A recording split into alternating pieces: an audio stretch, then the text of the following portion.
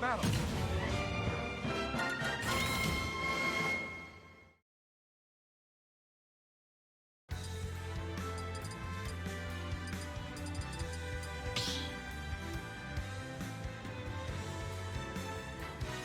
Start the battle. Roy Fox.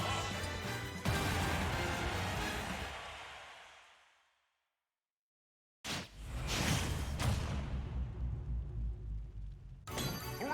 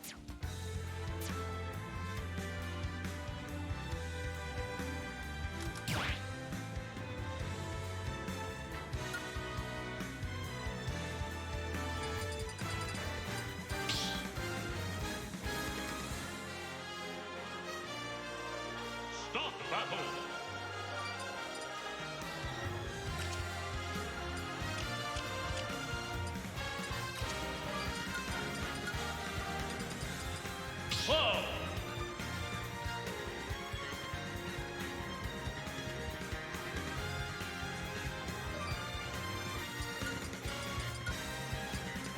Violet.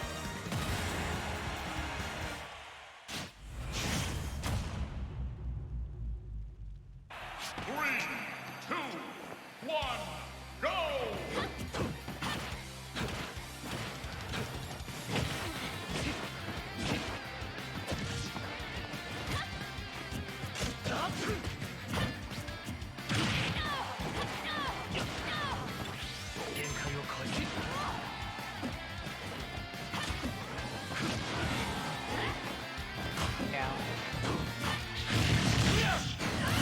Good. God bless. What's good, gamers? I'm Moksort.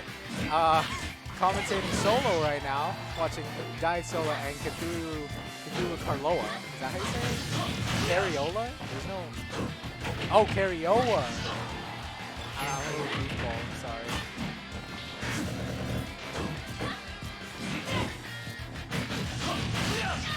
I bet. So we're gonna see the Cloud Byleth matchup. This is a matchup that you see literally all the time, and I am joined here by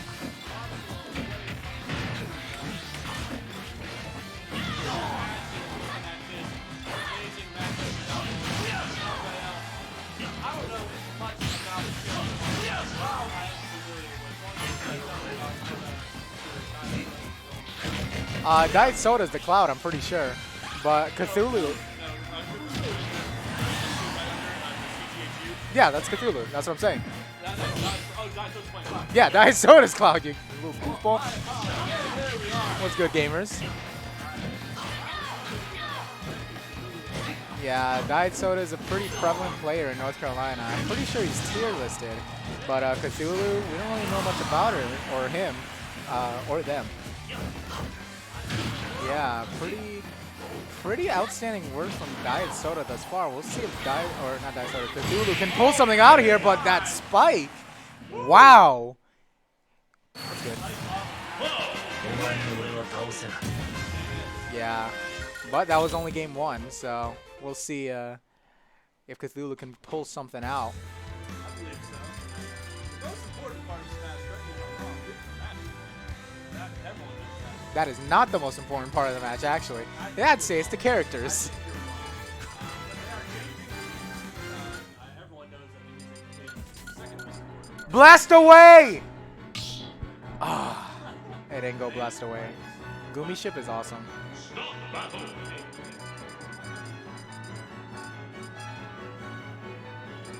No? Oh, There- now it is. now- That was good. Yeah, now I can hear you. Hey, Nick. Violet.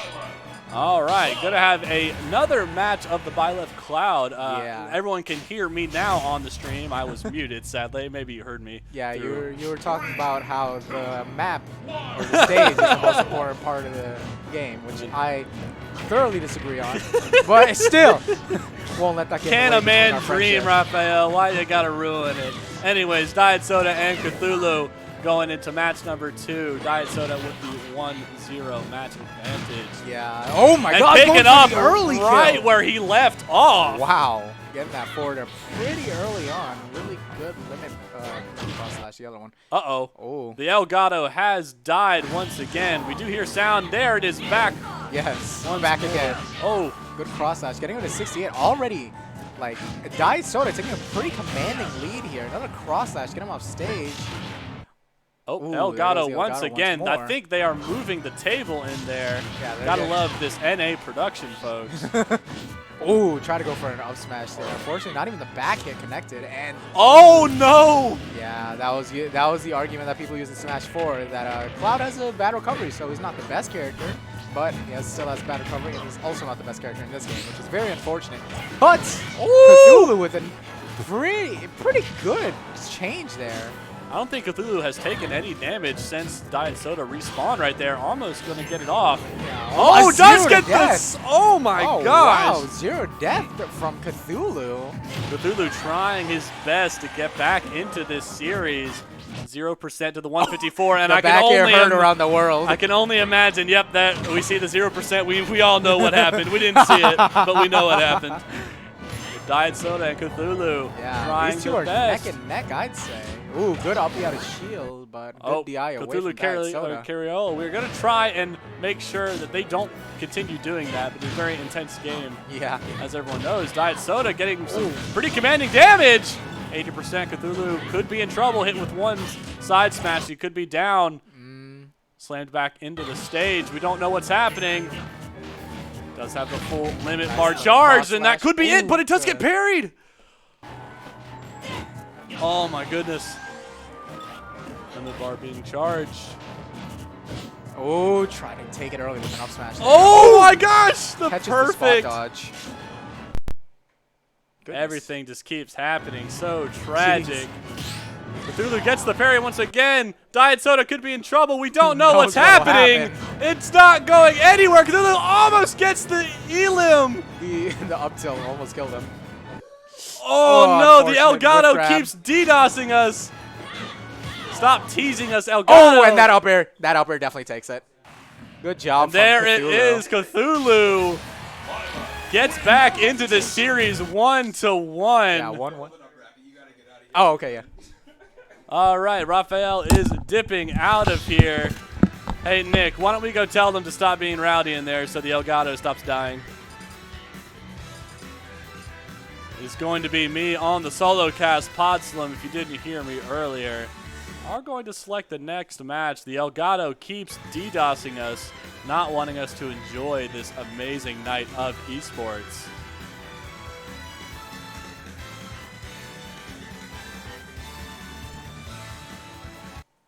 All right, why does the Elgato keep dying? I do not know.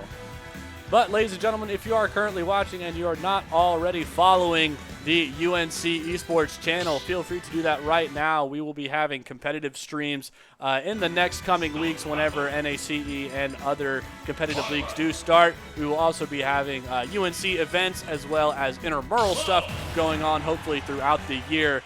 Produced by Moi and Camo, Henry, Yasan, and a few other different people that you may know and love all around UNC. Match 3 underway. Diet Soda versus Cthulhu Carriola. The Elgato picking up right where it left off by wrecking the entire stream. We hear audio, everything like that. Diet Soda coming out to an early lead. Cthulhu up to the 48%, trying to get some damage back. 60%, 74%. Diet Soda trying to get that early stock taken off of Cthulhu. Not going to happen just yet. Does get limit almost charged. Limit is all the way. Going to try and hit it just right. Cthulhu doing his best to stay alive to dodge the next ability, but the smash off the side, not going to matter. Cthulhu Carriola down one stock, but is up the percent advantage right now. Hoping to try and get back into a 55%. Does get the ranged attack right there. Almost hits another one right there. Diet Soda does use the invader there to the grab, the toss into the combo. Wombo, combo, schmombo, 34%, 48% on Cthulhu. He's getting juggled right there. Holy moly. Looks like me playing Smash. Not the best, and that's another stock taken off of Cthulhu. Diet Soda with the 2-1, 2-0 as Brian is over there doing his best floss. Man doing some Fortnite moves over there. Cthulhu not in a good place in order to stay in this series. 68%. Diet Soda juggling him off the map. The smash off the side. A 3-0 with the stocks right there. Diet Soda taking a pretty commanding victory right there. Holy moly, ladies and gentlemen.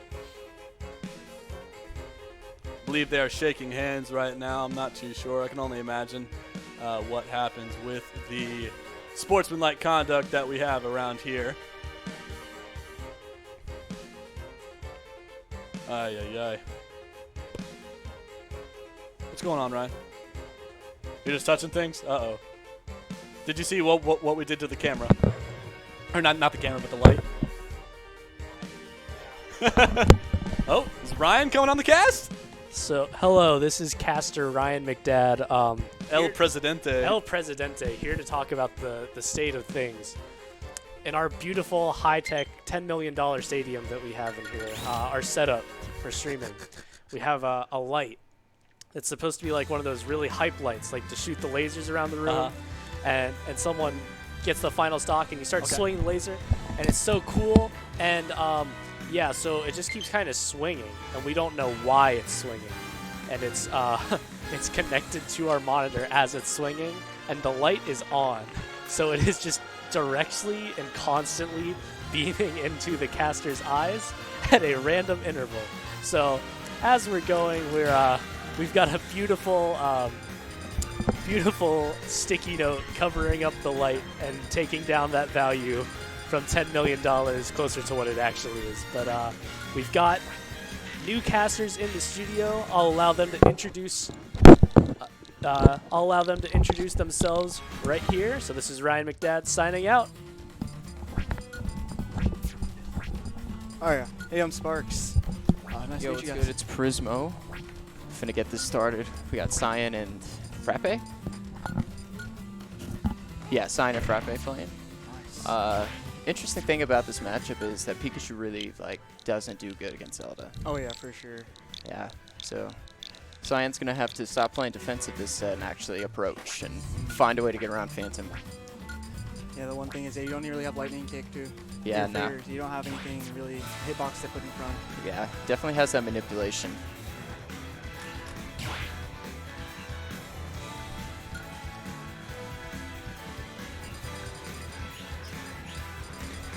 Alright, so it looks like they're going to go ahead and start PS2. A standard here at UNC. Which was a really good song, too. Oh, for sure. So, with you being a new player, have you noticed, the skill range difference in other players? Yeah, for sure. There's some players where they're just pretty much, they know what they're doing. They've Right, been playing. you can see the tippity top and then the bottom, right? Yeah, Yeah. exactly, yeah.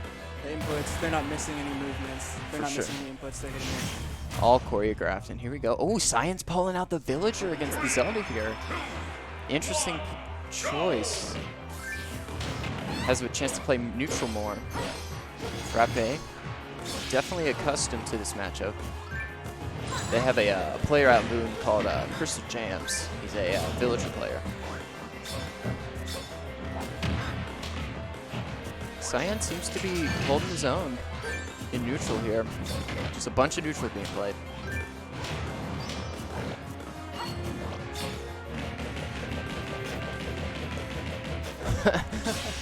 Lightning kick out of shield, it's perfect. Making these lightning kicks look effortless. Ooh, nice mix-up.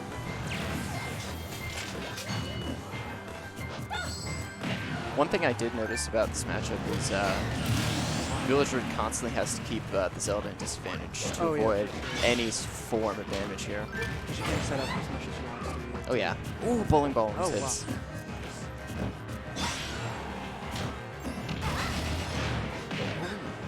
Air disrupts the down throw to forward air. Ooh, misses the lightning kick. Wow. A lot of shield options here.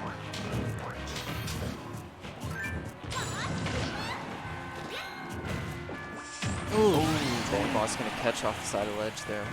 Didn't get a chance to plant his tree though. Frappe's. Trying to break the zone. Missed up tilt. He's gonna take 30% for that.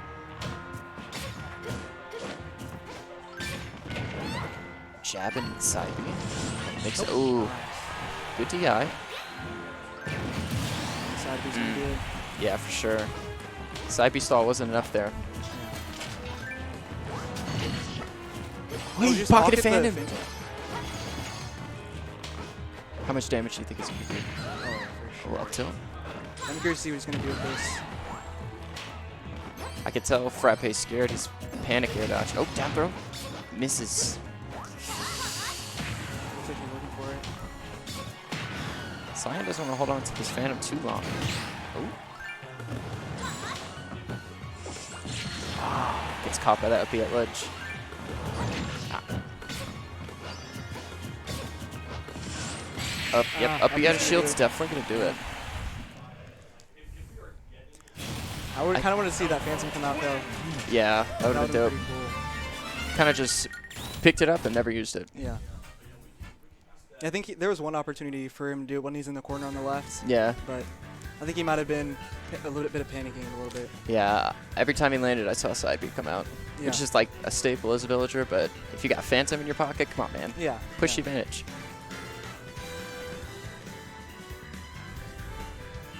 He's definitely getting stuck in disadvantage. Yeah, for sure. Not able to set up his zone as comfortably as he would like to.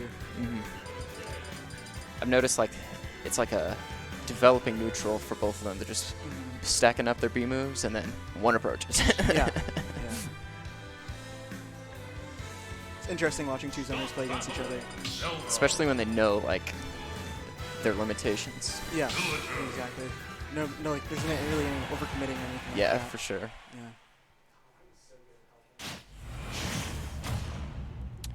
So Cyan's not going to switch off the villager here. Going to go into game 2 on small battlefield. Opens up with side B. He's getting stuff. Frappe's been playing more grounded this game. Yeah, I've noticed that as well. Not trying to get exposed by side B. Sam's really trying to get on a disadvantage right here. Yeah, he's getting choked in the corner right now. Up B, not going to connect. Oh, lightning kick will go.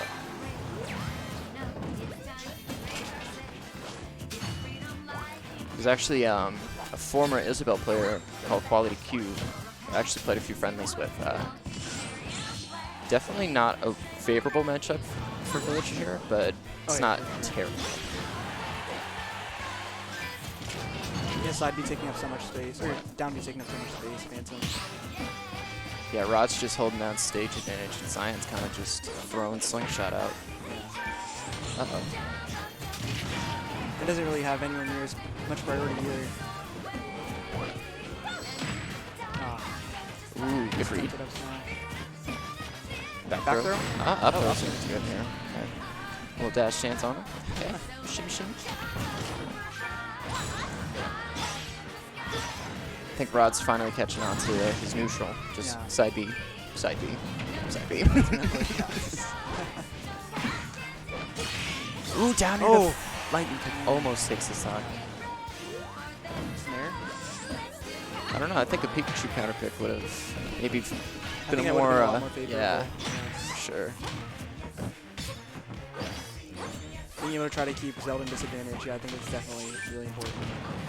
He's holding neutral down a little more with the slingshot, but Still getting back into that. yeah, Up throw. can't find his way.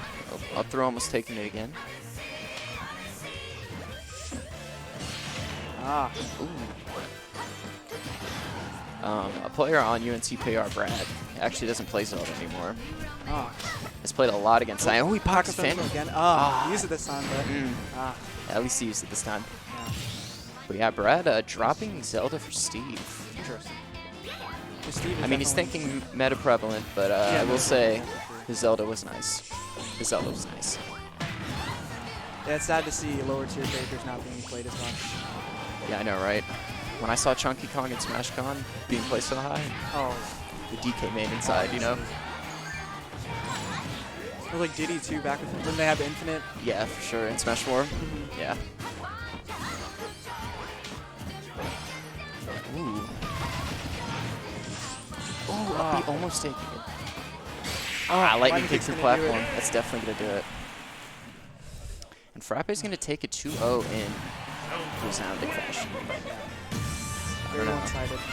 I don't know if Villager was the pick, but Yeah. I'm curious what he was going for with that.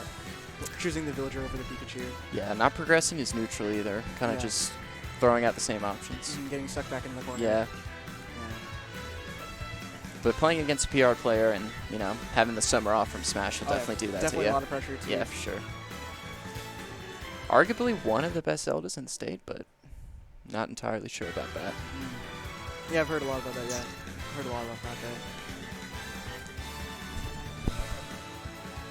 I'm pretty sure, yeah. Oh, do you? I do, yeah. Soon. They haven't said anything yet. Do you want me to go? I think I had a set to wait for, and then they were going to call me. Because they told me to come to commentary. Yeah.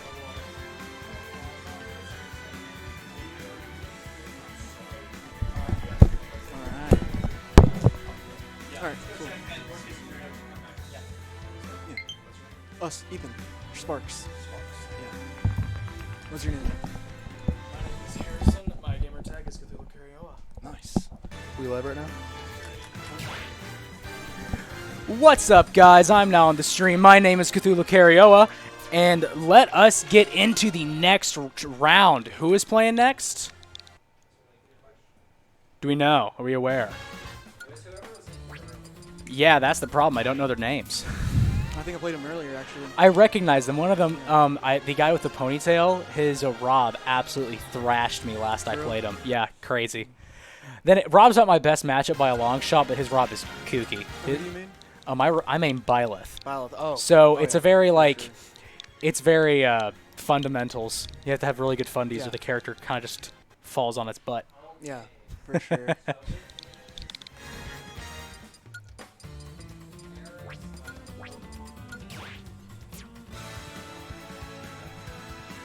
Can you spell that?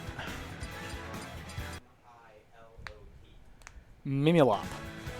All right, so I'm getting word from my producers that our next match is between Paris and Mimulop.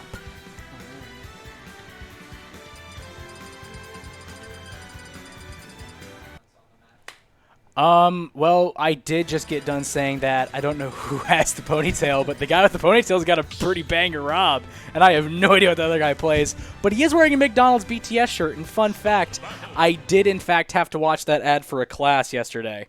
Nice. No, it was Tuesday. That was my F-Doc. That was like the second day of class presentation in my advertising class was Gary K just like, let's take a look at this. McDonald's reaches everybody, so now we have to make sure that they can reach the newer generation as they come up and possibly not want to eat healthier.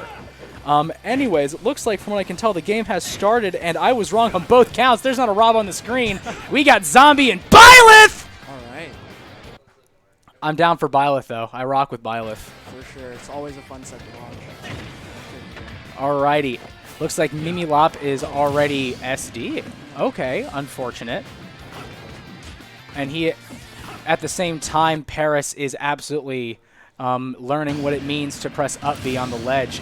Oh, I think they're doing, are they doing a button check? Are they doing a button? I think they're doing a button check. Wow, this Elgato. This Elgato is so... I honestly, this is... I'm getting everything. I understand what's happening. Oh, yeah, for sure. 100%. All right, and game one goes to a player, for sure. Should we tell Jeremy to ask them to switch so it's easier to keep track of who's playing where? Wait, so who are you majoring in? Oh, I think we're actually playing for real this time. Okay, that's cool. Because there we that go. is a There's a Rob. But then again, I major in media and journalism and public policy. I'm applying to that media and journalism major this semester. Huh? Fair enough. I'm getting meowed at right now, folks. And the Elgato is out once again. Yeah.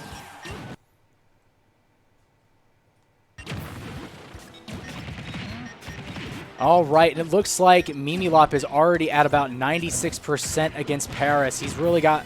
That is the main issue in this matchup, is that Game & Watch has a hard time... Not Game & Watch.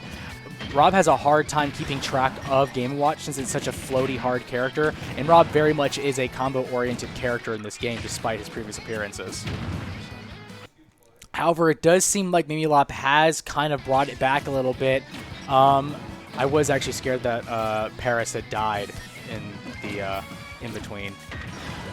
But Paris is back on stage at ledge trapping once again, using those up airs to try and fish for combo starters or just at least damage in the air. Off stage once again, Mimulop back onto the ledge, but that's a grab. That could be the end of the stock. Not quite yet. Fantastic DI coming out. But Smash is going to do it. Yep. alrighty. And that's Paris coming right back down, trying to close out the stock. That is one issue, is that Rob, despite his big hitbox, is sometimes hard to kill, but I stand corrected. That's a fair, and that's going to not send him straight into the blast zone. All right, Nair loops to get it started. 57% on this next stock. Paris without a dent on him. It's looking good. All right. And the Elgato pulling out the forward smash once again. I mean, sorry, folks. All right, and since we last checked in on our little botanical garden here, Paris has taken about 40%, though it does seem like Mimilop. Hold on, folks. The camera into the into our little camera garden is going a little haywire right now. Oh, but the up smash armor is going to lead to a kill on to Mimilop. Paris has now taken the stock lead with less than 50% on him. Last I checked, at least. Never mind. 69%, nice. I'll take that one. Never mind, 79%. However, it does look like we have gone back to neutral. Paris trying to find a new way in. Mimilop's so good at setting up walls. All right, Nair going to start it off. Oh, goes for the side B. Does get some health back. That's not nothing. Oh. Avoids the down smash oh so narrowly, but once again, I cannot see what's happening. Yep.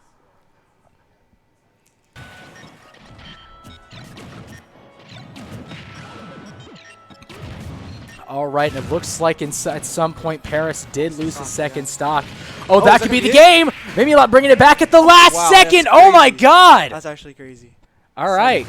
Good game to Mimilop for that first one. He didn't really have it in the bag for most of it, but he stuffed the cat right back in at the last second. What? Sorry, I just said something racist. I'm gonna hope the mic didn't pick up on that. Yeah. Okay. Isn't Hobbs the guy that does HobbsCon? That one tournament? Word. I've never gone. Huh? Oh, okay. Was it a one-time thing? Ah. All right, looks like we're. Ah, okay. All right, going into game 2, winners round 3. We'll see it eventually, I hope. And that is going to be the first blood going straight to Paris as a Nair loop happens once again. All right, 67%. And a spike to open it up. That might be an early lead if Rob can't correct that soon. We'll know soon enough, I guess. Waiting with bated breath. If that was the stock. Ooh, and popping out with a 9, almost getting the punish, but he doesn't going to get a fair to dash attack before we are not allowed to see the result. However, it looks like Paris is coming out with a vengeance this time around, as he hasn't even taken 30%, and that's going to be the second stock. It's been very one-sided so far. All right. However, the dominant force does still seem to be this Elgato. All right, Nair. Nair again. Not going to get the next Nair. Almost gets a grab, but is able to. But Mimilop is able to get out. All right, that is going to be the first stock. I imagine. I think the stock was taken. Oh, all right, back into neutral. That's going to be another up B. And back into this. Elgato's playing its neutral, man. I can't lie. All right, that's almost 30%. Is Mimilop going to bring it back once again? Only time will tell as we keep playing this. That's an up smash on the platform. 10 more percent, that would have been dead. 10 more percent, and maybe we'll actually keep the Elgato on. Yeah, I do not know how you're doing this, man. I'm just trying to keep up, and yeah. It's all good, but Mimilop. Hey, Mimilop's back. doing it once again. Paris coming out swinging, but is he a closer? Seems to be the theme of this round. Possibly not. 44%. Mimilop going across the stage with some nairs and B buttons probably. Oh, up air. Okay. Mimilop probably trying to get back. I'm going to imagine that. I'm going to say Paris is in disadvantage. Yeah, probably. I'm going to coin toss and say Paris is in disadvantage right now. Oh, I was right. Oh, God. Oh, once again, bringing it back from the end. That is going to be an up air at 83, killing off the top into a star KO. That's going to be, oh, it's Paris that won? Mimilop, okay. Did Paris win the first one? Okay, Mimilop 2-0. The Game & Watch is just so light. Yeah, that so was... early. He had neutral for most of that game. He just... I think every time Mimilop got the download at the last second. Just adapting, yeah. Yeah. Alrighty, y'all. We are going to be right back. We're going to go to a break. We're all going to get some water, get the next match in here. Maybe give the Elgato a kick in the knees. We're going to figure it out, guys. We'll be right back.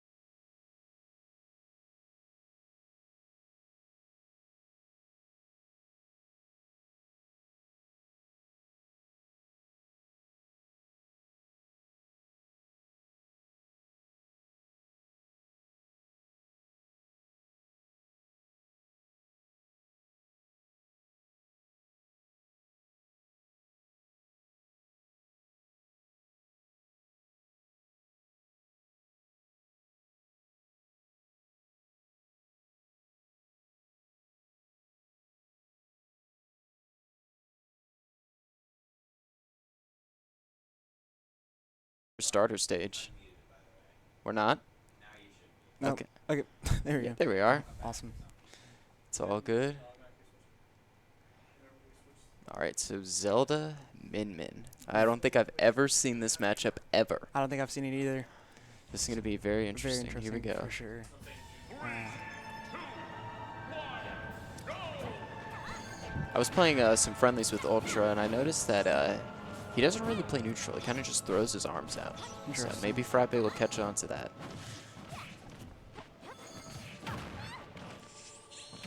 I don't know. The 60% combo to start the game ain't looking too hot for Rod.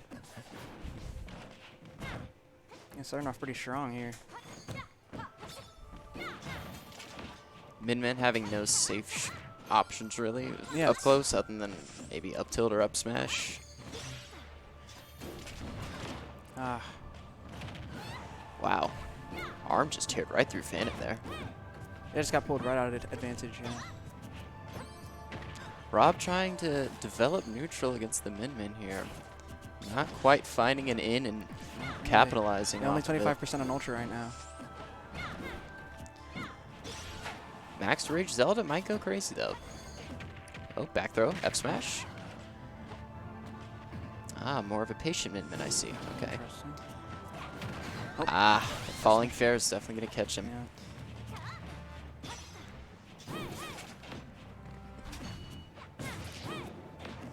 Rod's in Down good, there? good spot to maintain stage control, but quickly loses Oh. it. No jump off stage.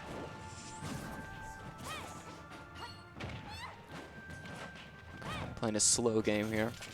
Not trying to take any more damage. Might have misinputted that Phantom, maybe. Unless he was expecting a roll in.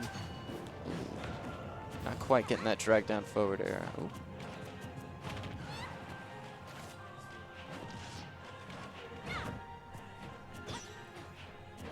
And no punish there. Ooh. Random up B. Ultra's complete control here. Oh, gets another tomahawk grab. There, a smash. Not sure who he was reading there. Ultra's cruising through winners. I just realized that because no one really has a Min Min locally. I don't think really anyone in the state plays Min Min selectively. I don't think so. Wow. That 2-frame on the It's looking fucking very ledge. That was one-sided so far. crazy. Oh, misses lightning kick.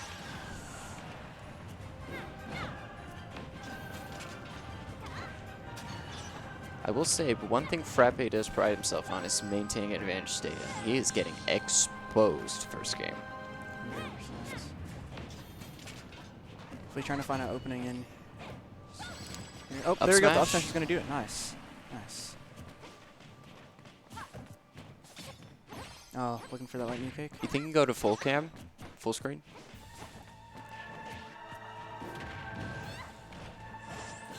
All right. Alright, only 3 minutes into this round. We could see a potential timeout situation. Possibly. Not if Min Min gets back on stage, though. Punish. All right, down tilt into dash attack. Stalling out the Phantom there. Nope, up B's gonna do it. Ooh, Nice. ice shield option. Beautiful. Rod really slowing down neutral, forcing Ultra to throw out arms. Punishes that bad dash attack into shield. He's starting to bring it back here. I think one neutral win will definitely get the 40% back. Ooh, tomahawk Nope. grab. Oh, misses lightning Ah, kick. That falling ball is just Ah. crazy. Did 50 damage. does he have a right jump there. still? Okay. Oh, Ooh, up smash through the Phantom. What's Rod gonna Ah. do here to win neutral? Trying to bait out some bad options from Ultra here. Ooh, Ah, up up smash. Not Oh, gonna get. good DI. Flame Breath's not gonna 149 do it at with Zelda. 149. Throwing Ah, both arms up out. B. Up B, the desperation up B. Oh, the shield shield break. break. Oh my goodness. And up smash is gonna do it. Wow. Wow. It Ultra was- played that game really well. Yeah, Off the, the- the conditioning to throw out one arm, then he started throwing out the second. Yeah, I definitely saw conditioning tools be used there. Constantly making him like go to the corner, use shield, not letting him use Phantom to set up any sort of neutral interaction. You know, Great. didn't really get that stage control. Oh yeah. Yeah. Great first game from Ultra. Where do you think Rod's gonna take him? Do you know a bad stage from Min? No, not really. I can't really think of one off I the top think of my the King of Fighters stage is a bad stage for Min. Oh.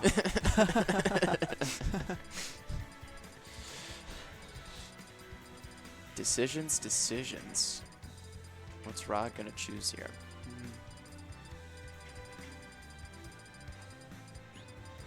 Ah, Smashville. Very smart. Yeah, for sure. Keep everything close quarters. And if he forces a bad jump or anything, he can For some more react. interactions as well. Yeah. Because Min is vertically challenged without a jump. So Rod definitely has to expose that. And the up B not being as versatile as that of Joker or Wild. Wow, coming off really Wow, strong here. look away from the screen for a 56%. second. Forward throw to both arms at 56. And that's just fundies for Min. Oh, that's just bread and butter. Ooh, Lightning nice. kick. Speaking of bread and Nair? butter. Oh, Ah, didn't get a chance to expose him without the jump. ah. Rod's got to stop approaching here. I mean, that is counterintuitive, but the way Ultra's playing him right now. Side B to stop the ledge trap. Up B. Up B. Nice. That's going to take it. Nice. He's got some rage. He's got some brain. Ah, strong Nair almost taking it. Good air dodge. All the roll in. Ooh. Ah, he's looking for it too. Starting to catch on to the tomahawk grabs from Min. Nope. Drag down Nair. Ah, missed the conversion. Resetting to neutral. Ooh, Ah. couldn't maintain the disadvantage and gets exposed. It's interesting because Ultra's conditioning Frappe to hold shield, and then grabbing. Frappe's turning around doing the same exact Yeah. thing. Oh, lightning kick. Down tilt at forward air. Wow. He's got that on lock. That is in the bag. Ooh. Wow. No jump, I See? think. Exactly. Yeah. No jump Min. If Rod gets that neutral B off stage with it, no jump, I don't know, man. Oh, This could be it. Speak of the devil. Ah. So close there. Ah, punched up B. Ultra regaining that arm space, but Rod's starting to figure it out. Ledge up here. He's got him in the corner, gets out. I think he's looking for a grab there. Notice that Ultra's been situationally changing his arms, and it's really good because I see Oh, a lot yeah. of Min-Mins just tend to stick to the death ball. Ooh, Ren Ram. He's got no jump. I think he is alive because he's a good player. Yeah, Ram is very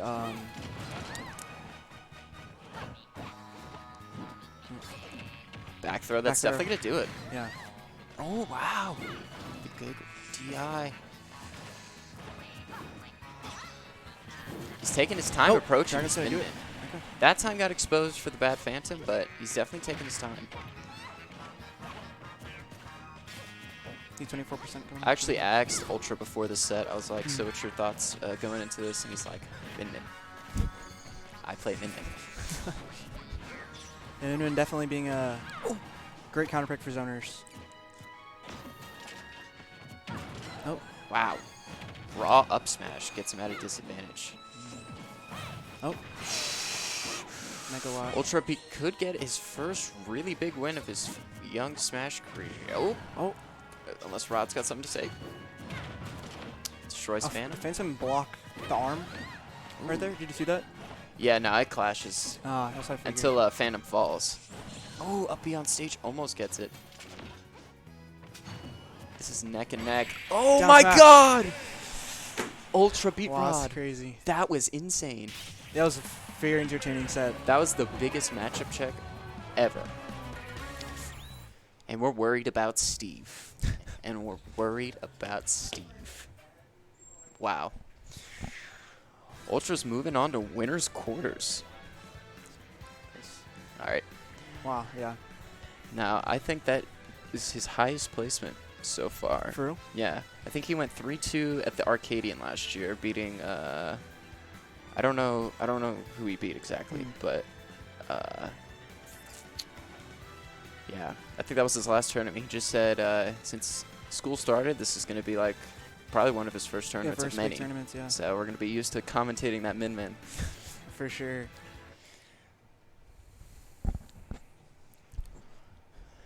Did you meet us?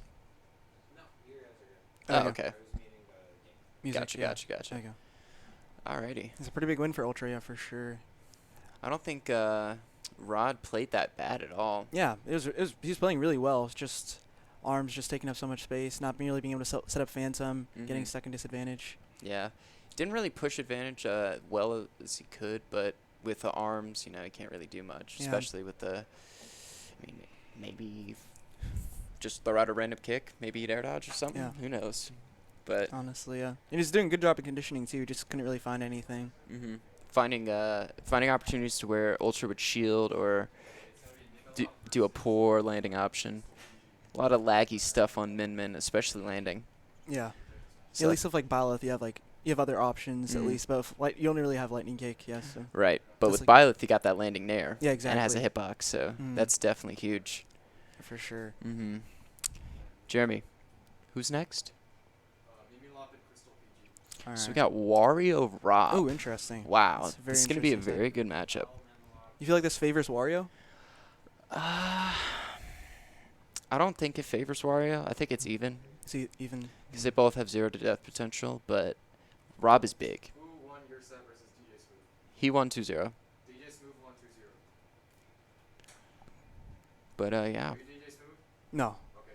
He is not commentating with DJ Smooth right now. He's I'm a Sparks. Sparks. Sparks. Yeah. Yeah. But, Who's DJ Smooth?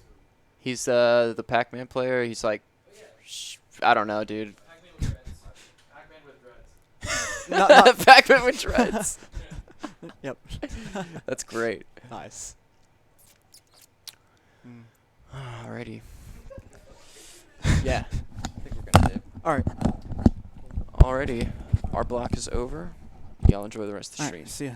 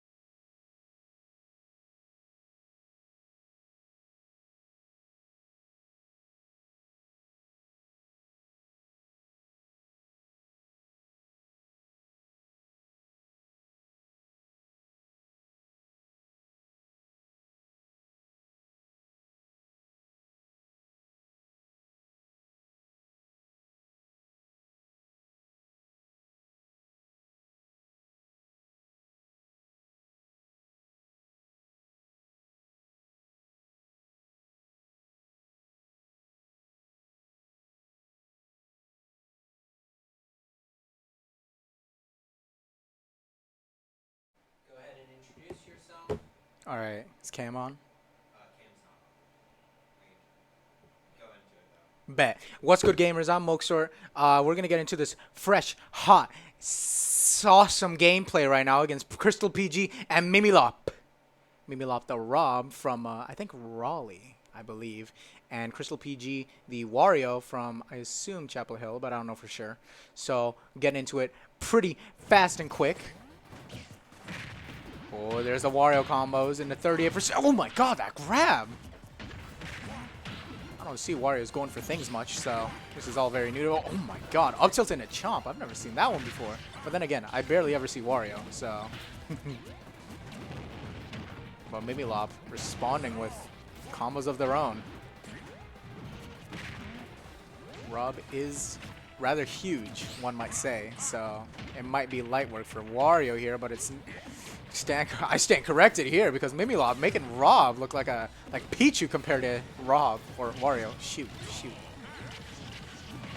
Oh my god! The gyro combo into up air, hitting the bike, going around the world just for that up air. So Mimilop taking the lead by only one stock, but nothing to scoff at just yet. Ooh, trying to go for that little Rob Zero death there. Ooh, really good chomp at ledge. That is a Wario classic.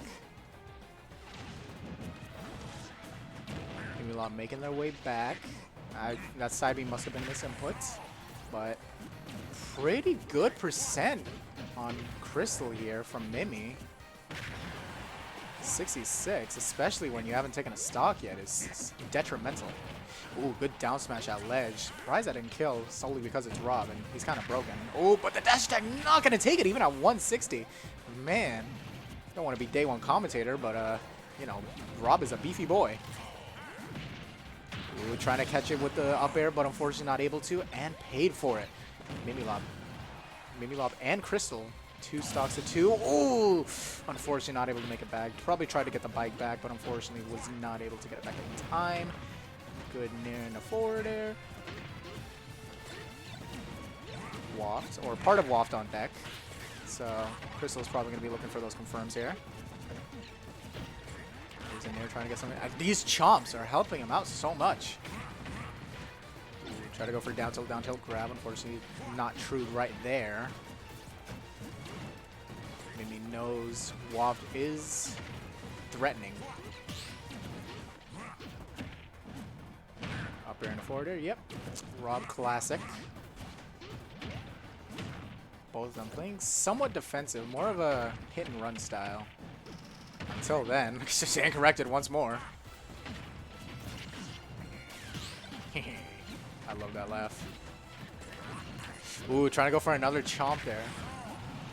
Oh, Mimilop trying to go for double up air. Oh, but the up smash, that is going to take it. So Mimilop takes game 1 at 2 stocks.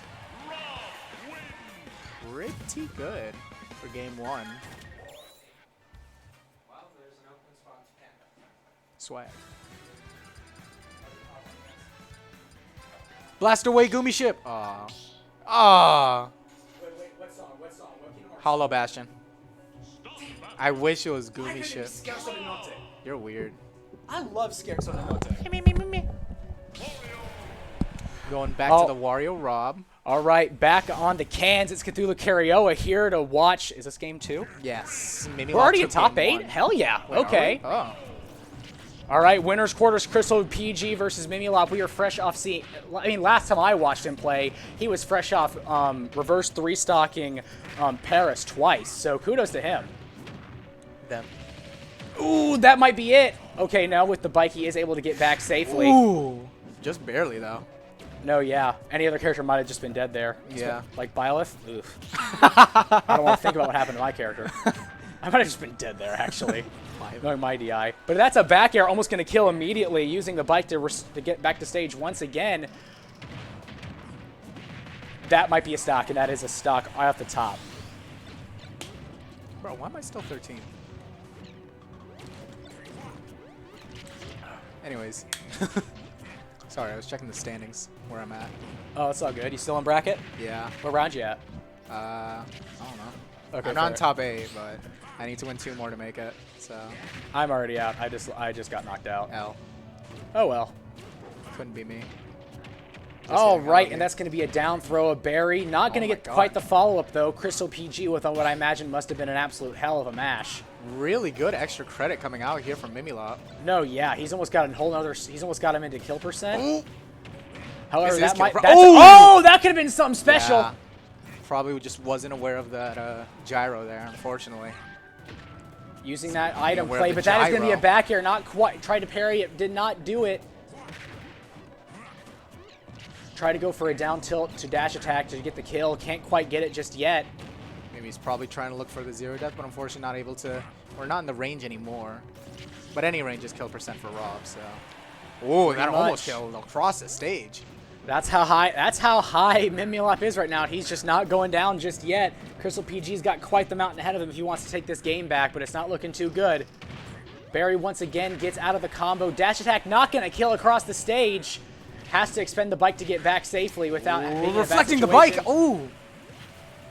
Back air finally taking the first stock. However, there is a problem. He's still got to take 2 more stocks, and he's at 114. Parries that back air, doesn't start with an air. Ooh, tries to read a roll there with the up smash. Oh, clap, clap. No waft, though. Okay, He's clap. playing super defensive here. Ooh, tries to go for the chomp. There's Oh! the waft. And that is, okay, last stock situation. Crystal PG at 124 deficit, but he can still do it if he doesn't do it. If he doesn't make that mistake. Oh, my goodness. Mimi with the movement. Oh, ping-ponging him around on the tabletop. That's impressive. I can't lie. So that was game 2 going to Mimi. I believe it's best of 5, right? Yeah, that's right. Yeah. Isn't best of 5 top 8? Yeah. Well, this isn't top 8. Isn't winners quarters top 8? No, that was to make it to top 8. Oh. Semis is top 8. Oh, okay. So congratulations to Mimi.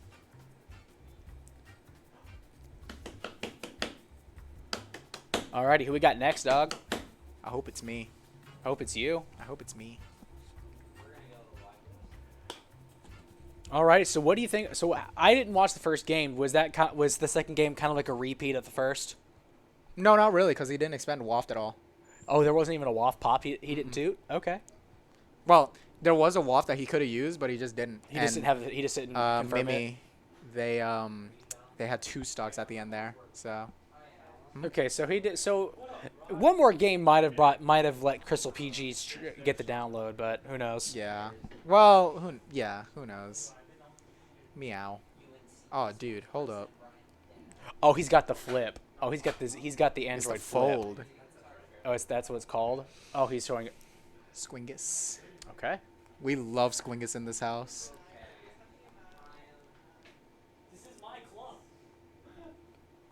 I'll club you. Yo. Okay. So, anyways, other than talking about bashing people on the head with giant hammers, DDD. Oh my. Y'all have so many of them. Yeah, what's funny is that is like probably the one character I have the most matchup experience against because my friend Logan, shoutouts to Logan, he plays ZDD religiously. So I was like, I knew most of the games. Sorry I have to deal with that, bro.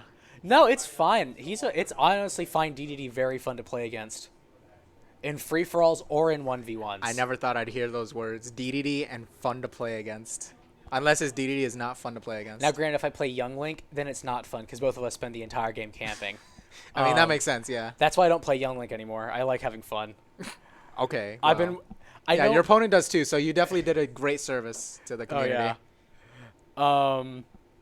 I'm trying to my main problem right now is I'm trying to figure out secondary. I'm trying to figure out like my counter pick. You don't need a secondary. I know I don't need one. Who do you play? I play Byleth. Yeah, you don't need a secondary. I know I don't need one, but it's nice to like bring it out if I'm feeling shaky mistakey. Probably my friend plays Byleth. Their secondary is Pithra. Oh. So that's definitely one to consider. Yeah. Just picking up a top tier is always good. Yeah, I was considering I played Sheik in Smash 4, so I'm thinking Joker might be the one. That's not bad. That's not bad. Because the the characters most like Smash 4 Sheik in this game are Wolf and Joker. Wolf. You'll be surprised how similar they play. I mained Wolf at first. I just couldn't get. It's just the hitboxes they're slightly bigger, and it's like there's no F tilting for sure, but like the way the fair works, the way the back air works. I can see fair. Not really back air. It's just similar enough that I could like make it make sense in my brain. All right. I'll And take people, your word for it. People but were saying Sheik was like Wolf before Joker came out. Like, and then I when don't Joker remember came that. out, I heard it every now and then. What I heard was Squirtle is just better Sheik, which is true. That explains why I'm good at Squirtle too. Like Squirtle kind of came naturally to me. I don't know Kinda though. what naturally? It kind of came naturally.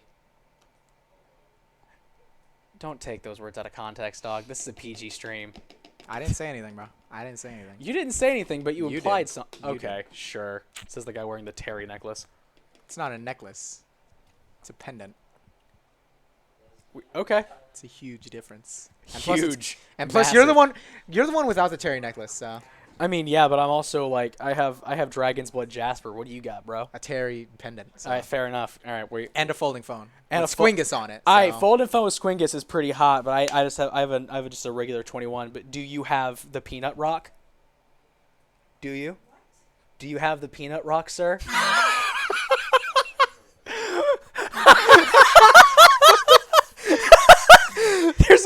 There's a metaphysical store in my town that sells this rock called the Desert Rose, right? And I look at the bowl and I'm like, yo, that one looks like a peanut, and it's only $1.50. I'm buying Peanut Rock.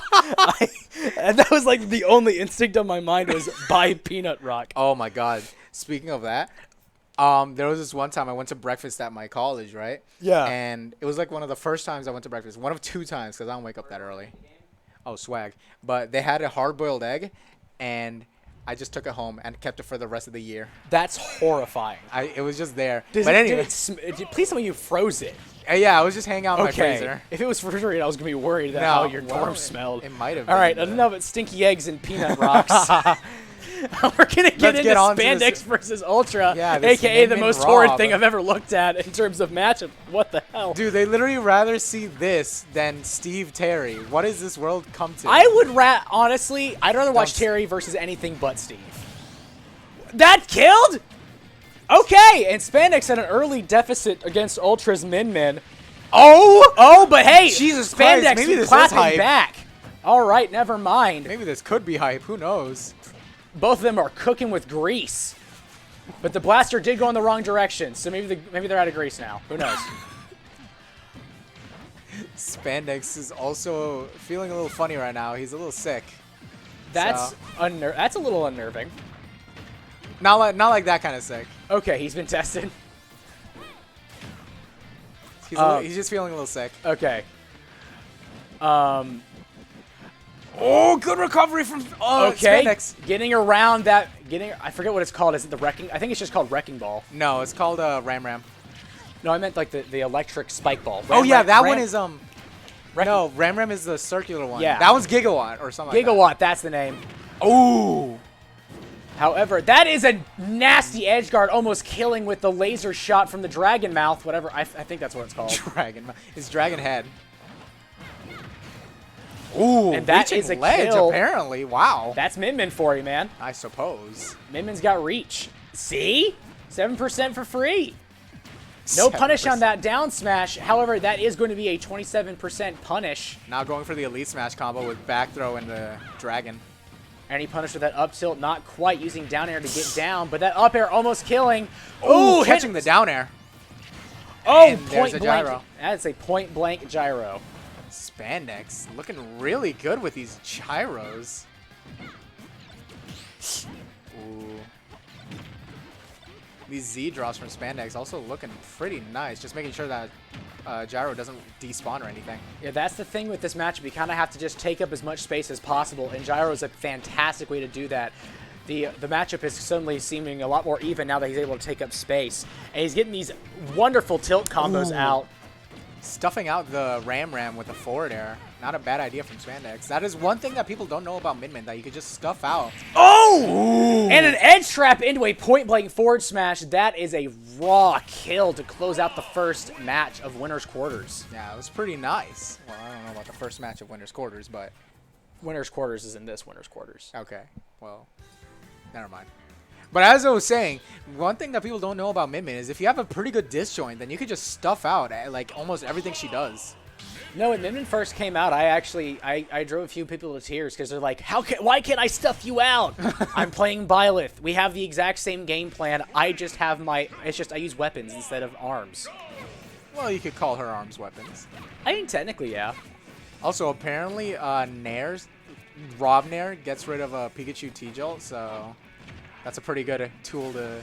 I find it funny how everyone was convinced that Pikachu is like the best in the game, and yet he hasn't won he gets like top 8 at best. Well, he is still the best in the game, but he just has 0 representation. Yeah, it's just highly theoretical. I'd probably say Pithra is the best. Oh, almost getting a spike, not quite. But speaking of best in the game, we got 2 of them right here also. Rob with his inability to be kill and ability to kill, and Min not having to really risk much. Problem is, can he get back on this ledge? These arms are taking up so much space. That could have been a kill. Dragon head. Ooh, trying to go for something nice deep weight there. out for the Ram. However, he's still on the back foot. Got to get back on ledge somehow. Ooh, nice spot. Trying to catch a roll there. Gyro's coming out. It's on stage. Child hold down the neutral. Unfortunately, the Gigawatt is going to take it for Ultra. Double Dragon, definitely not what he wanted. Double Dragon trying to land useless. with neutral B, not quite getting it to happen. Gigawatt's out. Oh, getting rid of that gyro and then hitting smart from Ultra. Ooh. Raw up smash, not quite going to take it. However, that does put it in an edge trap scenario. However, it's not going to work out. That is a down smash, getting him off. Spandex not able to react to the ledge trap that he set up. Let's see what the recovery is. Ooh, that Ram almost hitting. And there's a down tilt, down smash. Not quite going to get the kill, but got damn close. That's going to be a nice forward air, forward closing air. it all out. Gigawatt's out. Both of them even stocks, but not even percent. We'll see if we can get it here. Oh! And he flubs the inputs, trying to outlast Gigawatt. Forward air, not gonna connect, unfortunately. Ooh, that's a Dragon Mouth. Dragon Mouth. Parry, down tilt, throw. Rob down tilt. Cooking. Broken. What is he cooking? Who Oh, knows? there it is. That's an an up air half up the stage. That is going to be a solid kill, and Spandex suddenly in the lead. Yeah, his Z drops this game have been rather crazy. And speaking of Z drop, are we going to see the Z death? Unfortunately, not. So close. However, he's going to follow up once again. Oh, nice up smash out of shield from Ultra. One of the fastest ones in the game. I'm pretty sure it's frame 7. Yeah, it's easily it's definitely one of the best, especially with the fact it reflects. I'm surprised he's not using that more often. Well, it is pretty committal, and it's only for 2 projectiles that aren't really coming out that much, so I'm not surprised. Let's see if Ram could do some work here. Oh, Taking nice up dragon head. space. Oh my god, the patience from Spandex. Genius. Barely avoiding that up smash. However, that's going to be a megawatt right to the booty. And that's going to be one right to the chest. That's going to kill. That killed. Wow. We Really just let everything go. That might as well have been a final smash there. And that is a 1-1 record for this set so far. Yes. We'll see if Spandex can make something happen or if Ultra can take this home. Spandex did have his shining moments in that match. However, you do have to watch out. Ultra is more than happy to take him space and not let you back on the stage. It's true. Going to Hollow Bastion this time.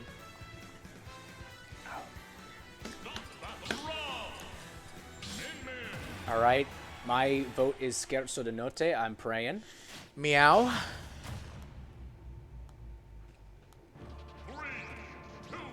Okay. All righty. Let's get into game 1. All right. Flying solo, heard. All righty. Getting into game 1, back into the space taken. Mischief. Right now, it looks like both players are still kind of feeling out how they're wanting to approach this game. Gyro getting blocked out by a Megawatt.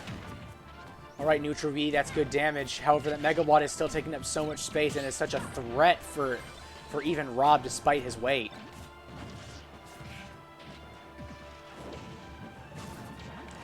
Alrighty, gets back to the ledge safely. Is able to capitalize with 2 whiffs on the arms.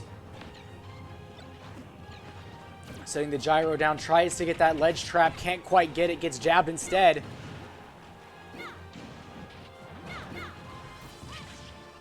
Back on the stage, back to neutral. However, that Megawatt Nair is going to send him flying.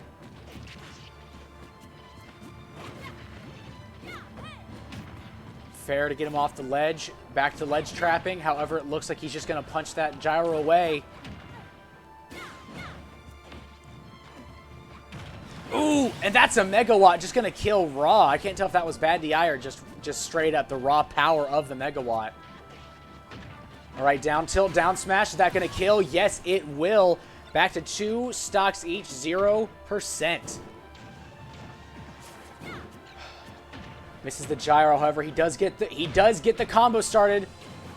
37%, going well. 64. Not hesitating to take advantage of a roll to ledge, following up on a well-placed gyro with a forward smash. That's going to be a quick taking of a stock for a lovely little 0 to death. Back to neutral, both parties trying to find a way into the match. Okay, and that's the start. Almost gets to 0 to death, not quite. Trying to air dodge back on the stage, can't quite get it. He's got to close out. He's got to where he needs to be, but can he be a closer?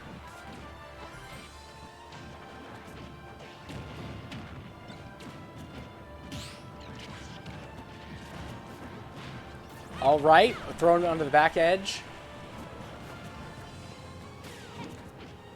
Ooh, and that's Megawatt. That's going to close out the stock. Only 42% of extra credit on the board. It is pretty much anyone's game, especially with both of these obvious, very technical, easy to kill you characters.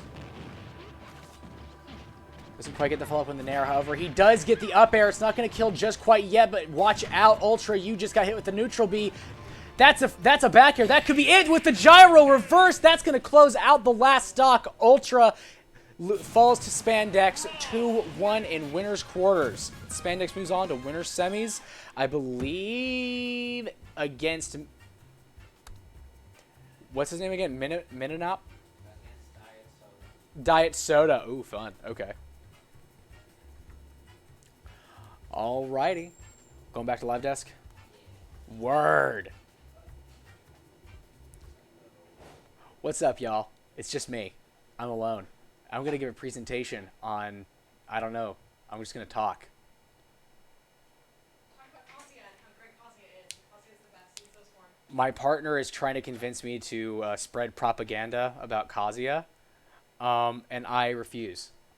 So shoutouts to Becca, but I'm not gonna put Kazuya on a pedestal. He doesn't deserve it. He does. He's good. He's not good. Have you ever just pressed A and won? How about you get on the cans and debate then? Dude, I don't know if I'm allowed. Go for it. Yeah, come on, get up here. Okay. All right, getting on to the caster's desk, Becca, aka Becker, go. Ooh. Alrighty, so why do you, as my partner, think Kazuya is even in the slightest cool? Well, because all I have to do is press A to shut you down. And why is that fun for anyone? Because I get to win, and winning is fun. When winning is fun. It is. It doesn't take a STEM major or degree to figure that out. Okay, okay, fair enough. Fair enough. So what about Kazuya, just like, what drew you to him? The muscles. The muscles? I feel like I speak for all male-attracted audiences out there when I say Kazuya. It's a fine-looking man, for sure.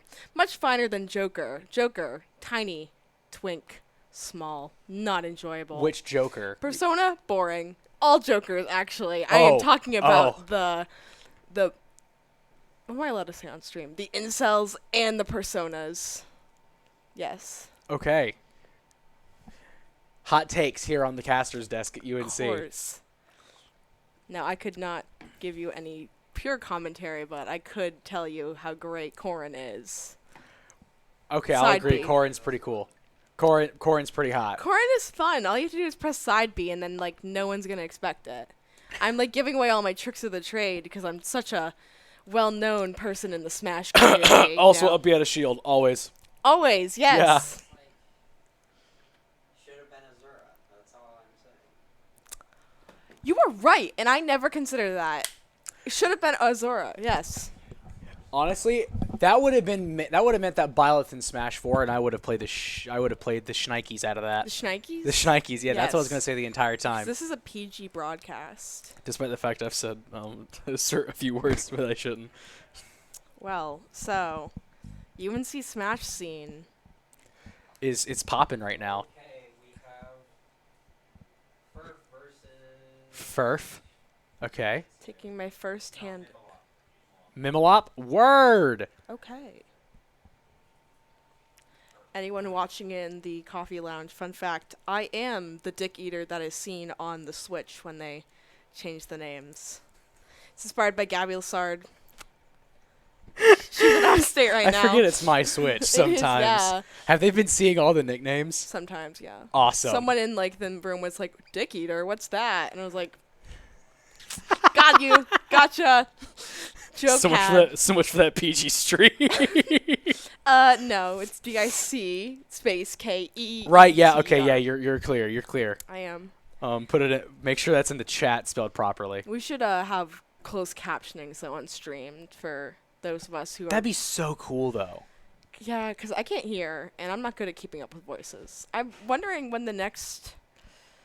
For first Mimilop, I think they're getting set up right now. They're setting up controls right now. Be good to go as soon as they're set up. Wow. How's everyone having a good evening? I'm what having time is it? It's a lovely It's a time. It's time for you to get a watch. 10:30. It's 10:30. Yeah. Yeah. Just saw your text at hey sweetie, how's the tournament going? At that time, it was going well. Yeah. Honestly, I did pretty well for a guy who hasn't played Smash in 6 weeks. I bet I could still beat you. You probably could because of the whole Kazuya thing. No, just They pure also play skill. They also play Pyromithra. Another great character. I don't care what anyone says. That's the point. They're fantastic characters. What can I say? I feel like you and Jabari would get along swimmingly on that note. Perhaps. Perhaps they say. It does look like we are about to get into the game. It looks like we are hitting the character select screen from what I can tell. Fun fact, I used to work for graphics production for the club. I made a lot of the posters last year. I ran the Instagram temporarily. Let's get into this. Alrighty, jumping into Furf versus Mimilop winners semis. That is going to be a Wario versus a Rob. Mimilop has already proven that he is no stranger to taking Wario's out of the game. Let's see if he can repeat it again with his opponent here. Really digging the skin choice on both these characters. These are really good color choices, I can't lie. Ooh, and that side B catching him trying to jump over, having to use his uppy to get through the top. However, it might be a combo starter. Ooh. All right, Barry coming out. However, he gets away. Waft hitting another stage. Get that little fire spin going on. Ooh, forward smash right to the balls. Does Wario have balls? Probably.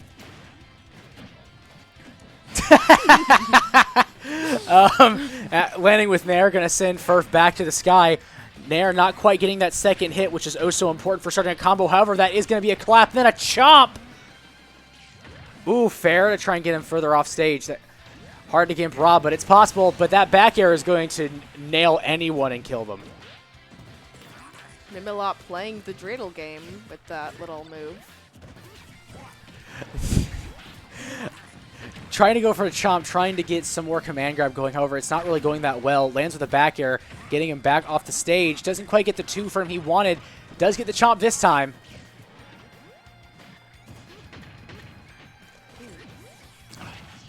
All right, down tilt. Such a good move to taking up space. However, that is going to be a grab coming out from Furf. He's trying to bring it back. However, Mimilop is getting an absolute ton of extra credit in this match right here. Oh! That's calls out the neutral get up with another meaty back air. That's going to be a pretty much instant death for Furf. Furf has got to take the stock right now if he wants a prayer at taking this game. Ooh. Get that lift action. Call it an elevator. Call it the elevator? That's actually hitting a raw up B with Zelda. Oh, but a punch right to the Robo Guts. That's going to take the first stock that he's been needing so badly. Ooh. Oh, and he Oh. got that with his mouth. I bet, dog. Oh. However, that's going to be a berry into an up tilt. Could have been the stock there, but that will be the stock. 3-4. That is going to be a forward smash to close out the last stock. Mimilap with a JV3 to end the first game.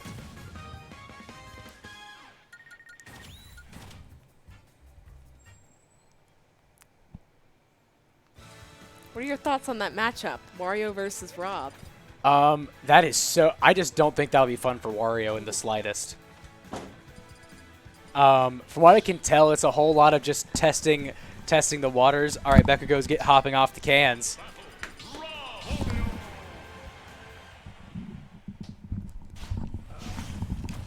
Welcome back to the stream, sir. What's good, gamers? It's Mokesort. I'm knocked out, so Yeah. I'm here for good this time. What the hell? No, I'm just happy to have you with me. I just want a co-caster, man. Alrighty, here we go into game 2. You did miss it. Mimilap did. He kind of went on. He kind of went off on Furf. No 0 to deaths. However, it was a JV3. JV3. Yeah, it's straight up. Huge. Furf is my not. God. Furf is not really doing not so hot this game either. Oh that my could be the God. stock. Not quite the stock. Drops That was it. close. Okay, this could be No the zero start of death, something though. beautiful. Unfortunate. That would have Okay. been funny. I think I would have laughed. Ooh, okay. Good spot dodging the... What's it called? What was it? I A already forward forgot. smash. Yeah, that's what it was. Dancing around that laser face. I completely forgot. Oh, I love the Wario's use of Chomp. And I Hey. say the Warriors because we saw someone earlier. Who was it again? Wario? Yeah, it was Paris, right? I don't Mimilap remember. versus Paris. I don't remember. Yeah, I think so. But I love their use of Chomp. However, one thing to note here is that Furf was in a pretty bad back foot at the start of this match. However, Mimilap kind of lost his footing there, and Furf was able to take it back with a few really awesome combos. Starting it again. Okay.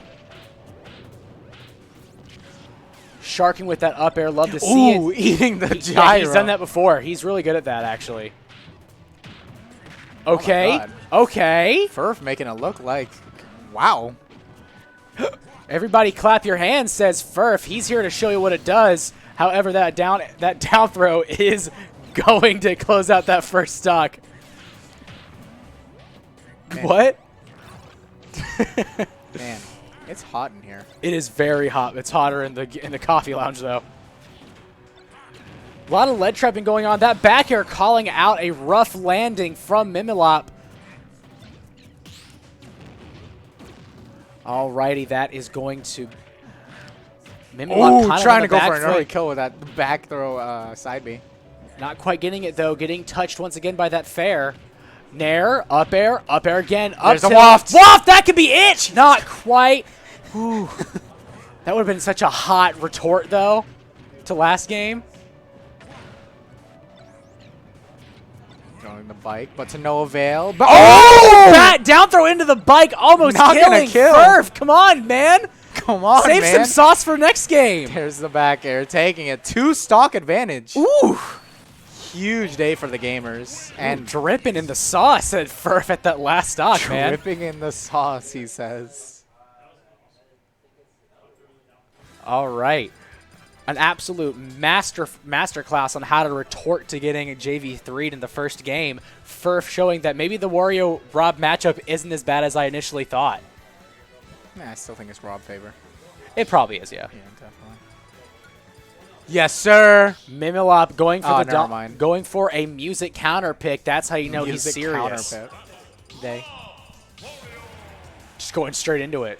No hesitation. Well, of course. They want to get this over with. We want to get their cash money, as they say.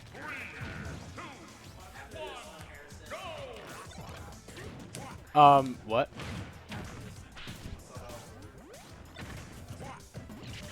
Okay. Alrighty, getting into game 2. It looks like Three. Mimilap has a slight lead right now. However, as we saw in the last few games, that could end at a moment's notice the minute Furf gets one of those legendary nairs. Legendary nairs. It's true. However, There's the up up tilt and air. the up air. Tried and true classic. I miss when Rob was bad. Okay, Oh, nair, there it up is, air, there it up air. is. Huge Once again, damage. okay, 78. Misses the chomp, though. That's gets down smashed. Uses the bike to give him a wall of ease.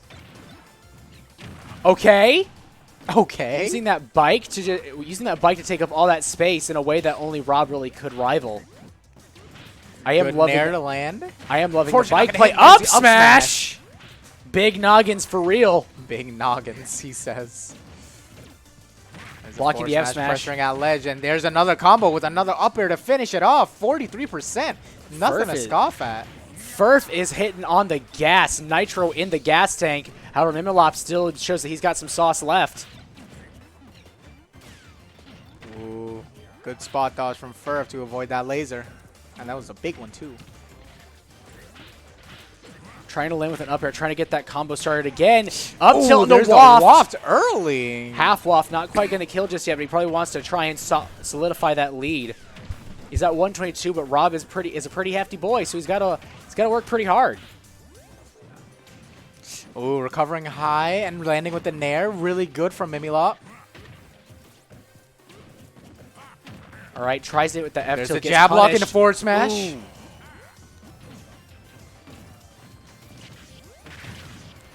And now it's pretty much even percents. It's the next kill move, and Mimilop with that up smash taking the lead in the match.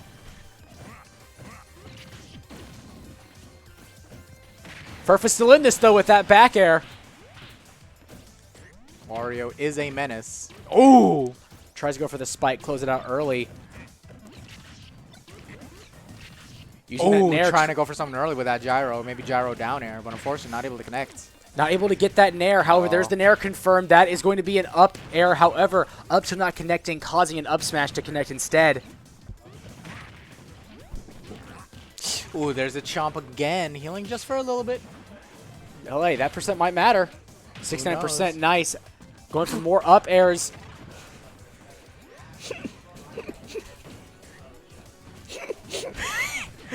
Mokestar having to take a minute here, folks. I'll just keep talking.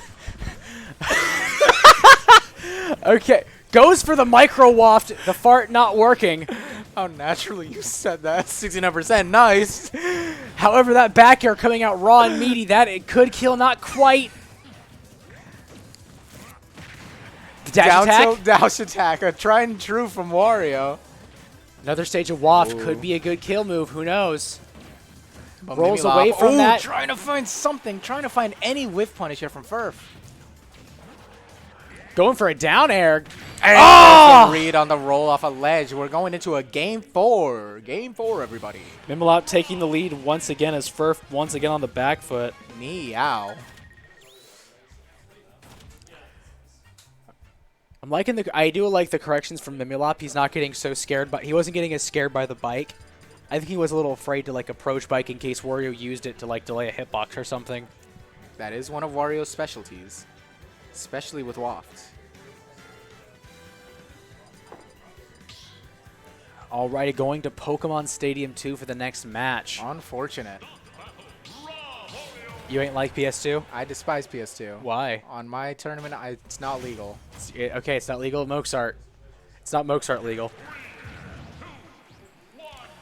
Makes art. Right, hippity hopping into game 4. Eating the gyro immediately. Let's go Furf. Listen, listen, he's hungry. He's hungry for a win. Hungry man. He's a hungry hippo. Eating it again! Oh my god! I mean, if it works, that's what they say.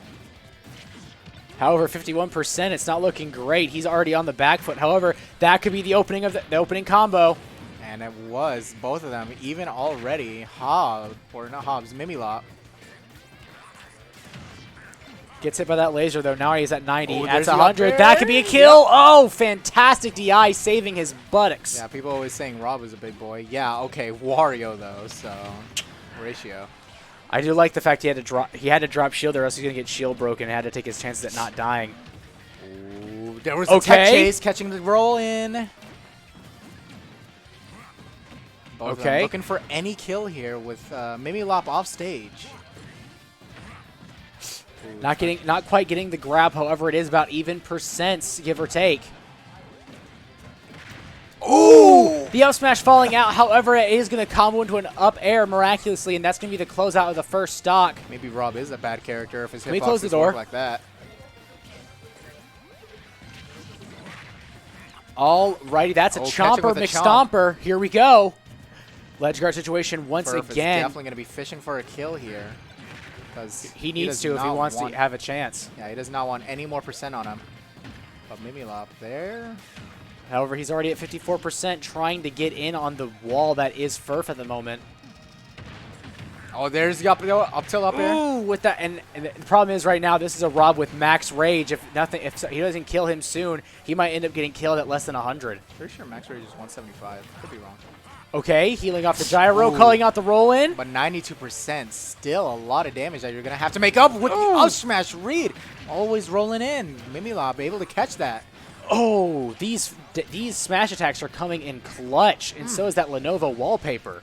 He's nuts. Oh my god! Oh! The suicide! Going for the evening. I messed with that heavy. Oh my lord, that was hot. Ah, that's hot. That's hot. That's hot. All right, going for the down throw into a forward air. However, using the gyro to escape. Uh-oh. This could be a waft. Ooh, Not quite yet. The waft is on. There it is! No, and there it is! And that is a firm retort from game 3. Furf laughing his little booty off on the ground as he just wafted on Rob. Little booty. Little booty.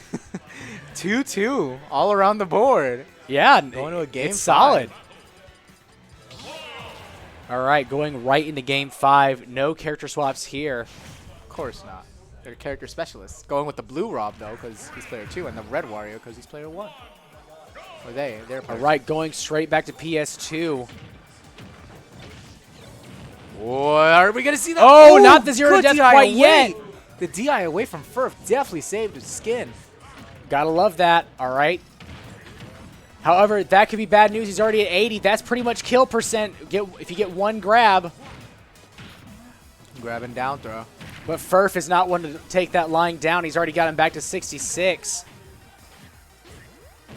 Ooh. Man, I'm hungry. I feel that. I ate like a granola bar before coming. You should eat something. I ate lunch, but that's about it. But anyways, as I was saying, Rob down tilt is a menace, and I think we should ban it from play. Just ban it entirely. Yes. No Rob down tilt. See how the character does. It's similar to wobbling. We should just get rid of anybody that does it. Execute them on the spot. Oh, picks up the bike instead of grabbing. Trying to extend the hitbox with the bike, but unfortunately didn't land on plat, and the back are going to take it. Bike throw into back air. That's going to be Furf at a spicy 161. However, Yeah, if good. he gets a kill throw off. It's pretty good amount of rage on this Wario here.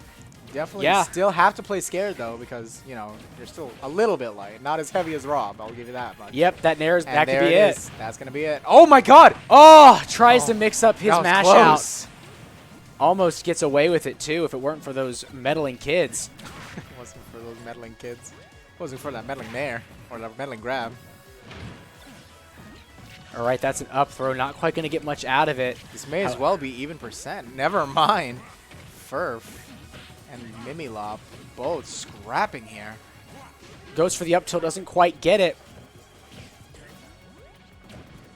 Fair amount of waft on deck for Furf, so he might use it in the next stock or this one. Who knows?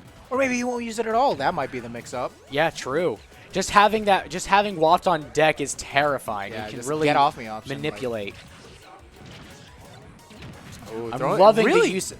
the use of bike is just absolutely immaculate, taking up so much space to make it so Gyro can't take it first. Took the words right out of my mouth. That use of bike was insane.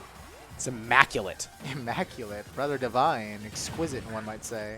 Ooh, getting hit by both hits of laser from Rob's face and the laser itself, and However, he does get a quick bite to eat. Oh, and the down air calling out a very, very close to ledge recovery. Ooh, okay, the trade, the trades. DBZs. oh, this might be it. Waft Just one on nair. deck there. It's just one. It takes is one nair. One Or bad falling day. up air. Speaking of falling up air, maybe Lop with that falling up air, but unfortunately not able to get it because of the shield. Ooh, Oh, maybe falling out. Rob is terrible. We need to buff him. Mimilop missing that up smash and not able to follow it up this time. Oh, that's an up tilt. Oh, not gonna be able to get it. There it is. Okay, there it is, and that is a waft farting on him to win it all. Farting on him. Rootin' tootin', ready for shooting. That was going to be Wario So taking the entire stat. I just want to say that I called it, that he was going to use it next stock. Just want to say that much. But then you also followed it up with he might not use it at all. So technically you're in 2 different pies for the gamble. Yeah, I'll take 1/3 of a pie than none of it. So Alrighty, I believe that means it's our turn to get off the desk, right? oh, huge. All right. Well, we got 2 new people coming to the desk real quick. Going to cover the next few matches. I don't know if I'll see y'all again tonight. Hopefully I do. But if I don't, it's been hot. Hey, I've been Mokesort, and show me pictures of your cat. I love cats. Kitties are amazing. Thank you. Alrighty. Phil Carriel.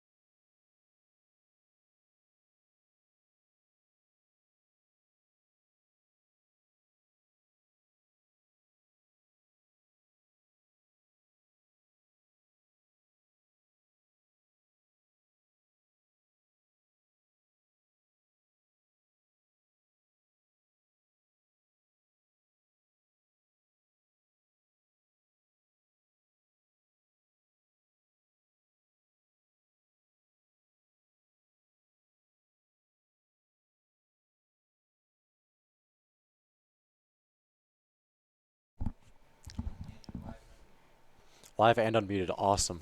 So here we are in top 8 of, what is this even called? It's not Spirit Change anymore, is it? Ultimate Night Clash, I believe. Ultimate Night Clash, the first of many, the UNC bi-weekly here.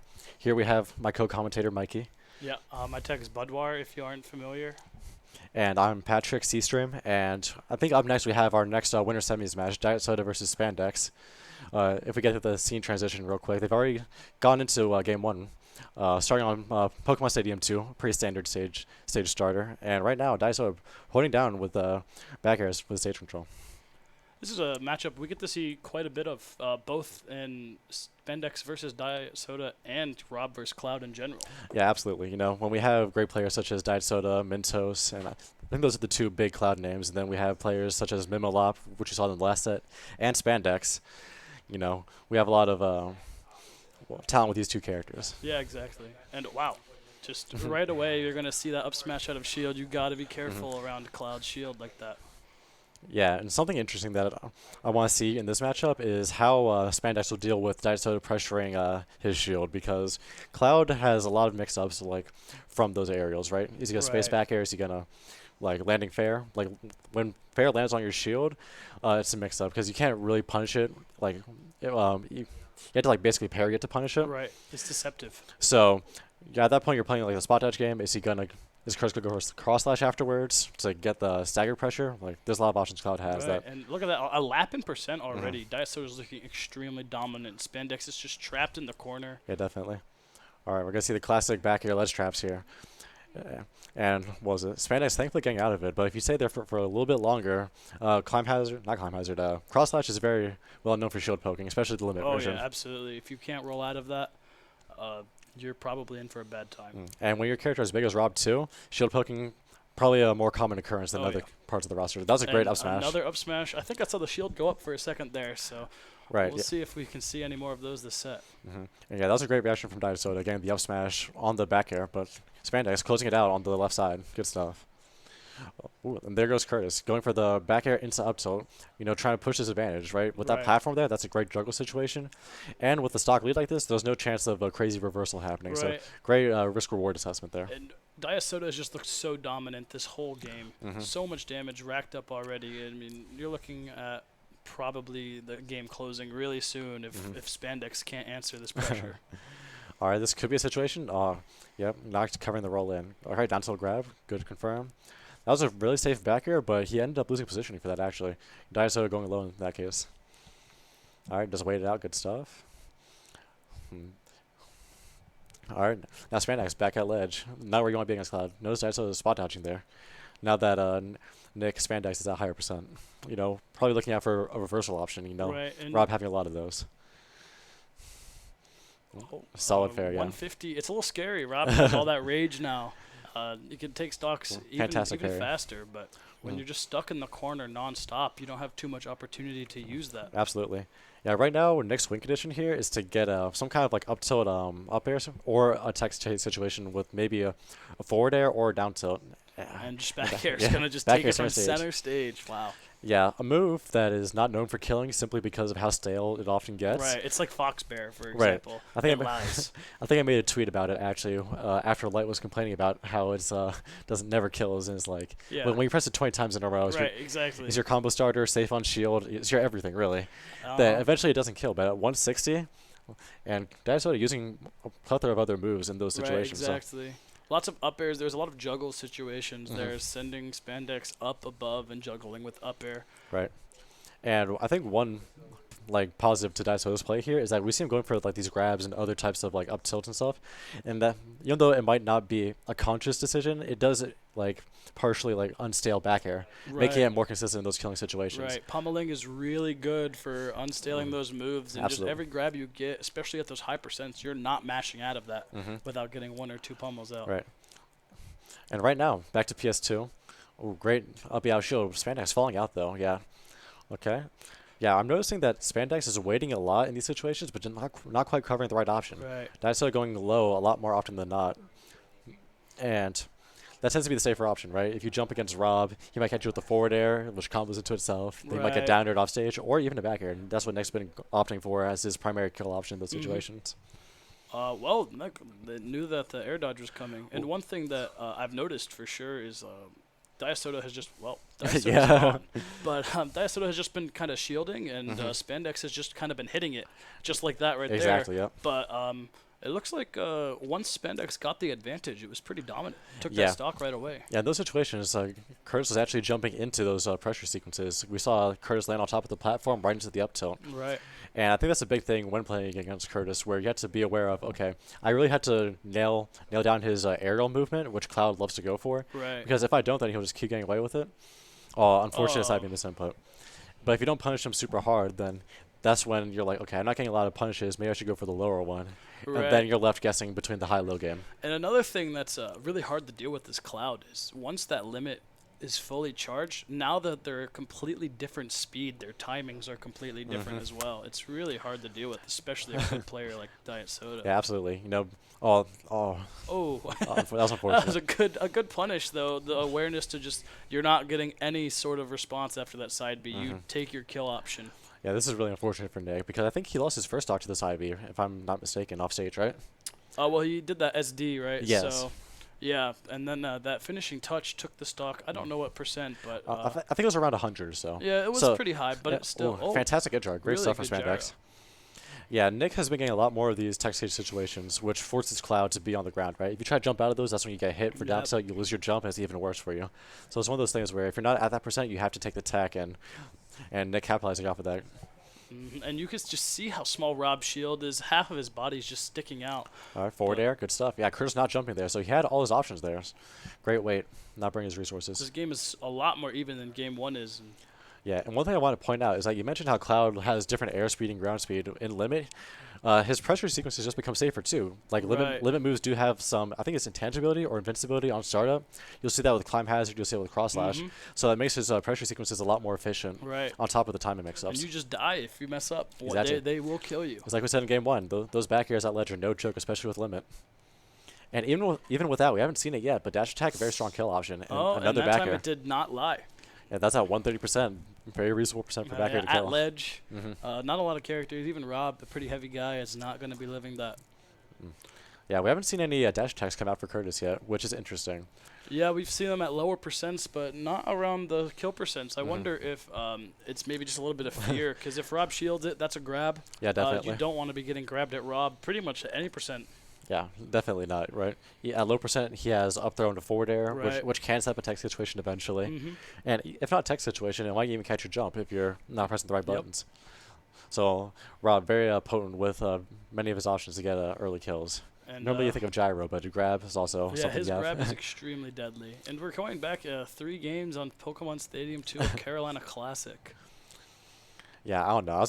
Usually I go PS2 after a game, but I don't think it would be bad for either of these characters. No, absolutely not. I mean, I'm guilty of it too, especially if a stage I really want to go to gets banned. I'll find myself going right here. Ooh, yeah, and Nick getting caught with the cross slash right now, probably the worst spot to be at.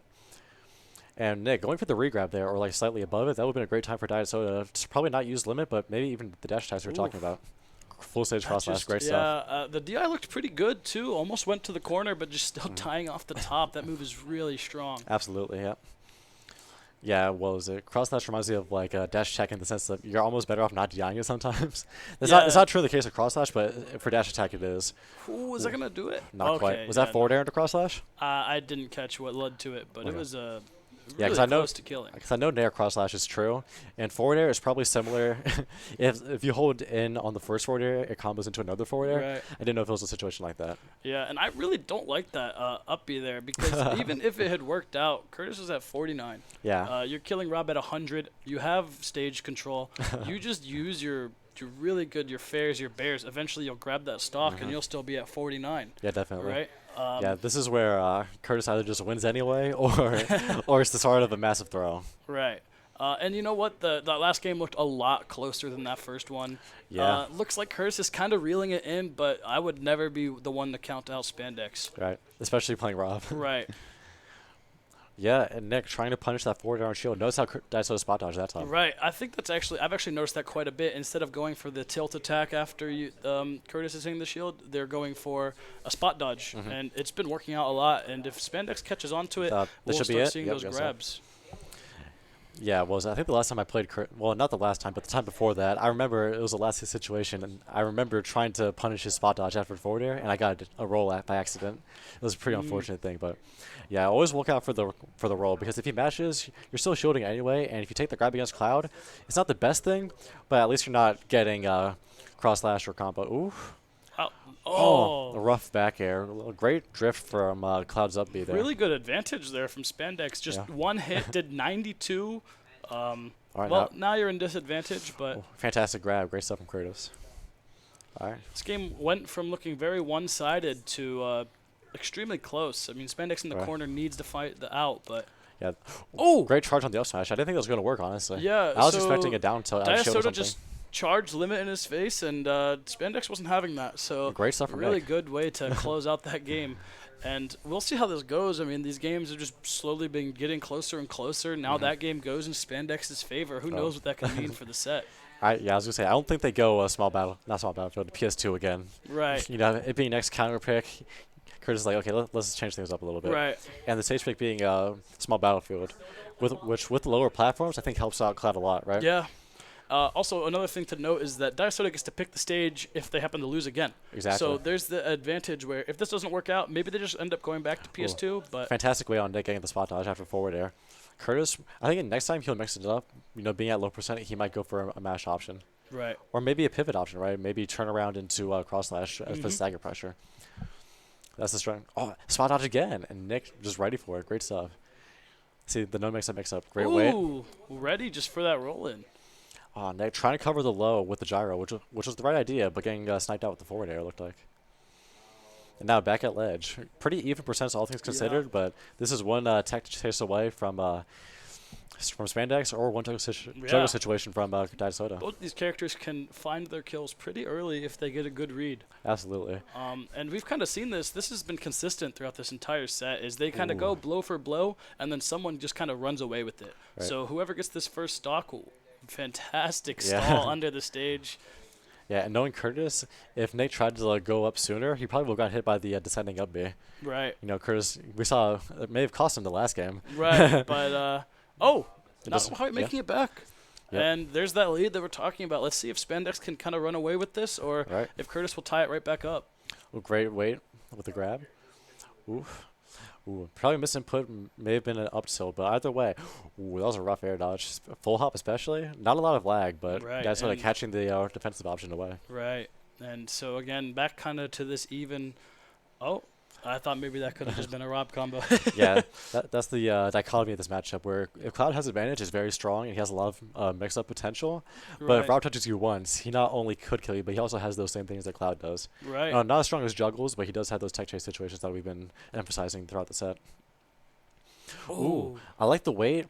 Probably a misinput on the downer, though. Right, yeah, I mean, it was the right option, just not the right timing. And you know what? A lot of players will tell you that half of what you're missing is mixing up your timing, not just your option. Yeah, it's buttons and timing. That's what it takes to have the right options in fighting games. Right. If you have the wrong button but have the right timing, then it doesn't matter. And same thing vice versa. Wow. That just took it. That looked kind of like Cloud went straight up, so there might have been no DI. Maybe just really surprised that option came out. Yeah, Diasoda was doing a forward air there, so it may have caught DI in, but even if, was it Chris may have gone for maybe a cross-up forward air. Ooh. Great weight. No jump? Yeah, no jump. Oh. That could have been a dash attack, but Nick just holding it down. Great stuff. Just waited out. Good stuff. Tech chase. F smash. Oh, okay. Going for the side B. Is an interesting option. Either way, carries fine. him away. Limit here, so there's still no has way. jump. Yeah. All right. Ooh, ballsy get up attack. Not bad. Normally in those situations, you might expect the player to respect you a bit more. Whole stock down, you're at 98% against Rob. Right. You might think the Cloud would wait, but this time just taking his advantage back, stealing his turn, if you will. Seeing that up smash whiff, it kind of reminded me, the first two stocks of the set were taken by Spandex hitting an aerial on Cloud Shield, getting up smashed. We haven't seen that happen again yet. Spandex is being really conservative with how they're hitting the shield. Yeah, great dash attack from Diasoda there. Using it to catch the landing. That's it. Oh, is that it? Yeah. Oh, straight up, yeah. Yeah, that's the thing. At those high percents, it was at 110 after the hit. Right. DI almost doesn't matter at that point. Yeah, it probably wouldn't have, and that wasn't the DI if it did. Yeah, that was definitely not the DI. Don't get it twisted. However, being on those platforms is a pretty good death sentence. And this is what I was talking about, right? Diasoda gets to experiment with a new stage, and if they didn't like it, now they get to go back to the stage they had won on already. Exactly. But this is Game 5, and Spandex bringing it all the way back to Game 5 after what looked like a really commanding lead. Yep. Maybe that death at 40% with that up B is really the tide changer. Yeah, it's been a combination of not only Spandex playing his advantage better, getting these tech chase situations, catching the high juggles with these landing up tilts and stuff, but he's also been playing his disadvantage better, right? He's not getting caught in these long juggle sequences or being at ledge for an extended amount of time. It still happens, of course, every now and again, but not nearly to the same degree where we'll see up tilts into quadruple up airs, and he's also not landing in shield that much too. Yeah, exactly. We've not seen a lot of uppies out of shield from Diasoda, or it's not as much as we're used to. Right, and that's kind of what Cloud is known for. Cloud just wins the shield game. Out of shield options, up B, up smash. They can hit your shield for free if Cloud wants to. Just really oppressive gameplay there. But Spandex has been playing around it really well. Ooh. Yeah, after that double back air, you're fearful for the shield post, so you want to roll, you want to jump, and that's exactly when cross slash will come out. But not letting it rip this time. Nick trying to parry that. Yeah, I couldn't tell if it was a drop or a poke, but... Nah, Nick consistently tries to parry those. I think that's a... Ooh, fantastic back here. Actually getting it this time. That's it. Oh, not quite ready for Cloud to pop so high over the ledge. Yeah, he definitely had the positioning. Once again, not the timing, though. And right now, pretty neutral situation, but Cloud almost having limits. So if Daiso gets one of these juggle situations, or let's say even like a back throw, I'm pretty sure that combos into limit cross slash for a solid 30 or so %. All right, just holding it down. Great. Catching the double jump with gyro. Oh, the slowdown wasn't. Oh, it doesn't seem to matter. Fantastic catch with the up air. Great stuff. And right now, even game 5. Nick in disadvantage though, right? Yeah, in the corner, but with gyro in hand, it's a little bit of a brighter side of that story. Absolutely. Okay, great down. Wow, look at these are the combos that we haven't seen in a while from Diet Soda. And right now, limit not quite fully charged, but getting pretty close. You know, this is one combo into a charge away. Right. Oh, and I thought that. Oh, great well, weight on look the at shield. that. Rob getting not too much off of that. I thought maybe it'd be a big opening, but right back into the corner. All right, Daiso looking for the low recovery, trying to get the two frame with down there. Not quite getting it this time. Ooh, great air dodge on reaction. All right, and now we're back at it again. 133%. This is all of those pummels. That back air is not stale. It's gonna do the job. Those back airs, I was waiting for a dash attack, even an up smash, right? Right. Lots of kill options. Most of Cloud's options would have been sufficient to take that stock. Yeah. All right. Yeah. And here we are, looking like a lap coming up here for Cloud. Ooh, catching the spot dodge with the cross slash. Great stuff. And right now, ooh, great reaction. Oh, ooh, that was really fancy. That's I like hot. that. Ooh, not quite. Oh, that's it. Great stuff from Nick. Great stock. 74%. You're not too happy with it, but you shouldn't be dying to anything off of one hit, right? Yeah, a little bit of a scramble situation there, but Nick clutching it up. Great parry. That's the parry you're talking about. Ooh, and maybe a little bit of robbery coming good too. Stuff. Ooh, sniped out the double jump. Oh, not getting the juggle. I was waiting for a forward air. I was waiting for just knock him off stage, have it be a tight scramble situation. But now Nick back in disadvantage. Same situation happened multiple times this set. Yeah, Daiso not letting it rip this time. Still, yeah, just holding onto this cross slash, waiting for the opportune time. Great gut attack. Oh, that's it. That's going to do it. Yep. Oh, fantastic set. I'm really happy with how that was played from both players. Absolutely. Spandex didn't give up. Came back game 5. That was close. That was a little bit of a nail biter. Yeah, definitely. Cloud at 90%. You'll die to anything, especially without limit. Rob has those moves that will take those stocks. Yeah, Nick definitely cleaned up a lot between the games, and that's worth noting. And I kind of felt like Curtis, he had like his set play mix-ups, right? He had his game plan, and it was solid enough where it's like, okay, I don't really need to go for a lot of crazy things. I can just mix up between my solid options and secure the dub from there, right? Right.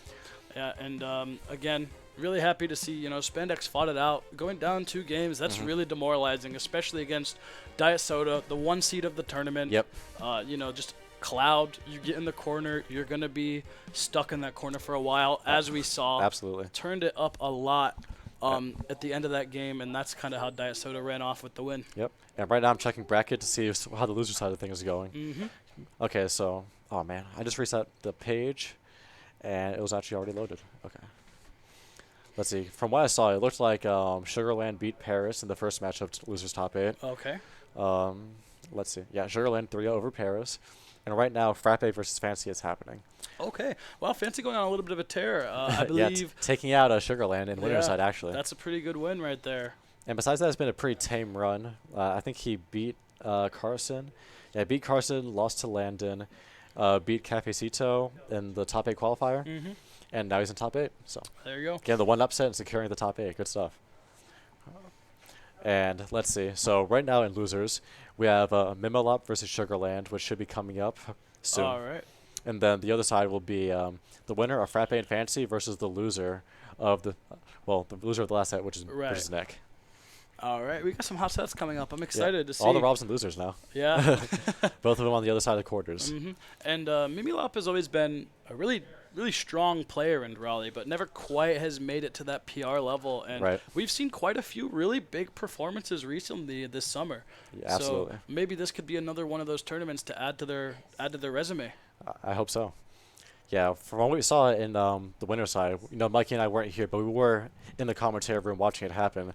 Their set against Landon, very close, right? That game 4 could have easily gone either way. Right. Landon being as clutch as he is, you know, bad news when Right, Landon's bad news. bad news when Landon's had a deficit, right? Especially as Wario, taking it home. But even the game 5, right? It wasn't like it was a blowout either way, right? No, absolutely not. I mean, when you have that full waft, you can kind of make it seem like it was a bit more of a blowout than it was, Absolutely. but it just takes stocks so early. Yeah, I was saying off cam that if Sharon loses this game 4, it could shatter their mental, but no, it was very close throughout the entire Yeah, time. absolutely. And it's hard, especially when you go up and, you know, you can just win it in game 4, but then you have to play out that game 5. Yeah. It can be really tiresome. Yeah, it's one of those things where if something happens to me like that, I'm like, okay, you know what? I had it. Let me just not get cheese. That's usually how I think about it, right? I think the best example of this was when I was at CEO in December. I was playing against Balls Grab, the Wario player. I think it's a CFL native. That sounds right. Okay. And this was to make out loser side of pools at CEO. And what was it? Game 1, I got wafted at scored at like 30% or something. I was like, you know what? I'm winning the entire time. Let me just bring it home, and thankfully took the dub. And I think it's one of those things where you have to be aware of, like, okay, I know what his win conditions are. I know what mine are. Right. I was playing to those, but unfortunately got hit maybe one too many times. Didn't play this situation how I should have. Let me clean it up, you know? All right. All right, straight into it. Yep, and it is, in fact, Mimolot versus Sugarland. On the one side loses quarters. By the time this set's over, we should have the other side, so. Right. And so this matchup is interesting. We've seen a lot of Rob on stream. Yeah. But, you know, Fox being so light and Rob doing so much damage, maybe Fox explodes, but Rob's also huge, and Fox can get some big combos. No, Rob off is on big. him. Rob is big. But I think it's worth noting here that Sugarland has a lot of Rob experience. Right. You know, being a UNC resident with the former UNC resident Spandex, right? Right. You know, those two players have played a lot. You know, a very classic set at the UNC weeklies that they would have, or bi-weeklies, I should say. Oh, wow. And so, that side even is though a Mimilop classic. Yeah, even though Sugarland might have a lot of experience, you know, the player difference does matter. Right, exactly. Rob's also a pretty versatile character. Absolutely. You know, if you've played against one Rob, you might have no idea what the next one's going to do. Right, or you've played against all of them. You know, it's always a toss-up. You never know. You gotta scout out the options, which I think Sugarland will be doing, especially in a best-of-5 set, right? You don't want to hard commit to what you know to be true with a Nick. Wow, really good shot. You know, you want to scout out options, and then just kind of get closer or further away from Sugarland. Right now, securing the stock with the double back air. That is, in fact, safe on shield. You know, going for the landing back air into the rising. Good stuff. Ooh. All And, right. you know, Rob's going to be looking for that roll in, I think, most of the Absolutely. time. Yep. If you tech in place, you're still in the corner, but if you roll in, you're in prime smash attack range. Yeah. I think it's also worth noting, when we were off stream, we're talking about how Charon has the tendency to have panic disadvantage situations, right? Right. Which against Fox you do not want. You do not want that. You know, at no. low percent, that puts you into even worse juggle situations. At high percent, it can set up into up smashes, or even up smash confirms, right? If Carson wants to play it safe with, let's say, like a nair or a down air, it's very possible. Right. Or even a platform situation with up smash or up air. Yeah, one bad, you know, disadvantage option, and Fox is going to take it to the Right. bank, especially a player as good as Sugarland. Absolutely. Cool. All Interesting that on the grab's clanked and Fox is laying on the ground. Right. All right. Right now, Mimolop, not the worst deficit, you know, knowing that is Rob, but at the same time, Fox can decide to play to his cards very well, right? He can reposition very quickly, which against a character like Rob, where it's a lot of space control, and then if you mess up, you get put into these fast scramble situations.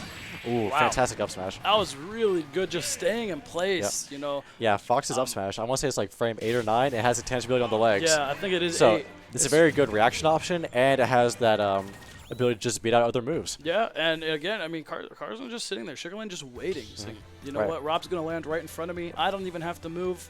Exactly. And getting that up smash to take the stock. Right, because, you know, Nair Dodge being a very strong option in this game, very little lag, and Rob also having very little lag on his aerials, but having that intangibility, you can often outspace it, especially Fox's up smash isn't a small move either, right? It's quite high and pretty decently to the side, too. Right. So I'm surprised that we went back here. I mean, the stage is slightly bigger, but, you know, its ceiling not being so high for a character like Fox who has these moves that can kill off the top so easily. Right. Yeah. I'm not really sure what the proper stage pick here would be. I know Carson does enjoy Northern Cave as a stage counter pick. You know, having the slide platforms, it gives you the illusion of having options at ledge against Fox. Right. You know, back here being very... Ooh, almost getting the side B, that but might have Luigi just going been right the over. stock if that had properly Right. connected. But yeah, I like to pretend to know about stage picks in this this type of matchup. I'm going to assume it's great for both characters. You know, they wouldn't agree to start it if it wasn't. Right. You know, if you play against like a DK or a Snake, you often want to ban PS2 as a starter. Yeah. But against Fox, you don't often think about it. Despite having a lot of space for him to move around, the platforms are great for tech situations just like that. And I think Rob is quite similar, where he will have that space control, and also the platforms are pretty nice for him, as we saw in the last set game, these up to up airs. That's a really good back air. That covers most of those options. If maybe if Fox jumped, it might have even caught that. Oh, definitely, so. right. And even catches ledge hang if you do it late enough, right? Yeah. And being at high percent, you have reduced ledge intangibility. So it covers many options. Rob back air, quite the menace. And it's very safe, too. Like, it's pretty much safe on parry with most, like 99% of the cast, right? Bar some exceptions. It's a very safe move on parry.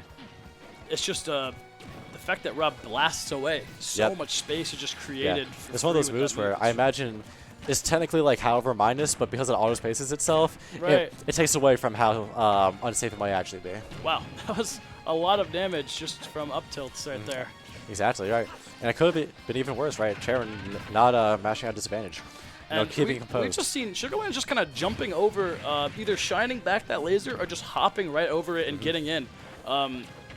And that's something that Sugarland's really good against. When I've played against them, I play Pac-Man. Right. If you throw a bad fruit, Fox is over that fruit, and you are getting punished for it really hard. Yeah, Fox is always looking for a jump in.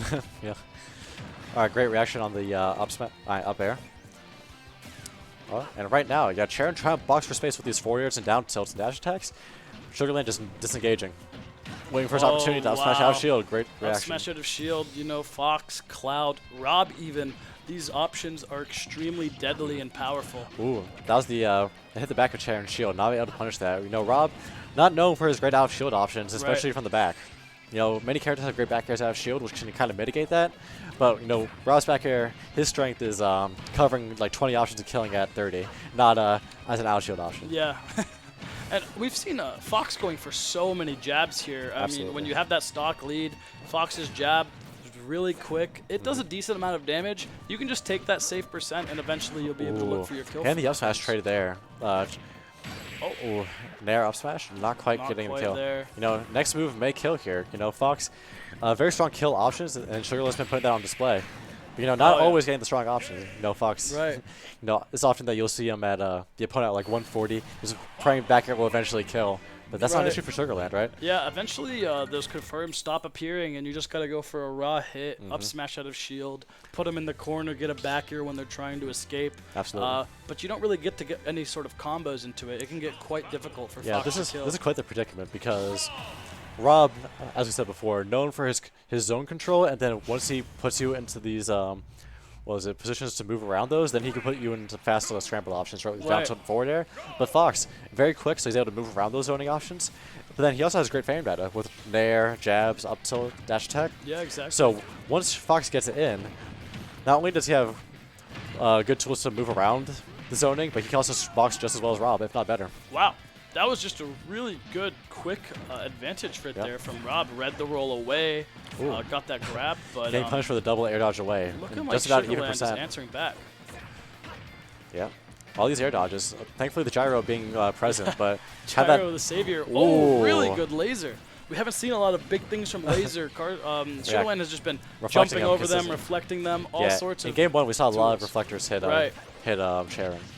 And maybe this will kind of be the same story as last set, where Rob finds their footing a little bit and is able to kind of fight back. Yeah, and there it is. That up smash once again. So powerful. Fantastic whip punish tool. Very fast, has intangibility. And right now, pretty much an even game, right? Like one opening and Fox is at even percent. Yep, well, there you go. There's that opening. Ooh, okay, solid fair trade. Clanking with Carson's forward there. You just don't want to be in the corner, especially against these good players. Being in the corner is not where you want to be. Absolutely. They'll take their one but or that's two the piece issue too, though. If you land on a platform or even just try to be in the air in general, Sugarland been covering this with efficiency. We've seen a lot of anti-airs with up smash, a lot of air-to-airs with up air. So it's not. Trying to catch that gyro, I think, and it's just decent punish there. Not quite high enough percent for that up smash to do it, but it's still not something. Ooh, fantastic back air catch, great stuff. Yeah, I was low-key expecting maybe another down tilt or a grab situation from the what was it? The gyro. The gyro down tilt wobble kind of wobble, situation. yes. but Sharon just capitalizing on it early, getting the juggle situation. Yeah, it's one of those things where maybe you're a little scared of them falling out and you get nothing, so you cash in when you can. You know, this is the first time I think in the entire set Mimi Lop has had the lead, you know, so cash in when you can and see how far that goes. Well, catching the air-to-air with the forward air, great stuff from Carson. And right now, Mimilop with stage control, despite being at disadvantage just now. Oh, and see, that's that jumping over that committal option, putting them in the corner. Even less committal options too, right? You think gyro, right? Fox is just able to bounce right above it. Oh, up here might have taken it. I mean, I'm not the Rob expert. Likely a misinput. Likely. Yeah. No, I don't think Sugarland had a reason to air dodge there. Ooh, fantastic reaction. Really good read. And there's game 3 going to Rob. You know what? We could maybe see another long set here. We were saying before that Sugarland, you know, having played Nick a lot, knows the Rob matchup, is looking for these like key adaptation points, and Charon just bringing it back in this last game. So, you know, the wheels are turning on both ends, right? Yeah, and I think actually one thing that's kind of key between Mimilop and Spandex is looking to have gyro in hand a lot. Absolutely. And I think that Mimilop kind of looks to have gyro as a stage hazard almost. I agree, yeah. So, and that's kind of what we were talking about, the diversity of Rob. Although it is interesting because I think this matchup, it being in hand, is probably better. You know, it gives you like a Z-drop out of shield option. Yeah, it gives you some against frame Fox. data. Against Fox, it's probably still not the most efficient thing. You know, Fox having very great frame data, but it gives you more than you would otherwise have, right? Yeah, exactly. And the stage hazard, it did pan out for Mimilop though. You know, we saw these down tilt situations. We see we see control over situations to catch like Sugarland in the air, but ooh. And we have seen that a lot as well. Sugarland getting the gyro in hand, not too much mileage off of it, but you know, putting it into your possession takes it out of Rob's control. Exactly right. Even if you don't get the most out of it, which in most situations you do want the most out of it, even if you just take it out of play, that's a great way to not neuter Rob's game plan, but you know, take a few things out of commission, right? A lot of players will throw it up, take it out of play as long as they possibly can. Yeah, that's a great option you have. Even if you like aren't very comfortable with gyro, like let's say you don't have these combos, let's say you don't know how like set up yourself with the set play, you can just throw it in the air and move from that point. And just looking up air, back air is going to be huge here. Ooh. Oh, and just getting out of the corner just by flying up. Yeah. Yeah, that's been a constant thing from Mimilop in this set. You know, panning out a lot of the time. You know, there has been situations where Sugarland will whiff punish with the up smash. Ooh, oh, big great up out shield smash. option. Taking a lead here, you can die to pretty much anything, but if you get any opening, great reverse option, waiting for the gyro. Ooh. Oh, down tilts. Ooh, the late hit of down air. And this is getting scary for Fox here. You're a Upside fragile up there, guy. great DI. And this is a lead right here. Ooh, I mean, great weight on the grab. Mimilop is very happy. Even if they get a stray hit and lose their stock, they've got the 2-stock lead now. This is fantastic. Huge. Yeah, disadvantage just not being an issue, right? Mimilop did take a lot of percent early on. In fact, they were at a deficit in the first stock, but just not dying for the longest time. And getting a little greedy there for that nair. You can take those risks when you have a big lead, but another thing is you have the lead. You can not take the risk, take stage control, and take a stray hit or two. I think it's worth noting, Mimilop did that same nair, but in center stage at the start of their second stock. Well, at the start of Sugarland's second stock. So it was something that did pan out. And, you know, when you make it, instead of it being 3 stocks to 1, you make it 2. Right. Then you may as well take it. And a lot of damage here.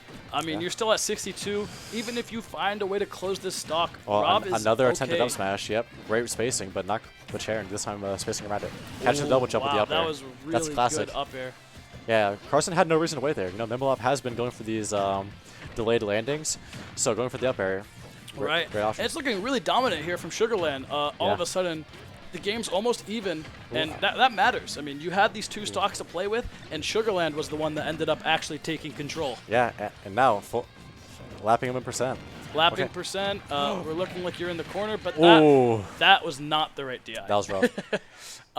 We've seen that quite a bit. Rob up there sending straight up. It sends pretty flat, honestly. If you get that good DI, it's just so tricky. Yeah. You hold whichever way you're holding, you kind of travel that way, and you need to hold the opposite direction for the last hit. You see, people say that, but it's also, I find it similar to Sheik up air in the sense that not only it doesn't matter like which way Sheik is facing, but it matters the way they drift too. Right. Now, if you see Sen play, he'll often overshoot the up air where you have to cross up your DI. You have to move behind him. Oh yeah. And Rob being very similar.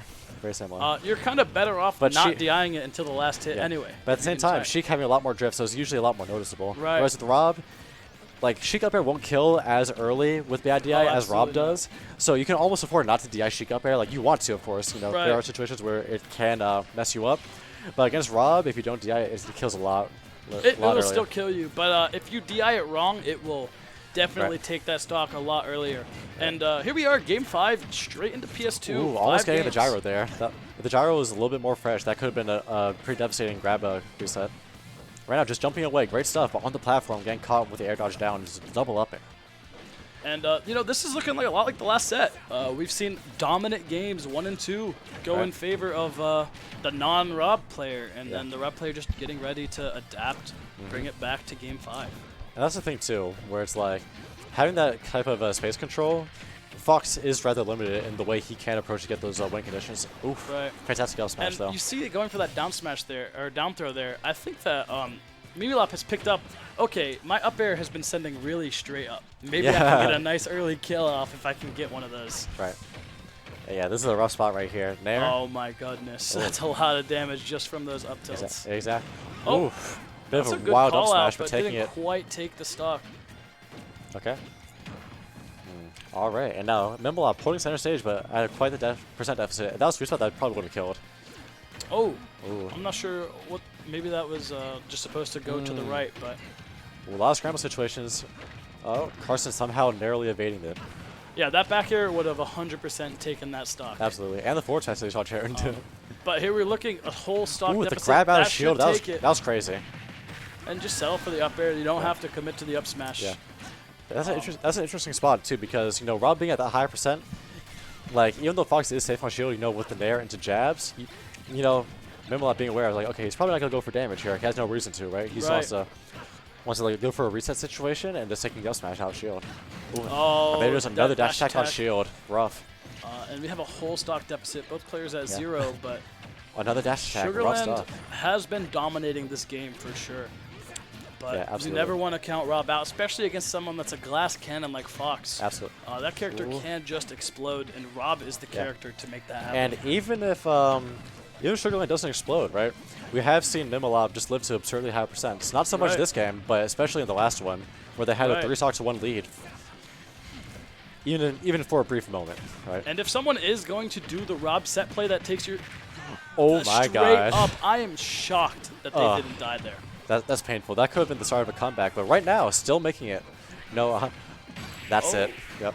That'll take Great it. stuff. Yeah. At 100%. Nair up smash. Just the smallest bit of rage. Taking it game 5. And, you know, that is exactly what happened with the last set. Yeah. You see a grueling game 5, and then all of a sudden they turn back on. They're ready Yep. to apply that corner pressure, get those big combos. Absolutely. And it wasn't quite as even as games 3 and 4 were. Right. And the thing about games 3 and 4 is that it really felt like Carson wasn't getting those up smashes, right? We haven't seen a lot of these like ledge situations pan out into Right. like, let's say like a forward smash tech chase, repeated back airs. It was often up smashes on the landing with punish. What's up? You have, Ooh. oh, okay. Do you have something to say to the fans? Oh yeah, we're all fans. What fans do I have? You got plenty of fans. Yeah.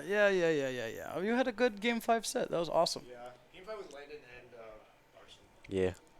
Do you want to hop on comms? I need to chill. Okay. I might come back. Maybe Awesome. chill out, commentate some videos. Sure. Things I can do, so. But yeah, chill. All right. And so that was Mimilop right there. Yeah. Great run today. Yeah, resident TO and top 8er. Yeah. Doesn't play the game, but Yeah. does TO and does top 8. Dude, that tweet that was like, nobody likes telling you they don't play the game more than TOs or top. Yeah. Local. That was the funniest shit. Yeah, that I describes you. literally do that. Yeah. Same. I don't play the game. Yeah, you don't Same. play the game. You know, I don't Yeah. TO, but I'm sure we all heard I play Strive, so. Yeah, you know, Strive players would be the first ones to tell you they play Strive. Too. Exactly, yeah. But yeah, the other side of losers' quarters right now is going to be Frappe versus Nicholas Storch, Spandex. Oh, another Rob. We got 4 Robs back Yeah. to back, you know. And honestly, Rob's great to watch. You never know what's going to quite happen. He gets that gyro in hand. Yeah, you and never know, You just right? don't know what's going to go on. You don't know who the better player is going to be that day. You never know. And as for the losers' 8th match, that was Frappe versus Fancy that we discussed earlier. Frappe taking that 3-2. Oh, okay. So Close coming- one. That's a really close set there. Fancy has been playing really well. I wonder if that was all Ken or maybe the Sonic came out. I'm not sure That's how interesting, Zelda yeah. handles those. What was it? I imagine Zelda loses to Sonic. I think that's a pretty reasonable assumption. And as for Ken, that matchup has been historically pretty bad for Shotos. Right. Yeah, I would imagine so, but, you know, let's focus on the Rob and Zelda here. Straight into PS2, a stage we are very well familiar with. All right. Hey, yeah, right now, Frappe trying to get this, what was it, this Phantom going just to neutralize Gyro, right? It can't set up as like a body block in a sense, and it also forces Nick to move in a certain way, right? Is he going to shield? Is he going to jump away? Maybe even like a retreating laser? There's a lot of things. It almost forces an interaction or not interaction. Right. And characters that can kind of explode a stock. Zelda with those lightning kicks. Yeah, and we saw it there, Wow. right? They do a lot of damage. Frappe getting the down tilt and going for the dare reset. Getting this hour hit, unfortunately. That could have comboed into an up air, or maybe even an up smash read. Or the Knight. The Knight hitting you at ledge will take those stocks pretty early. It's pretty strong. It is quite strong. Especially the full Knight. If Zelda can get that full charge, being on ledge versus Zelda is pretty miserable. Ooh. That was a pretty tight up B recovery. That was a really good up B. I know, I probably wouldn't have done it, but that fast fall to get to ledge, very pristine, very pristine. Yeah, just gotta jump away from those up tilts. If you hold it, your shield's getting low, and it gives the Rob more time to react to the situation. Wow, and getting behind the Knight, but it doesn't matter. The Knight's gonna swing that big sword and catch you anyway. Yeah, right now Spandex having a great time reacting to these roll situations, getting grabs. Right, not quite panning out into kills, but working out overall. That was a really good fair. Good stuff. You know, I didn't quite notice it yet, but Spandex picking up really quick that Zelda's been going low and going to catch that stock as soon as possible. You know, Zelda, a very strong recovery at a distance, but if you're in those, like, let's say, like, you jump off and you're able to hit her situations, it can be a little bit tougher. You know, she has Nehru's Love, she has neutral air to kind of get out of things, but yeah. And exploding Rob across the stage. That's crazy. It was at 136 after the hit, but it does a decent amount of damage. Going for another reset with the down air on the platform. That could have been major damage. Yeah, if you're not ready to get out of those reset situations against Frappe, he'll take that inch and make it a mile. Right, exactly. You know, Zelda has very strong, well, you know, the down air, it sets up right there, right? It can combo into up airs, up smash, or even both lightning kicks. And we've been seeing that gyro has been getting thrown around quite a bit. I wonder how Zelda Neutral B kind of handles it. We haven't seen it come out. Maybe it's just a little too laggy. Right. But it's likely one of those like full stage kind of situations where if you're up close, it's almost not worth it because if you, let's say you hit gyro but it doesn't hit Rob, you're in a little bit of lag. And up smash, very active move to catch ledge. Yeah, that's part of the Zelda set play at ledge. Love to see it. And I wonder who wins if you know, you throw gyro. And Zelda goes to neutral B, and Rob answers that with like a side B, for example. That sounds like a beneficial scenario for Rob, especially if you get that hit. You know, side B is really a powerful move. Zelda's pretty light. Yeah, definitely. You don't want to be getting hit by those. Yeah, absolutely. And right now, going to a small battlefield. You know, quite similar to PS2 in regards to the stage layout. You know, having that bi-platform. But the having it be a closer stage might neutralize Zelda's set play potential, right? Right. You know, Frappe being very active with these Phantom plays. However, one thing to note is that the Knight hasn't really gotten full charge. It's been a lot of these, you know, just the arms and legs coming out to hit you. Right. Which, that's what I meant earlier when I was saying that the Knight, in and of itself, probably doesn't zone out Rob quite well. But it makes him not want to zone. It makes him want to move forward, which is often what Rob's game plan is to begin with, right? He wants to use gyro and laser for stage control and then box you out forward air and down tilt. Right now, Frappe's forward air, getting a lot more mileage, taking that stock very early. And right now, this is one combo away from lapping in percent. Frappe at 35, Spandex at 23. Oh, and there's that Nair. Not getting much out of it, though. Yeah, fair out of disadvantage. You know, Zelda's lightning kicks, very fast moves, but very specific hitboxes. Right. So even if you don't get the sweet spot, it's devastating if it is, but even if you don't, you know, if it's in, let's say an air-to-air situation, it can usually push the opponent away a little bit if they're not ready for it. Oh, yeah, absolutely. And that's twice now we've seen that up tilt and just the up air not quite connecting, you know. Frappe being really good, air dodging, knowing when they can get out of that. Absolutely. Yeah, yep, and lightning kick out of shield, very prominent option. Yeah, that's the Zelda classic. Yep. Really strong. However, I'm not going to be the one, again, to count out Spandex. Absolutely. We saw Game 3, he'll come alive a little bit. Absolutely. And, And, you know, maybe a second win in game 2. exactly. No, already taking this. And what was it? I always think about this, like when someone plays Rod for the first time, you always have to watch out for the phantom into up air, right?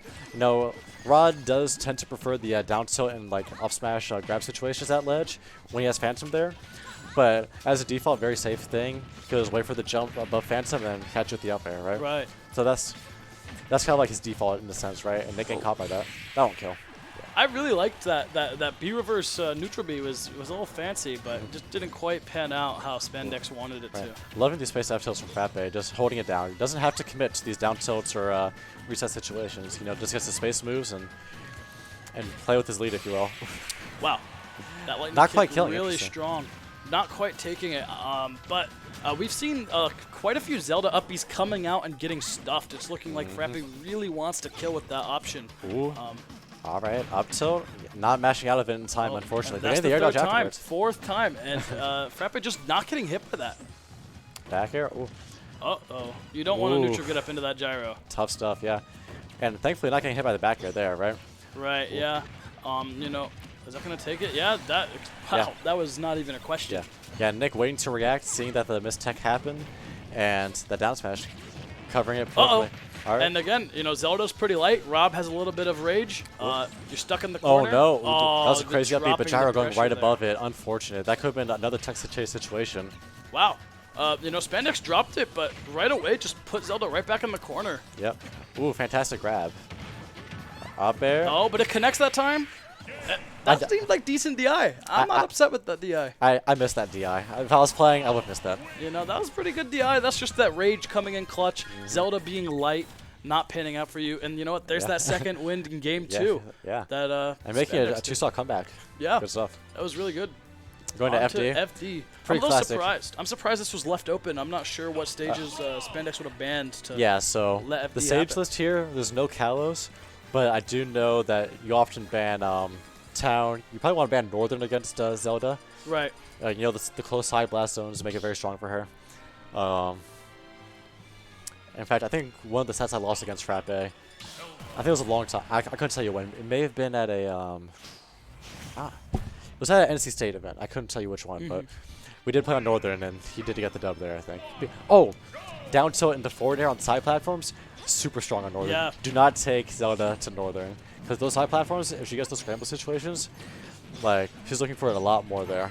Right. Because down tilt forward air already kills super early, but on those side platforms, even against Rob, it'll probably kill around like 80, 90. So. Yeah, and here we are on a stage with no platforms. I think that definitely benefits Zelda. It is Zelda's counter pick, but maybe Rob can get a little bit of something going on. That gyro, being a stage hazard, allows for a lot of fancy play. Yeah, I think the key part of this matchup here is that Rob has more. Oh wow, Oh, fantastic! there's that down tilt Yep. forward air.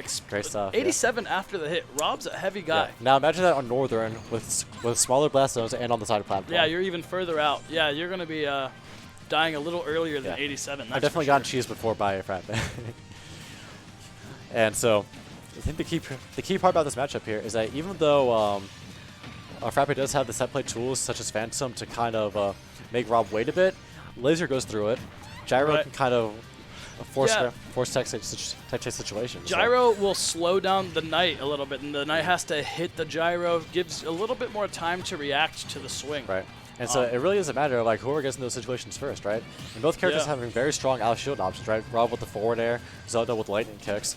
Right. And the uppies out shield that we've seen. And so, you know, Rob has pretty good juggle game. You don't want to be getting juggled by Rob, and you have no platforms to help you get down. Exactly, yeah. So it really feels like on this stage, whoever takes the lead here. Oh, I like that weight, but Frappe just ripping that lightning kick and confirming with that side B. And the Din's Fire, was it? Frappe got hit with the laser, but that detonated the fireball as it it just hit happened Nick. to the timing lined up, unfortunately, for Spandex here. Yeah, not a bad disrupting tool to use laser. You know, that's often what it's known for. Right. But this time, not quite panning out. And Zelda here with a little bit of rage. Yeah, and fantastic racked up to reaction that percent. Forward air could just take the stock here if Spandex is not careful. Ooh. Wow, that match was really fast. Yeah, I don't think an up tilt would have even connected there. Yep. Yeah, a lot of these. Oof, Oh, great up wow. smash. Really fast mash, and this the up smash still connecting. Absolutely.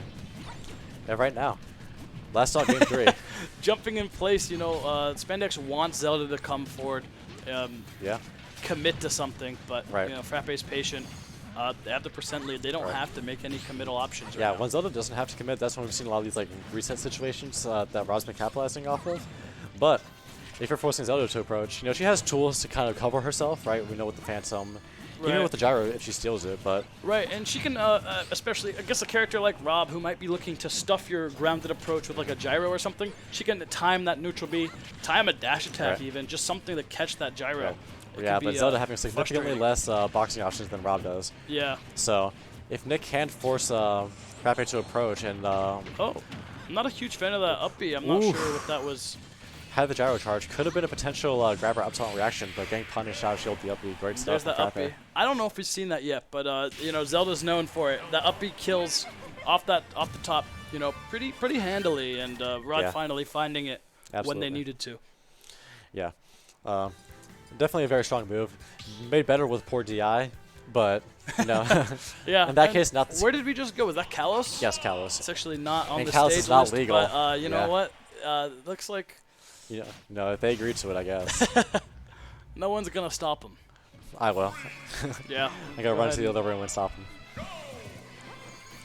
And I want to keep in mind that if Spandex wins this, it'll be him versus Sugarland in loser semis. Yeah, and that's a UNC Classic. that's a hot set. And another Rob Fox matchup. Yeah, but different player, you know, that can mean a lot. Two players that have played together against each other probably for several hours. Countless times. Both so- in bracket and off bracket. Oh yeah, that can make for a lot of really interesting interactions that you just can't predict. But right now, Frappe, despite being like, up 2-1 right now, at a bit of a deficit. Ooh, interesting reset with the gyro down there. Not quite panning out though. Up tilt. Ooh. And it's interesting here that we went to Kalos because you were just mentioning how Northern Cave is super beneficial for Zelda, but Kalos is just huge. Yeah, Kalos is, yeah. So Kalos, while being kind of the same stage as Northern Cave, Right. just has a few attributes that are different.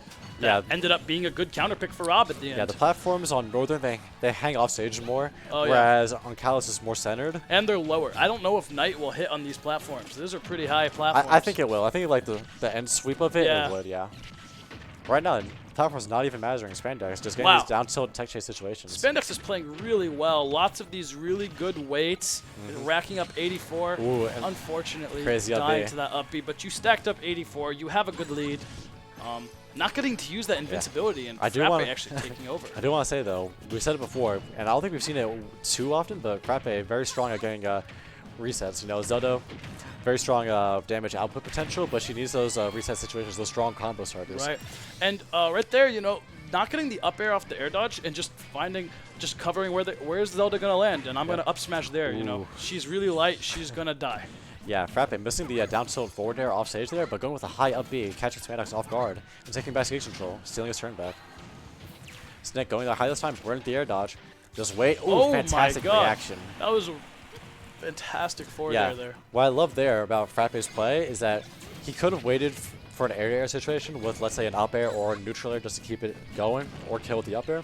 But this time, waiting for the roll where Knight didn't hit and just catching it with Right. the back air. And this is a pretty close game 4, and this is Yeah. back to what we said earlier. You know, when you have 2 games and that game 4 is really close, you just don't want to see game 5. Yeah, you you want to don't. be done. Right. And, And the crazy thing about this game 4 too is that Frappe has been down the entire time. Right. You know, having to bring it back on the next counter pick. And Rob with a little bit of Ooh, I love the sauce, a Nair's little love bit of there. gas, is a scary character. Yeah. Something else I want to point out about Frappe's reset situations is that down tilt forward air, Oh. great stuff. Living. Not quite killing though. And that's the Kalos Yep. counterpick coming in hot, protecting Rob. Oh, This watch out is for the down scary. You got tilts. regrab. Ooh. And Living living again. Wow. Crazy. No air dodge though. He did use the directional air dodge to live that. Oh, Ooh, and Frappe back to a waiting pretty for it. neutral situation here. Yeah, this is anyone's game right now. You know, Frappe with full stage control right now though. That up air auto canceled. Great stuff. Yeah, not trying to overextend for that up air. Just holding down stage. Now with gyro throwing it Yeah, away though. giving up gyro. Oh, wait, where'd the gyro go? Frappe threw it before the Knight hit. Oh, okay. Uh-oh.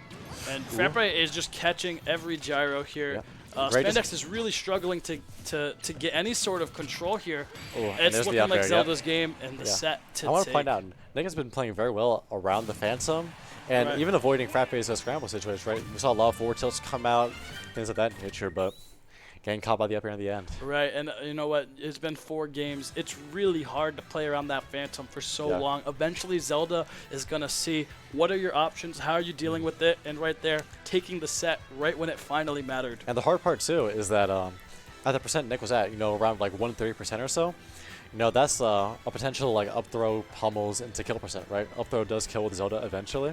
Right. We saw a lot of forward tilts come out. We saw the down tilt situations. Are we off now? No, looks like we're still on. Okay, cool. I took the way the game sounded. I just want to make sure. I also want to point out, I didn't get the chance to say this, but Frappe, he goes for a lot of these reset situations with like, let's say, down tilt into down air, things of that nature. But then he'll cover with dash attack, a very strong, fast option from Zelda. And it works out, Yeah, and we saw 2 of those kill screens. Rob being so heavy really mattered, but another thing is Rob being so big, I'm not sure we saw a single sour forward or back air from Zelda. All of them were connecting. We saw a few. Maybe I was just not quite paying close enough attention. In that last game, Frappe actually got a down tilt around 60, 65-ish against Nick, and it did get the sour hit. Yeah, but again, on Kalos, Rob just barely not hitting the blast zone. Yeah. That counter pick seemed to work out pretty well for Rob. Yeah. Unfortunately, in that scramble situation, Frappe catching every gyro, just not letting Spandex get any sort of control. Yeah, exactly. Yeah, Nick, as we said before, was doing a very good job of playing around the Phantom. We saw him jump around a lot, right? Unfortunately, that got him killed in the end, though, with the up air. Right. But having that jumping extra, over Phantom and having that getting extra up air. space on Kalos, though, having that side platform as well, really gave him that space to maneuver around. If Right. it was on FD that we saw in Game 3, then he would have been forced to land with maybe an air dodge, in which case Zelda catches you with a dash attack, maybe even an up throw.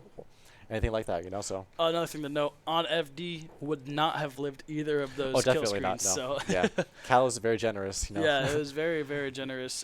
And not legal. Not legal here. It was not quite legal. It doesn't seem like Frappe's going to complain catching the victory there anyway. Definitely not. And right now we have Sugarland versus Frappe in losers semis. All right, Zelda versus Fox. And then the winners finals is Diet Soda versus Furf. Okay. And so we have Cloud versus presumably Wario. Landon has been playing mostly Wario as far as I Right. know. The Sonic comes out every now and again, but Wario being the like I say, I think consistent pick is the proper phraseology. Definitely as of recently. I've seen the Sonic every now and again. Sonic definitely comes out, especially when traveling out of state is coming into question. But when we're staying local, definitely a lot of Wario. The Wario's a lot more practiced. Yeah. It's a lot more clutch. Oh, That's for sure. Yeah. Yeah, what was it? Wario will do that, Oh, yeah. Whereas Sonic is like the epitome of consistency, Wario is the epitome of inconsistent if you're the opponent. Oh, yeah. You never quite know when that Nair is going to be the last one you get hit by. Yeah, and even if you don't get hit by Nair, tech stage situations, roll in, out, or neutral tech, always a rough spot. Because even if he doesn't get the wafts or like the confirms into wafts, dash attack and down tilt hit confirms into dash attack. Absolutely. Very strong kill moves.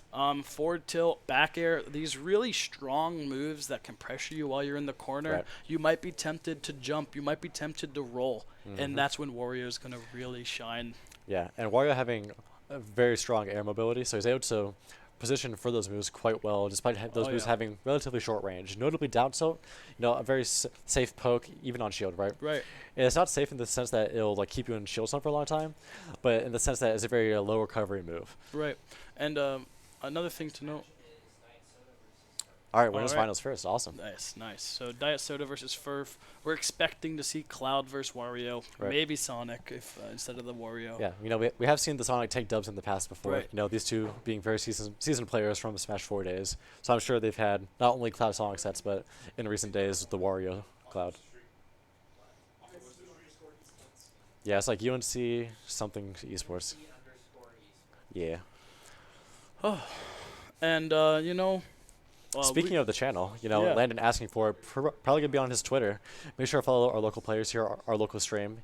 You know, Aiden has put a lot of effort into this, as well as the stream runners, right? You know, I don't think they play the game, but you know, they're helping us out here at 11:50 at night. You know, Yeah. we're probably gonna be here for quite a while longer too. Oh, so yeah. definitely make sure to support the people who are putting on this production. We got, what, 4 more sets to go?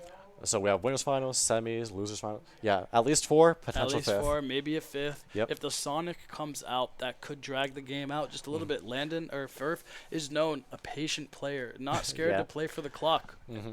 Yeah, something that I always talk about with Landon and Sonic is that if he was more consistent with his ledge trapping with like just the safe pokes, that I often think about Wrath with this, right? Even Sonic's, where they'll react to like neutral get up with like forward tilt, right? A very safe option. You can usually do it on reaction. It's a bit tight, but you can definitely get it.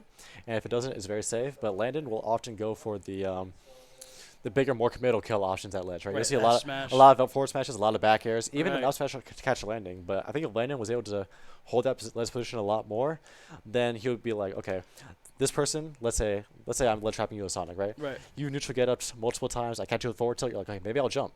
Maybe I'll roll. That's when you can go for those back airs, right? Maybe it doesn't go for the forward smash. It's conditioned for it. Right, I think exactly. if Landon conditioned for those kills as Sonic, it'd be a lot more potent. Right. And it's like that joke where you it's like the skill curve where with the fighting game community, it's like a bad Sonic is, oh, I'll just forward smash at ledge. And as they get better, well, forward smash, it's too committal. And then it's back to the good Sonics. I should be forward smashing at ledge, you know?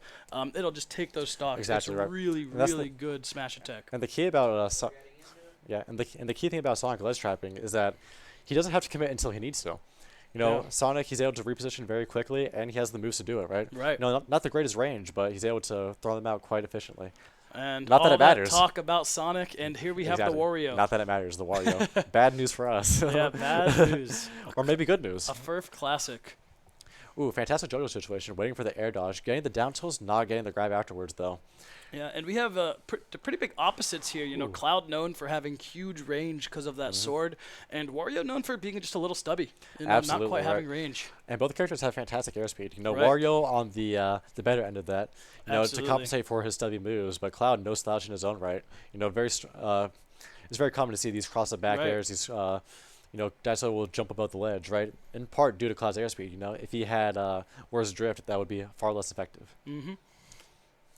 Ooh, fantastic tomahawk into cross slash. Just getting the positioning he needed. You know, landed no bike right now. And the up smash right away. Out of shield. We see Diet Soda going for so many of those at the beginning of the set. And it makes sense. It's pretty committal, but if they start watching out for it and suddenly you're not doing it, you're going to start getting these other options that are maybe just as good. Exactly. And that moved very fast. It did, in fact, get buffed. I couldn't tell you which patch, but it was one of the patches where Cloud probably didn't. I think it was the patch where he got dash attack buffs, actually, right? If I had to imagine, it would be the same one. You know, it's often the buffs come in pairs. Right. And, you know, waiting and shield there on the cross slash maybe should have rolled out there, but Curtis just resetting, going just for another cross slash, and eventually it'll poke. That move, very strong. Yeah, and what was it? The Diet Soda getting the up B out shield on the down tilt. You know, Landon, as I said before, the down tilt is a very strong move to hit confirm into those dash attacks, right? Right. But when you have the strong out shield games, as Cloud, like we talked about earlier, you know, it can be rough, you know, with those up smashes and up Bs. Oh, fantastic Living DI on that dash attack. Great stuff. But one thing to note, Wario is down stock. You know, the percents may look even, and this may look really even. Wario is down a whole stock. And while, you know, you can say, oh, well, there's Waft. That kind of takes a stock offline. Right. You have to hit that combo, and you don't want to have your game plan be, it's okay, I have Waft. You want to be able to win without Waft, and Waft is a little extra treat on the side. It's an insurance policy for sure. Although, for what it's worth, even though Wario does have very strong moves like we established, he can have trouble killing, right? Right. You know, he has to get into that space and have you in a situation where you feel pressured to, like, let's say, get hit by a back air. Right. You know, drop shield up close with the down tilts, right? Whereas Waft, you can land a myriad of combo stars, right? Nair being a very safe move. Right. Up tilt, not as good as it used to be, but still a very potent option. And so, you know, despite you wanting to be preferably better, like, without Waft, like, still be solid, which Landon still is. Wow. That was a finishing touch. Trading with Nair, it looked like not quite the trade you want to take let's there. see. I'm gonna see the screen in the back to get the recap. I do believe that the actually wait. No, that was an up smash start. Up smash. Oh, so the limit cross slash Yeah, threw me off. Yeah, It cross was slash and then a little bit of blue. Yep. I don't blame you. I don't blame you. Cross slash, finishing touch. We did see a finishing touch earlier. Yeah, against we Nick, did. So not out of the realm of possibility. Right now, 1-0 for Diet Soda. And I don't know much about either of these characters' matchup charts, but I would imagine that this is a little difficult for Wario. Yeah. You know, that big sword just kind of keeping Wario out when Cloud just having good airspeed to kind of rival Wario being able to get in with retreating aerials. Yeah, it's also worth pointing out that despite Wario having a very strong advantage state against Cloud, it's not as as a clear cut as in the Rob matchup, right? We saw before that Nick was going for a lot of these lingering gyros or aerials to catch him out. Right. Wario having to be a lot more precise with his advantage state. At least if he's not going for a waft confirm, right? You know, often it's trying to like whiff punish, or if he does try to like lingering move, it would be like a forward air or something, right? And that can be tough, especially with a move such as Cloud forward air, which you know is a very strong landing option. You know, despite the startup, it is very safe on shield and very active. But right now, a pretty even game. Landon with stage control this time. And when you're in the corner versus Wario, it's really scary because I think a lot of the pressure from him is taken off. He can get one of those straight kill moves to finally connect when you're in the corner. Yeah, definitely. And that down tilt, it's kind of a 50-50. He can go for grab, he can go for dash attack. I thought Curse was going to let it rip with the descending climb hazard. Yeah. I was scared for Landon there. Yeah, and I was scared maybe the Wario wasn't going to make it back for a second there. I was going to say, that would be a very unfortunate situation, especially because of this percent lead. Oh. Up air. And just slowing Cloud down so much, you had all the time in the world to position and get that kill. Really good option to throw the bike there by Furf. Absolutely. And right now, not the strongest stock lead, but Wario at 96 is a very safe character. Absolutely. And again, as we said, you don't want to account for the waft, but when you have the lead, you get to run the clock a little bit. Oh, yeah, definitely. You can get multiple half wafts or even just a full waft, which is a pretty safe bet to make. Absolutely. No, I don't think Landon will get Diet Soda to half waft percents now, especially after getting full waft now. But now Diet Soda is playing a different game. He's playing not to be even further behind, right? He's not trying to even the stocks. He's trying to stop the bleeding, if you will. And it's interesting. Cloud has been getting quite a few grabs, and you know Wario is one of those characters pretty hard to grab because of his airspeed. He's jumping a lot. Although with Cloud Sword, like we talked about earlier, shutting down that aerial movement. Right. So, going under the stage. Good stuff. Good that stuff. was smart. Yeah. Yeah, just doing it wherever you can to stall out limit, but getting the back here anyway on the get-up attack.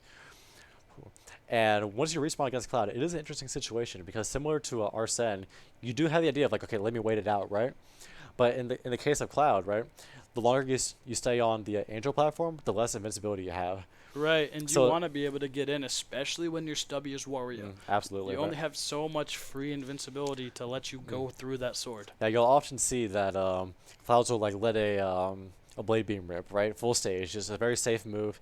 If it hits, it's around like 20-something%, right? It sets up into an air dodge situation. Ooh, okay. Not bad, just resetting the ledge. Great stuff from Landon. But yeah, having reduced invincibility from the Angel platform, Cloud is not opposed to it, so it's not quite the same as Joker. Fantastic tomahawk there. Up throw is an interesting option. I'm not sure how often I see Cloud do up throw. Yeah. Not the worst idea, too, because, you know, if you're able to catch Landon with the cross slash on landing, it works out well. Or if you catch him high with the climb hazard, that could be a very, either very one cheesy of those kill. might be taking a stock there. But right now, Dinosaur are bringing this way back. Yeah, this is looking extremely even. Looking like Limit's about to come online. Unfortunately, Landon missing that down tilt confirm, And but there's getting a the raw dash dash attack. attack anyway. Great stuff. Right, I don't think we've seen down tilt confirm into dash attack, but we have seen lots of grabs. So finding that dash attack finally to take the stock is really good for just Wario. contesting that space right in front of Cloud, right? You don't want to respect him too much because once you do, that's when he gets those grab mixes that we've seen Dinosaur make the most out of. And right now, even game. But has Landon used Waft? I don't believe so. I think Waft is still online. I can't quite tell. Yes, yeah, it is absolutely. So we have two. We have Limit online. We have Waft online. Ooh, It's Landon looking not pretty getting there fast enough for the up tilt, but getting the grab anyway. Great stuff. Yeah, that's the beauty of Wario, where even though you might not always have the best reactions in those type situations, you know, just the threat of it is enough to make the opponent want to shield. Right. Then you get to secure your advantage.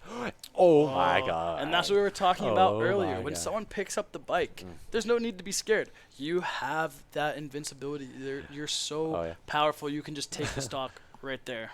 Well, in that case, Curse is going for an up air, actually. Right, there was no bike in play, but I was referring to, the invincibility itself. Right. You can just let it rip.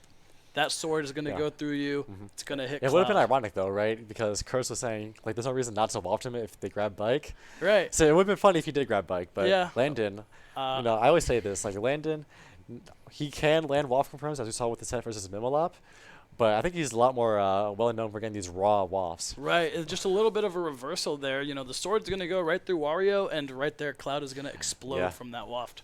And I think it makes Landon a bit more polarizing than he wants to in bracket, right?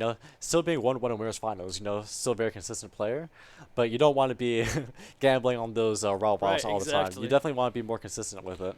Yeah, but again, on the other end, as we were talking about before, the waft is just a little nice treat, a little insurance policy. You should be able to win these games without it, but it is a really handy tool to help you get further. Against Cloud? Yeah, against Cloud, you probably want to take those free stocks. Yeah, if you can. and what was it? That was at around like 77%, I want to say. So that was a very strong reversal option. Not, you don't often think about Cloud dying at 77 against many other characters. Oh, absolutely. Bar, let's say a crazy smash attack or anything like that. Yeah, and another thing to note is that Furf was just in disadvantage. Exactly. You're getting juggled by those up airs, and suddenly you lose the game for it. Exactly. That's a little demoralizing. You're going to maybe be second guessing, is this really a good up air to go for when Waft is online? Although, even though it is an option that I'm sure Landon was somewhat prepared for, I don't think it's something that Kurd should be worried about very often. Right. Right forward smash. Well, full Waft is only online every so often. But, exactly. When it is when the games are getting a little tighter. It's going to be those scramble situations. And the thing is, too, Chris has been respecting it in these tight chase situations, so he has been pretty good about that. But it just so happened when he has an advantage, it's my turn, buddy. Yeah, that was a really good edge guard there. Cloud's airspeed kind of going to a little bit of a crawl once that limit is gone. So that forward air was all that Landon needed to just secure that stock. Right. Wario's forward air being a very active mood, not the strongest though, right? Right. On stage it can set up tight chase situations, but otherwise it's very much a kind of a soft reset, if you will. But against Cloud, it's resetting that stock. Wow, so many of these up tilts coming out and just nothing really happening from it. It's really interesting. All right, getting the Nair and forward air, great stuff. Ooh, that is just disengaging. Knowing Waft is online, Nair dash attack. Ooh, another forward air. Yeah, burning that limit. The limit comes online and goes away really quickly. That's good news for you. Bad news if you're Curtis, though. Bad news if you're Curtis, but and Landon will take the good I appreciate news. Landon going for the bite there, right? Knowing that he was going to get the juggle situation anyway. And he also heals a little bit, too. Wario being a very heavy character, it definitely pans out well. There's the up smash. A lot of people talk about Wario's up smash being the worst of the Mario characters, but it's definitely up there. It's definitely definitely up there. Yeah, that big head can do a little bit of work. Right, and I think the main problem with it is that, I'm not gonna say it's very dieable, but it's not the fastest move in the book. Although DI is definitely a part of that. Yeah, I think I was talking to Ryder about it actually, where I was saying it's definitely a low key slept on. Yeah. Low key. Ooh, and there's that weight coming into clutch right there. Absolutely.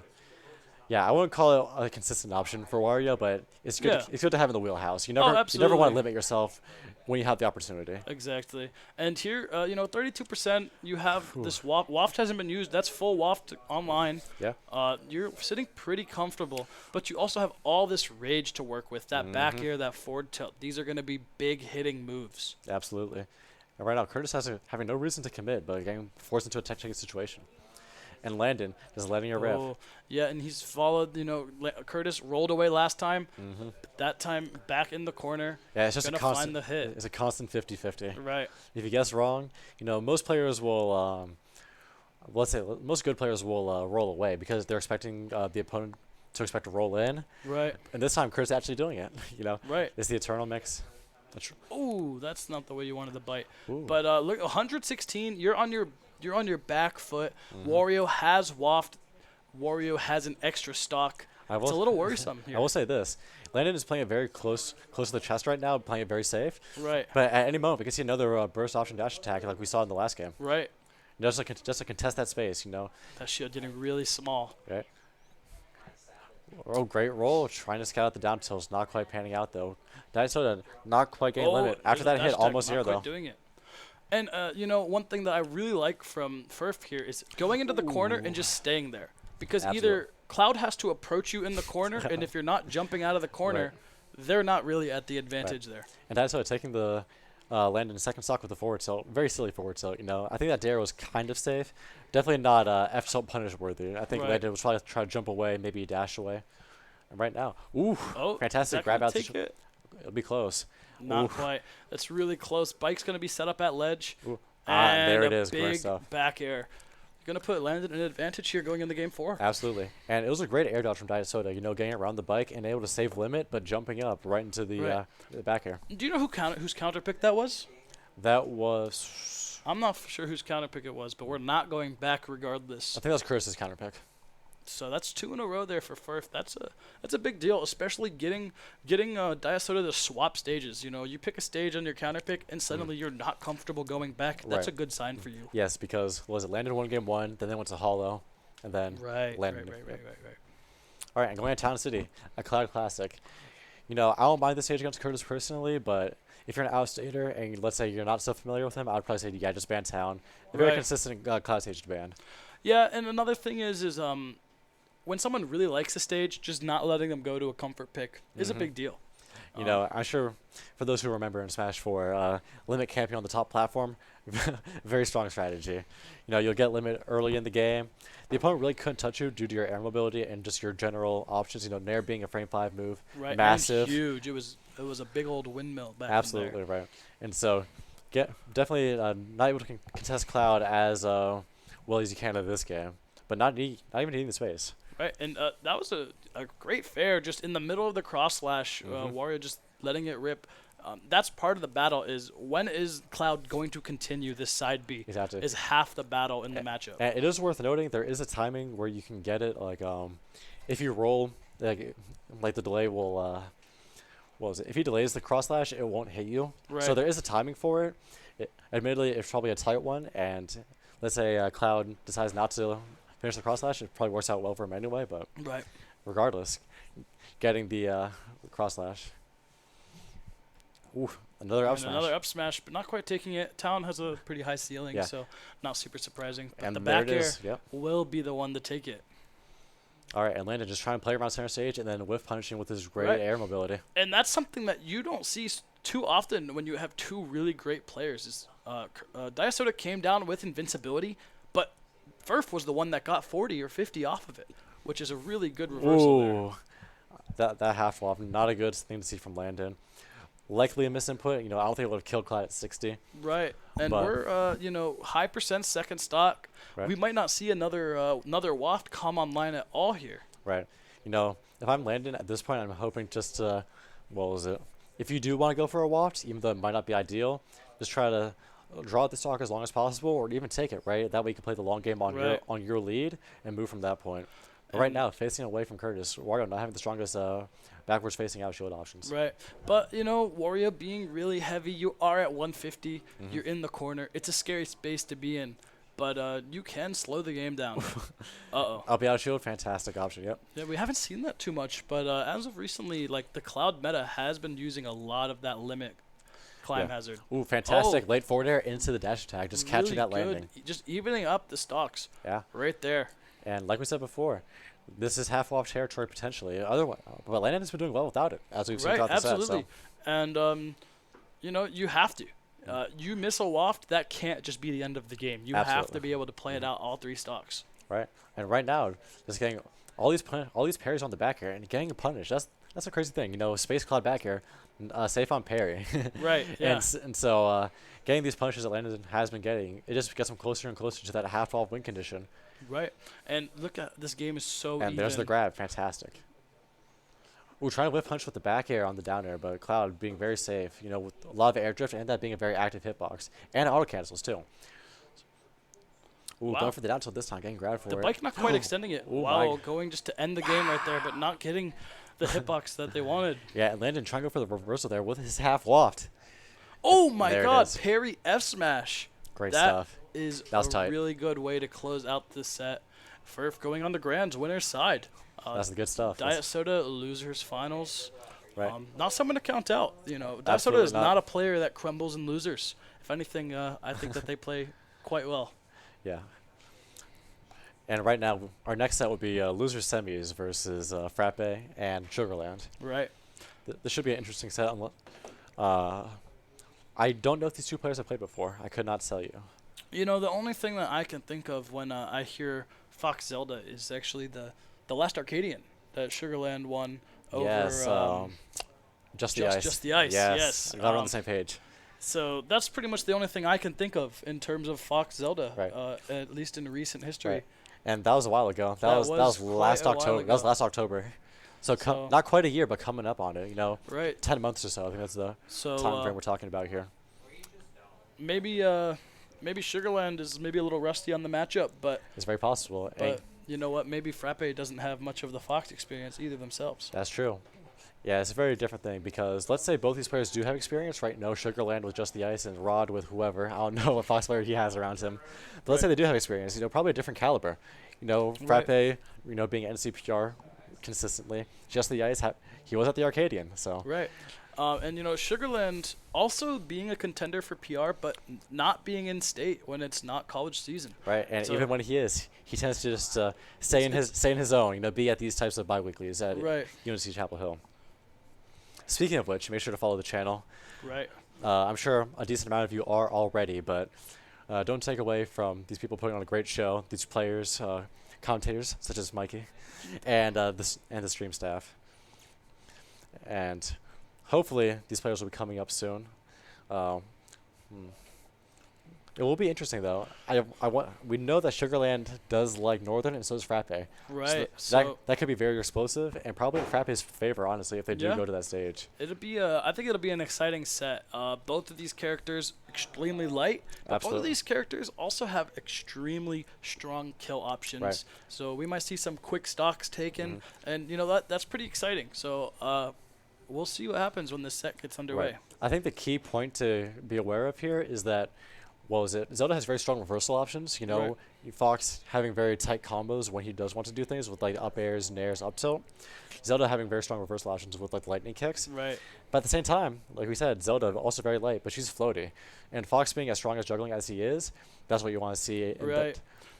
And I think that a lot of the mileage for Fox will come from, you know, going for an up air, and then instead of going right away for another one, wait, maybe there'll be an air dodge, maybe there'll be a lightning kick, and now you're punishing that option instead of just directly comboing up the up airs. Directional air dodge? That's oh wow! I was thinking that was just going to be a stock. That should have been it. Missing the down air. Because I will say it can be tough if Fox does come at an angle sometimes. Let's say from below the stage or at an angle. But that was pretty vertical right there. Yeah, that was just straight up. I think that you should be hitting that 9 out of 10 times. Absolutely. And that was that one. You know, Zelda having a very active down air as well, right? Right. Even if it's the sour hit, it just resets the situation. Yeah, and you know what? Even if you get hit by the sour hit, you're still going to be doing an uppy. You get another shot at the down air. Absolutely. It's not where you want to be. And even if you didn't get further down air, let's say it was the less optional. There's the there's forward that reversal. Absolutely. Oh, oof. Whoa. I'm not sure what happened, but so it looked like Sugarland reflected the Phantom, and then as Frappe got hit by it, his forward air hit Sugarland. Okay. Yeah. So, yeah. Not the greatest trade, but a little bit of damage at least going on as you lose your stock. Yeah, and right now Frappe wasn't a juggle situation. Right now, having to deal with this Fox pressure, this is very tough. You know, Zelda not having the frame data to contest Fox a lot of the time. Right. Yeah, those nairs are really safe, and if they happen to poke, and there it is, or right down there, even getting a down air, you'll find that stock coming. That down air and air both cover pretty much the exact same space in a sense. Oh, caught the jump with the dash attack, holding it down. Oh, there's the reset. Oh, dropping the combo there, but still 80% lead. You're sitting pretty. I want to point out that Frappe missed the reset on the platform, but got the jab into the missed tech afterwards. So there's layers to this, right? Yep. As we said before, Zelda, she has a lot of damage output, a lot of kill potential, but she needs those reset situations. And Rod having layers and layers. Ooh, dash attack, okay. Yeah. Ooh, late hit up air, not killing. Just the strong hit. Fantastic stuff from Frappe. And taking a little bit of a lead there, 67%, not quite at kill. Well, 83 is definitely at kill. Yeah, you're getting close. But, you know, that's going to be a confirm into up smash. I don't know if it would have killed there, but at 95, you're definitely a little scared. Back air should be pretty fresh. We haven't seen a lot of back airs come out. Absolutely. Up smash will be good enough to take it. And Carson just waiting there. Great awareness. Ooh, that was a tight B reverse on the neighbor's Really glove. wants to take the stock now. Oh, and the patience waiting. You're not going to get a true confirm there, so you have to get some sort of read.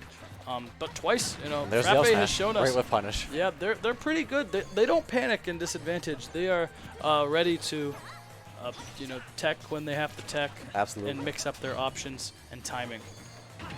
Yeah, right now, last hit, well not last hit, but last stock, even percent. Ooh, respecting the nair into up tilt, Frappe, getting the out shield punish attempt, not quite panning out though. Yeah, got well on those up airs, somehow getting back to center stage. Ooh. Oh, this could be a lot of damage. Yeah, that Nair's love keeping Zelda an already floated character in the air even longer, letting Carson get those up tilt punishes. Ooh, solid grab, good stuff. And Carson has not gotten hit And there it is. ends the game. Yeah, so, got hit up to like 35, 38 right there and just didn't get hit again. Absolutely. Just every time there was a reset situation, just repositioned, was ready to punish however Frappe landed, and that ended up closing up the game from them pretty handily. I really like how Carson, we saw it in the first interaction, right? He got lightning kicked out of disadvantage as soon as possible. Right. This time just letting it rest. Just waiting for those up smash confirms, letting Frappe hang himself in a sense. Putting himself in the air as a floating character with no double jump. At that point, you're forcing the Nehru's love or an air dodge, which Fox is very strong at covering.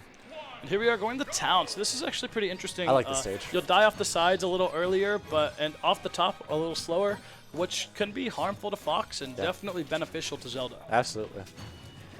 And, one bright side for Fox on this stage, he does have a lot of space to reposition, right? Those platforms and the FD layout when the platforms aren't there, Fox is not opposed to those. Wow, and he has these timings down. Lots of parries, lots of damage, racking up 65 pretty quickly. Ooh, air dodge into the jab, unfortunate. You're at 90 in the corner. Again, a fresh back air. Maybe taking it if you're caught off guard. And it's also worth pointing out, Sugarland is known to go for these attack chases into forward smash, right? If Frappe is rolling away in those ledge situations on town, that's killing definitely earlier. And there's town coming in clutch there. That probably would have killed on most, if not all, other stages. So, not that one. Yeah, and there's up smash out of shield as a punish. Very consistent if you have a fast up smash out of shield, I know as Charizard, you can up smash out shield, down tilt on reaction. Fox in the same boat. Just a few frames slower than Charizard's. Oh, and there parrying that lightning kick out of disadvantage. Ooh, that Phantom just catching Fox. Sugarland hanging out at the ledge a little bit too close. Right.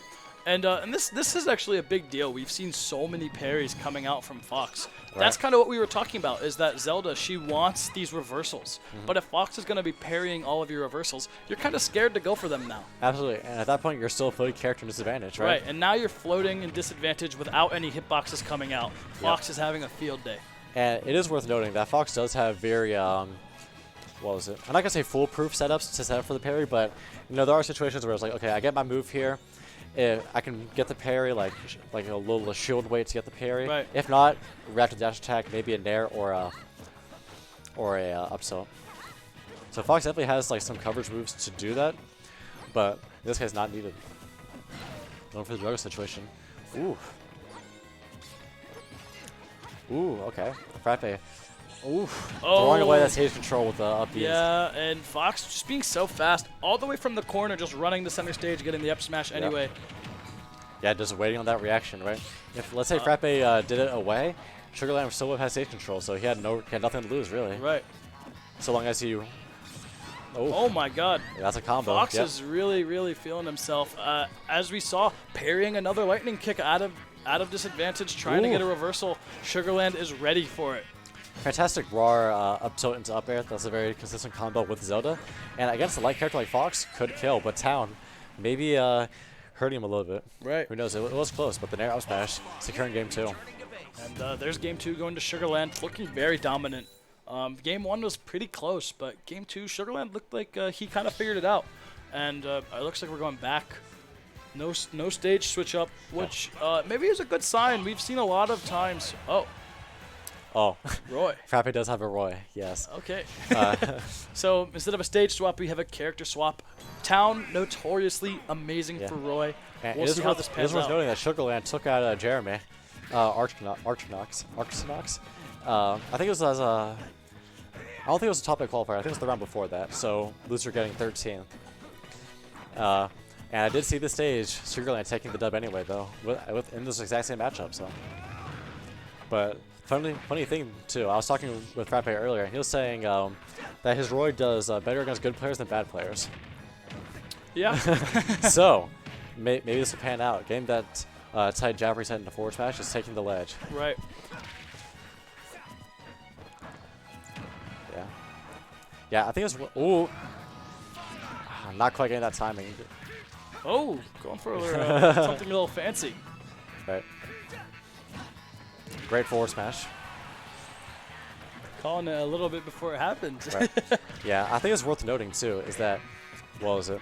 The fact that Roy is not only a fast follower, but also has out shield options with the up the out shield, which has armor on the grounded version. Right. You know, Fox doesn't get to press his advantage so much, and Roy being able to swing at disadvantage quite similar to Zelda. Right. You know, probably not as strong out of singular hits like lightning kicks, but those forward airs and nairs, they can definitely pan out well. Yeah, and honestly, Roy back air is plenty strong, even if it's not quite as good as a sweet spot lightning kick. And it's also worth noting too that despite Roy being a fast follower, so these combos are just true a lot more of the time. great jab forward air combo. Yeah, despite Roy being a fast follower, so he has to hold more damage up front. He's not in the air, so. You know, all these reset situations that we saw in the last game just aren't happening. Right.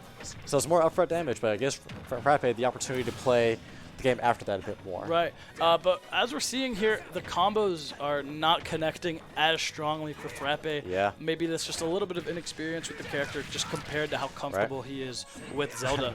Going for the forward smash 2 frame. I like it. And right now, despite having stage control, pretty much a whole stock down. Ooh, I like the idea of the jab, but getting the cross up on the forward air from ledge. And a big combo here coming out from Fox. Again, still getting these parry timings, still getting poked out of it, but it's just showing that Sugarland is sitting very comfortable. Stock lead, seems to have a lot of these timings down. Oh, that was an air. Great stuff. What was that? Is that old Nair? That was an air, trading with the up B. Once again, Roy's up B not having armor when it's done in the air. Right. It's only it's a grounded exclusive property. So, being aware of that, and let's say Frappe didn't go for the up B there. Let's say he maybe air dodge or try to go for a delayed aerial. That neutral air covering a lot of space. Right. And you know, a 3-0 going to Sugarland, and that's a big deal. Going in as a character like Fox, hot set. You have yourself this momentum. You're playing a character that really can ride off momentum going into losers finals. Yeah, losers finals up against Diet Soda. Right. And once again, don't know the set history between these players. You know, very hard to do when Carson just stays at UNC. You know, comes out of his coven every now and again to do that. But Diet Soda, a very known traveler. You know, being in the Raleigh area probably for the last year or so. Right. Year and a half. So being able to come out to events like this is quite regular for him. And let's see. I see Carson plugged in and Diet Soda selecting his tag and character. I assume we're starting on Pokemon Stadium too. You know, pretty regular stage pick. Right. You know what? And we wouldn't have it any other way. And there we go. There it is. We've seen plenty of the stage. These characters and players are extremely comfortable here. Yeah. And what was it? I think something that's interesting here is that kind of similar to how Wario has fantastic air mobility to come, not necessarily, move around clouds like massive disjoints. I think Fox is in a similar situation, but this time having grounded burst options too, right? Right. We're talking about Wario dash attack being a strong kill option eventually to contest space, but Fox dash attack sets up tech space situations and combos itself. So right. You know, having a bit more flexibility in that regard, but doesn't have that kill potential that Wario does in those tight situations. So Carson having to probably play a tight whiff punish game on landing, which we saw Nick do to almost good effect. You know, not quite taking the dub though. And right now at ledge with limit. This is a scary place to be at, but just running under it. I mean, with a dash attack, sure, but... And there it is, Bit of a crazy up B. That's very, very strong, and we might see that taking quite a few kills here. Yeah, absolutely. And you know, one thing you want to have against Fox is a strong out shield game, not only for just like contest him at low percent, but even at kill percent, right? So having that limit climb hazard option at that point, Fox has to respect your shield even more, where otherwise he can go for a lot more stagger pressure, right? Right. We saw that with him going for like drabs and grabs against these other players, but with limit climb hazard. And that's it. Oh, not quite. Really good shine and just getting back to ledge while Daiso was forcing the shield. Yeah. But look at this commanding lead, 91% You down a stock. Yeah, Getting a little bit of advantage here, but, well, getting reversaled. Yeah, we were trying to whiff punish with the forward tilt on landing. Not quite panning out though. Still holding center stage though, and the neutral air catching it. And you know what? Fox being so light is one of those characters where, as that back air stales, Cloud kind of doesn't care. Fox being so light, it might just still take the stock. And there's the forward air mix, right? Right. You know, we've seen a lot of spot dodges throughout the day. We've seen some grabs, but this not going for the up smash right after. And, you know, Carson being at that high of a percent, that up smash, not a bad gamble to take. You know, Curse had a stock to spare in a sense, and since he got it, it gave him the lead. Right. Oh, and see, now Fox knows, okay, I can hold shield. You're going to up B here. It gets a little bit of a punish.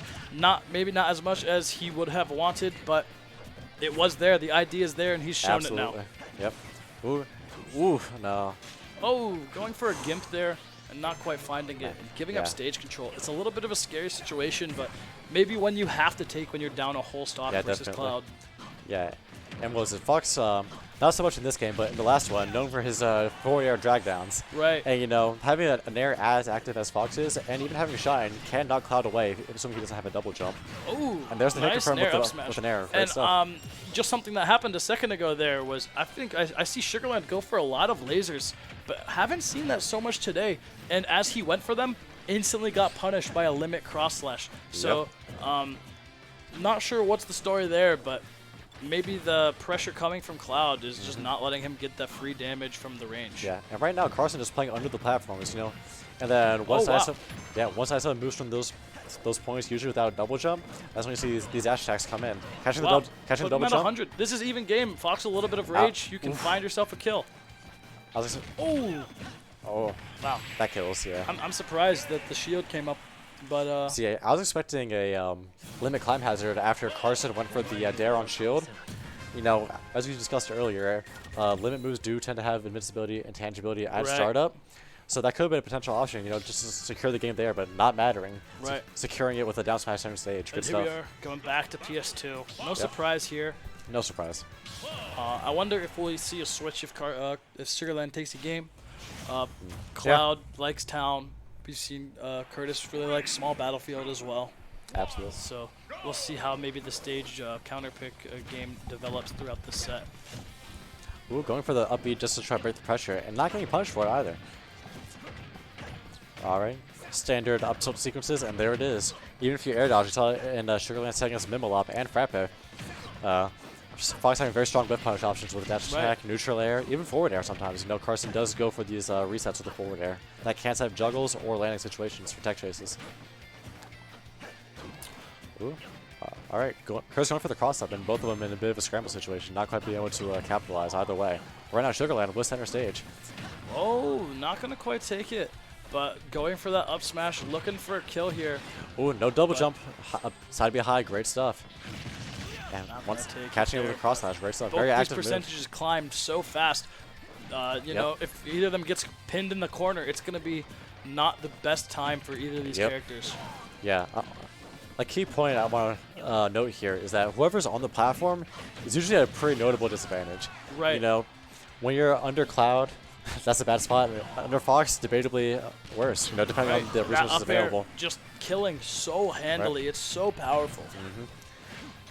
And so whoever's able to, fantastic two-frame with that. And we've seen that happen. It was a slightly different situation with the limit broken neutral B, but Curtis just ready to dash attack the side B as soon as that shine happened. Right, and dash attack being able to hit below ledge. You know, we have seen some regrab situations with that, and against side B where he's kind of hanging out at ledge for a bit, a massive dash attack like that will pan out for sure.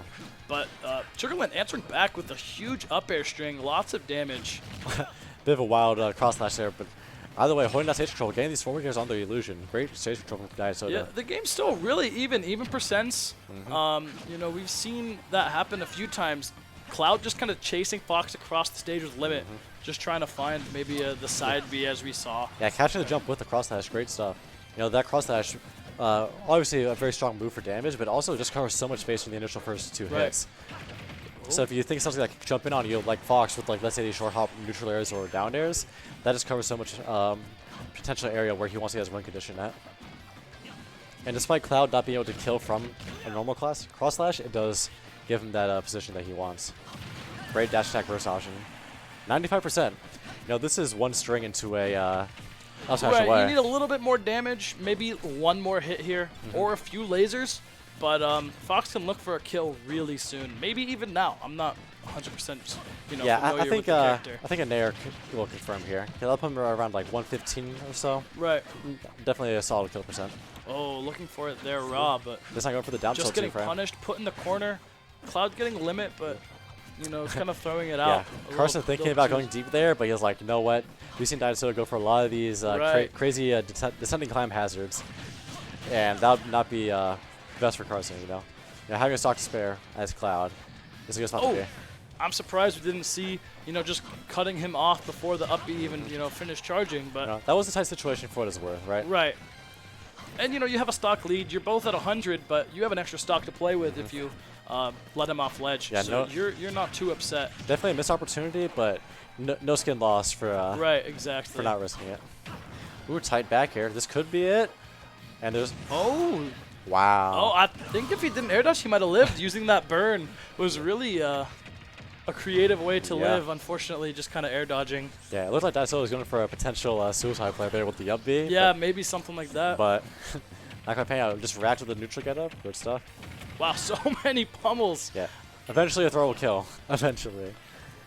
And there And back no air, throw needed. not even going to question if that's going to do it That or would not. have killed probably like 50% earlier. Right. That back air. And that being was at fresh. 180. All of those pummels probably completely empty to stale Q. That Absolutely. back air was ready to kill. Although I don't know. Do you know if losing your stock resets the sailing queue? Because I don't. Oh, I'm not going to be the one that lies here, so Yeah. I won't answer that question. But let's say it did. Pummels didn't even matter. Just attacking that extra percent. Right. And if anything, it gave him, since it dealt more percent to Sugarland, that gave him limit. That's something Right. to consider You also. know, taking a little bit of time too. Also, it doesn't feel good to get pummeled. Think It about the doesn't. mental damage as a player. Yeah. He's just grabbing you, punching you. Right. There's nothing you can do Yeah. about it but mash your buttons. At those percents, I just let him have it. It's like, okay, get the pummels, you get your Yeah. throw. It's fine. I'm already at 180 as Fox. You You're got not it, man. gonna worry too much about it. Now, it would have been a different story if that up throw happened to kill, but it didn't do so. So Thankfully not. We would have been questioning Carson's DI had that been the case. But yeah. at that point, it's questioning human error, not so much the actual Right. situation itself. And here we are, 100 in the corner. Limit is online. A Once- scary position to be in. Oh, yeah. And we've seen that happen a few times there. So Curtis has gone for a back air, and Fox ran under him. This time he went for Nair and clipped him on the way out. Yeah, I want to point out, Daiso had no double jump in that landing situation. Was forced to go for the down air. Sugarland trying whip punch with dash attack, not quite panning out. And right now, Daiso playing this out of shield game with the up Bs, and now holding ledge with these very active moves. Forward airs, down tilts, anything he can get. Anything he can get. All right. And just recovering low for free in a sense. Having that down air, a very active hitbox. Fox can't really contest that. Right. He could from above potentially, but what's going to send you off with a down air? That sends you up high anyway. So Oh, nice little tech read there with a down smash. Ooh. That is going to do it. great stuff. Love the lane Trying to there. get the climb hazard to get a little gimp, but Fox safely Yeah. getting back to stage. Yeah, it's one of those things where there's no reason not to go for the suicide attempt. Yeah, exactly. If you get the clip, you're sitting very happy. Especially, Ooh, you great have a two-frame. two-game lead. You're thinking, I needed that stock lead to make this set come back, and Diasoda could have denied it right there very easily. Okay, gained the fair reset onto the stage, but not quite panning out. Wow, cross slash out disadvantage. Great stuff. Just once again contesting that space, and a tight space at that too. Right. Despite Fox being a very prominent whiff punch character, that would be kind of hard to do, especially in the moment. You're like, oh dang, cross slash came out, limit. Right. Let me watch out. And just racking up the damage. Nothing, these combos haven't been these long strings that are just these true combos. It's just been a lot of Diet Soda reading, how are you trying to exit my stray hit, and I'm going to take another one, and another one, and Exactly, another yep. one. And it's just racking up 129. And that's the beauty of Cloud, right? Yeah, very large active moves. And Right. ooh, that Ooh, was Nair fantastic taking it. there. That was that was actually pretty crazy. I'll give Curtis that. I'll give him that. But right now, having this two-stock lead with limit, ooh, mashing out of the upset with And an air. here's those lasers I was talking about. The lasers are finally coming out. That Yep. I feel like I see a lot. Maybe it's just versus me because I play a zoner. Now he does that But, against me too. So maybe it's just when he wants to take some space, wants the time to think. You're on this is potentially your tournament stock. you The way I need to think- make something Yeah, happen. the way I think about Fox lasers is that it almost forces you to interact. Not in the same way that Wolf or Falco lasers will do, Right. because those have hit stun.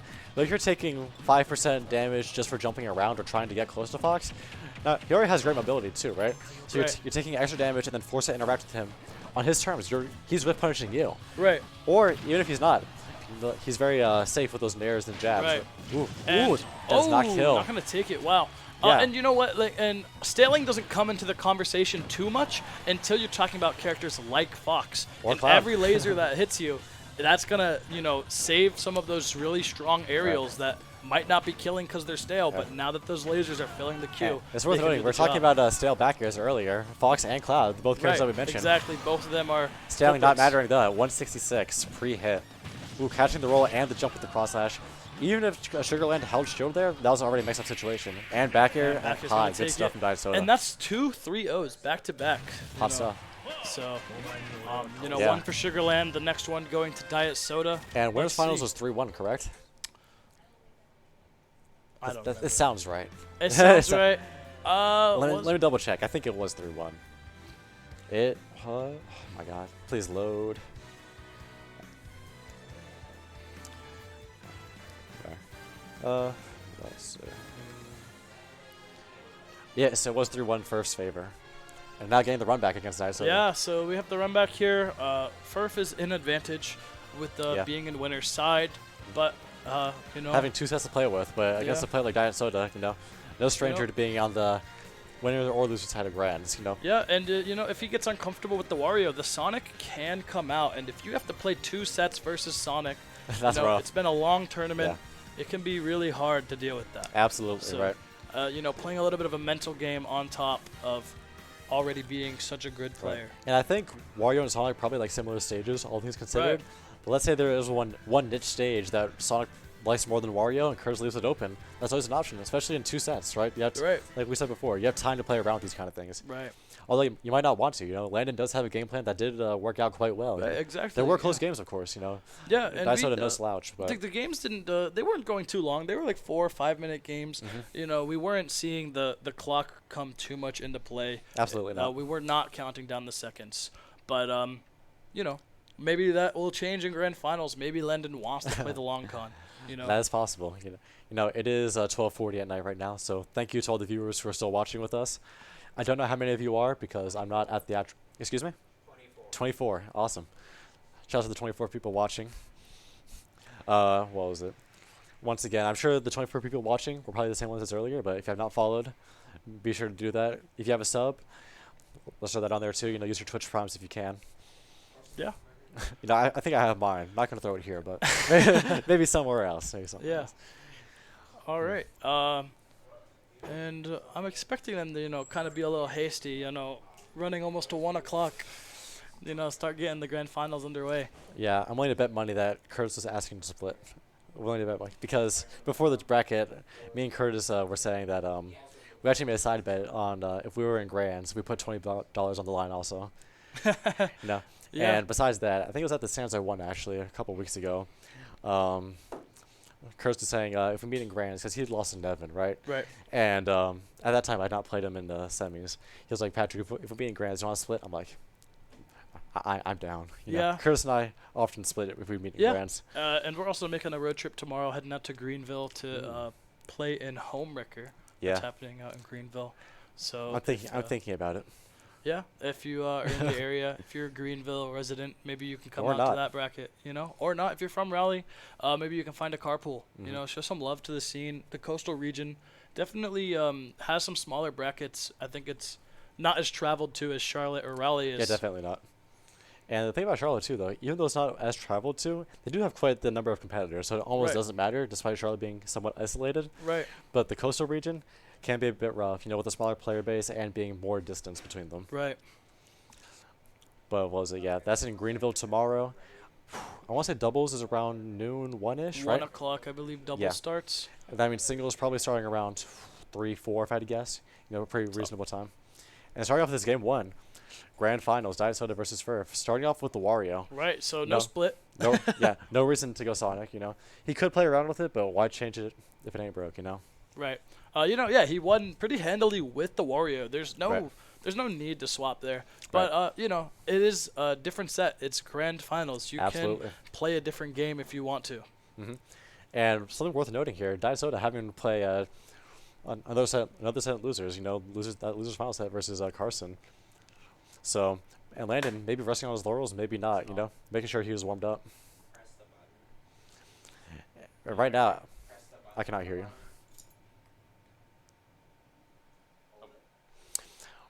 All right, so right now we're trying to figure out a potential third co-commentator, but right now, Diasoda with firm stage control. Bad news, Landon's at 140%. Not a good place to be at. You know, up tilt won't kill, but these dash attacks and back airs, you know, probably not sailed at this point. But all right, hopping on the cast, Cthulhu Curio here. I just wanted to commentate Grands a bit. But hey, that is going to be Diet Soda. Get it taking the first stock. Right. Okay, cool. I just didn't know if you could hear him because I can't. Okay. All right, cool. And right now, Diasoda with a solid stock lead. You know, this is one combo away from being Latin percent in one juggle situation. And Landon just trying to find his opportunity. You know, going for a lot of these forward air, neutral airs just to get something started. A tech chase or even just a raw combo. Right, and that's something that we saw a lot in winners finals. These forward airs, and then Furf capitalizing, getting a tech chase or grab or whatever they would get off of it. Absolutely. And right now, Daiso just not even entertaining that kind of play, right? He's playing a much more spaced game with these sword moves, and then mixing in with the down tilts, right? Yeah, making sure those disjoints really wall out anything that Wario can do. Wario doesn't have many disjoints, whereas Cloud basically is a walking disjoint. Right. So being able to space out Furf with that means that Wario pretty much has nothing can get started. I think that's like the first time he's been hit in like a few minutes. Exactly. Up smash taking it. And something that's the same from the first set we saw in winners finals is that once Curtis establishes, okay, my disjoint will just end your existence, that's when you can go for these grab mix-ups. That's when you can go for these down tilts. And then at that point, once again, I mean, basically it's just one solid hit, one solid limit move. Even if he doesn't use it, just having that threat there, one solid move and he's gone. Fantastic back air, catching the double jump there. Yeah, that's the first time we've seen, you know, Furf take a stock this set. It's pretty much been a Cloud show, right? So maybe we can see something get started here, but not the Haas game ones for Landon. Right, exactly. But I think that was the same story in winners finals. It was game one did go Diasoda's favor. I thought Landon won game one. No, I thought that I don't know. We forgot. I thought we talked about Hollow Bastion.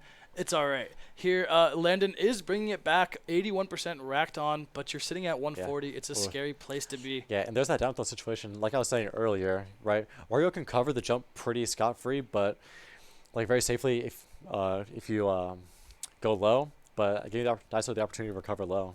Oh, parry F smash. That's how he won the set last time. He's going to do it again. And having Waft this time, Landon once again evading Daiso despite having respawn invincibility. He's definitely got to watch out. One good weak hit in there. I'm going to stop talking. That's a dash attack. It's going to close out the last stock. First match going to Diet Soda. A pretty much dominant showing, save for the end there. Yeah. 100%. I mean, that ended at 0. Yeah. You know, maybe you could die to a single waft combo, but for the most part, you're sitting pretty. You're happy at 0% with the win there. Right. Yeah. A key thing to keep in mind about waft is that even though it does kill after one combo, it really is 2 interactions you're dealing with, right? You're dealing with the combo starter that gets you into that waft percent, and then the reset he gets from that advantage state afterwards. Right. So it is 2 interactions despite it feeling like a 1 a lot of the time. You know, due to Wario being an advantage after getting those juggles or carries across the stage with an air. All right, jumping into game 2, going to Smashville this time. I imagine Furf just wants to have a smaller amount of space just so we can control it more easily. However, it seems like percents are already pretty even, though Furf does seem to have advantage state at the current moment. Yeah, right now Landon having center stage control, but Daiso just playing a little bit further back and then making use of that disjoint. Right, and you can just kind of throw out those fairs, throw out those bears, and if one connects, you run up, you've gained control.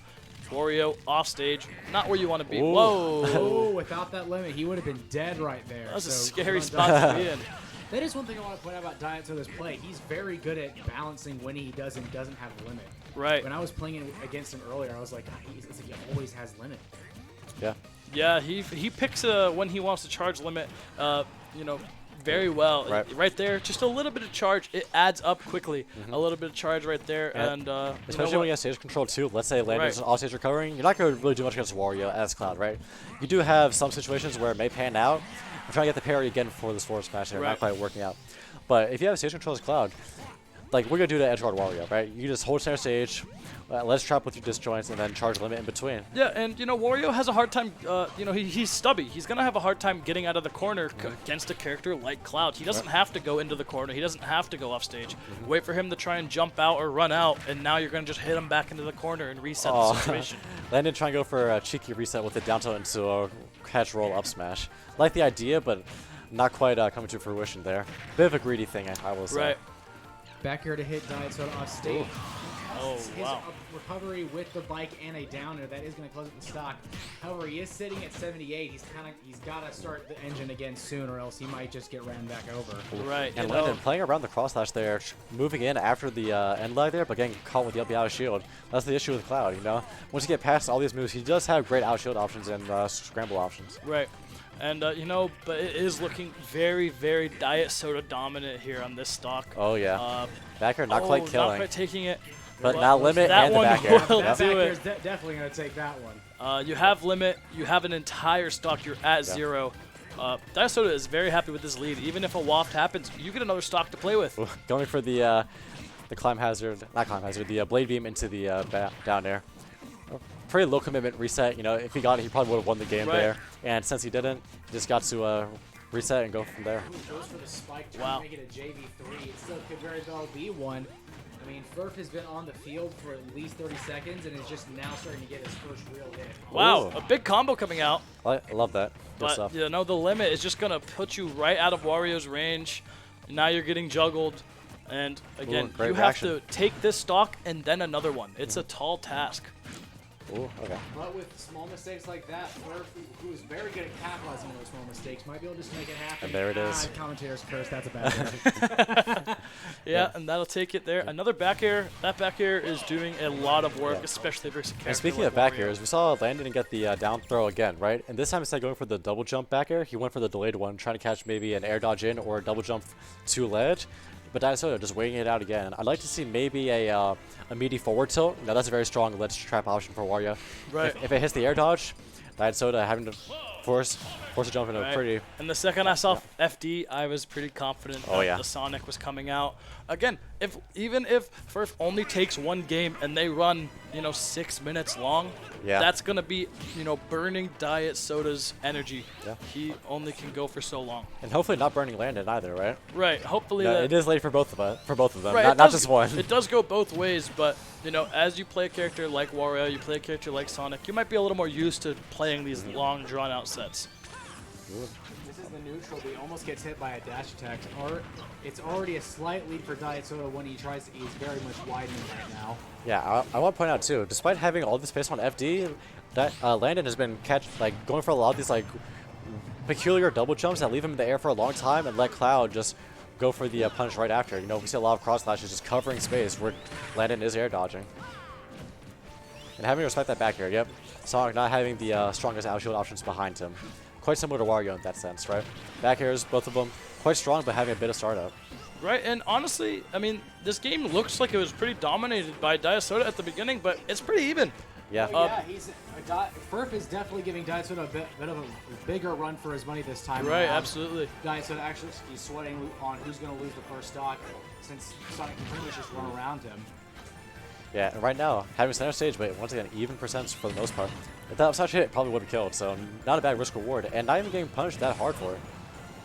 Yep. Right, and at the beginning, I mean, 30 seconds in, so much damage has been brought out, and now we're almost 2 minutes in. That is the first stop. For the first stop. time into set, Furf has gotten first blood.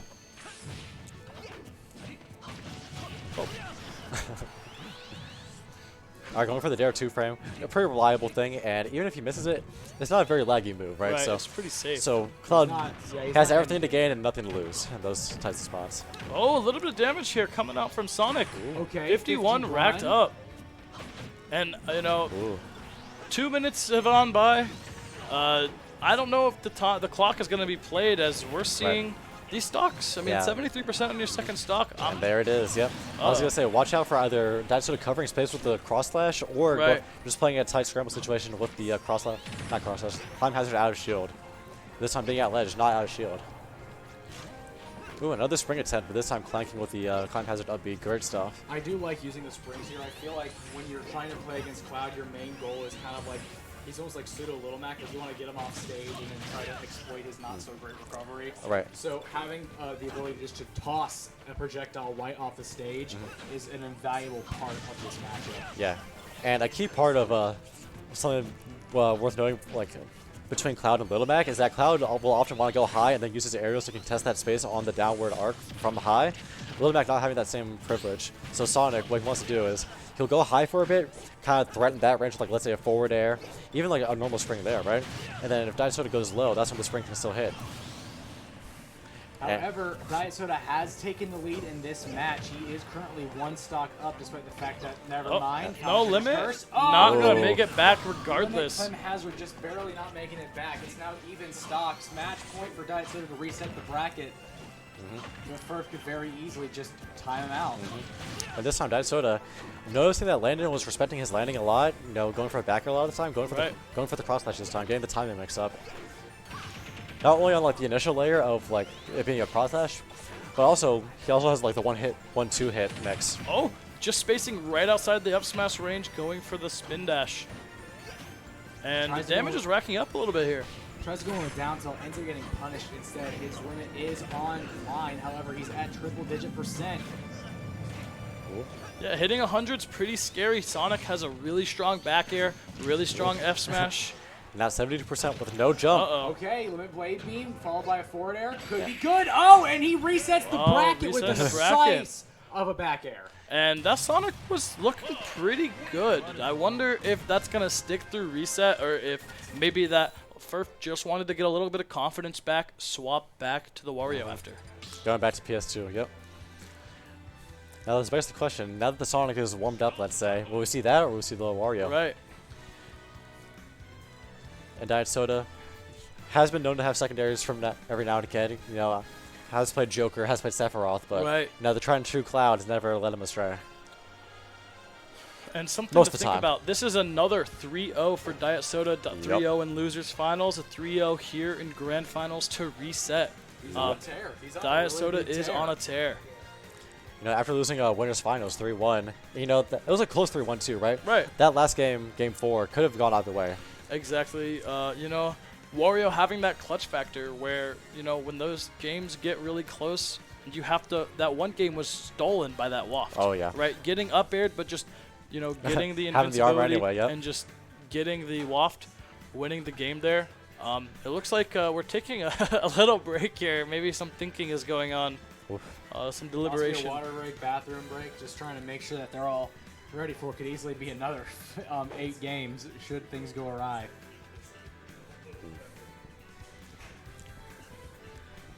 All right, so fellow commentators, let's make some side bets. Who do y'all got? Not actual money bets, but who do you have? Who do you think is going to take it Well, home? you know what? Seeing just how dominant that Diet Soda has been in Losers Finals, going into Grand Finals with a 3-0, beating both characters. You know, Landon had this backup, and it didn't work out. Yep. That has to be a confidence booster for Diet Soda. All right, so before we start this last set chat, let's put in 1s for Diet Soda if you want him to win, and 2 for Landon. Let's see some 1s and 2s in chat for all 24 people watching. All right, let's get into Game 1 of Grand Finals Reset. It looks like Furf has gone back to the Wario. The Sonic didn't really work the way he wanted to, so he's going back to the tried and true red and blue. And it looks like he's already on a bit of a, maybe he was trying to, like, derate, like, I guess try and have Diet Soda unlearn what he was doing on Wario, try and bring back matchup inexperience. And if not that, you know, just like a small mental reset, right? You're already down 2-0. Let me try the other character on my counter pick. If it doesn't work out, let me go back to the Wario who I've been using all bracket and won with in the Winners Finals, right? Exactly. Just having that small mental reset, that's a privilege of being in Winners Finals. Not Winners Finals, It's Winners also Side it's gonna double the data that Diet Soda is tracking. Now Diet Soda has, okay, what is Sonic gonna do in this situation? What is Wario gonna do in this situation? Right. And now, you know, you have a little bit. But right now, little having bit that more to play back air with. ledge doesn't matter what character you are. Yeah. you only have so many options as Cloud. Oh! However, that is going to be a big hand with a big slap, closing out the first stock. First blood going to Furf once again. Yeah. Something I want to point out, Landon has been going for a lot more of these bites again. We saw them a decent amount in the first set, but it's having that mix-up potential, right? Even if it doesn't get him a lot of upfront damage, it heals him a little bit and puts Diet Soda into a little bit of a juggle situation. Or even a whiff punish situation on landing. Right. So having that opportunity to extend from that point onwards, yep, there's the whiff punish situation, going for the down tilt.